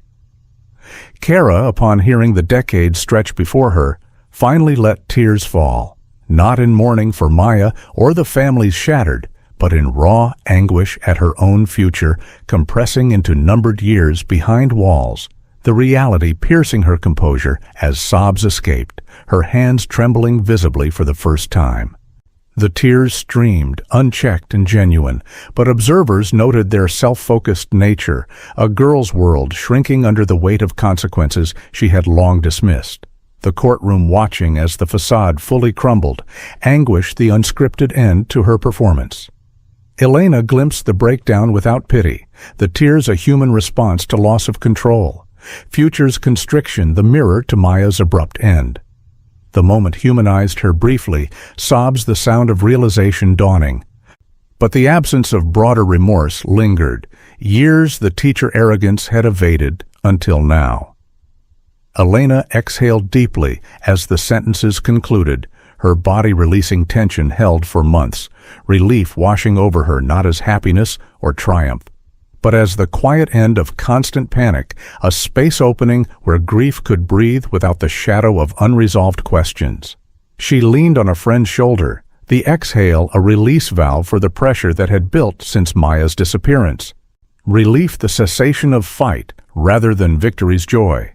The courtroom's finality, a permission to begin healing's slow path. Supporters hugged her gently, the moment private amid the public, panic's end a subtle shift toward tomorrow's uncertainties, tempered by today's closure. The exhale echoed her journey, relief the fragile dawn after endless night, the sentences a boundary that contained chaos, allowing space for remembrance over relentless pursuit. Think justice was served here today? Think justice was served here today. Make sure others hear this story too. Share it. Discuss it. Let it remind us all of accountability's importance.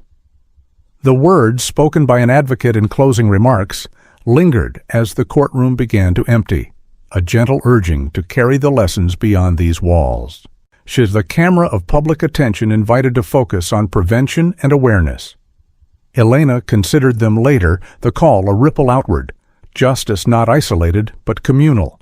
The stories reach a potential light for others navigating darkness. The optional plea faded into the day's end, but its echo encouraged sharing, accountability, the thread that bound individual pain to collective growth. The gavel fell with resounding finality, its sharp crack punctuating the sentences as Kara was led away, her path taking her past the towering stacks of evidence binders on a nearby table.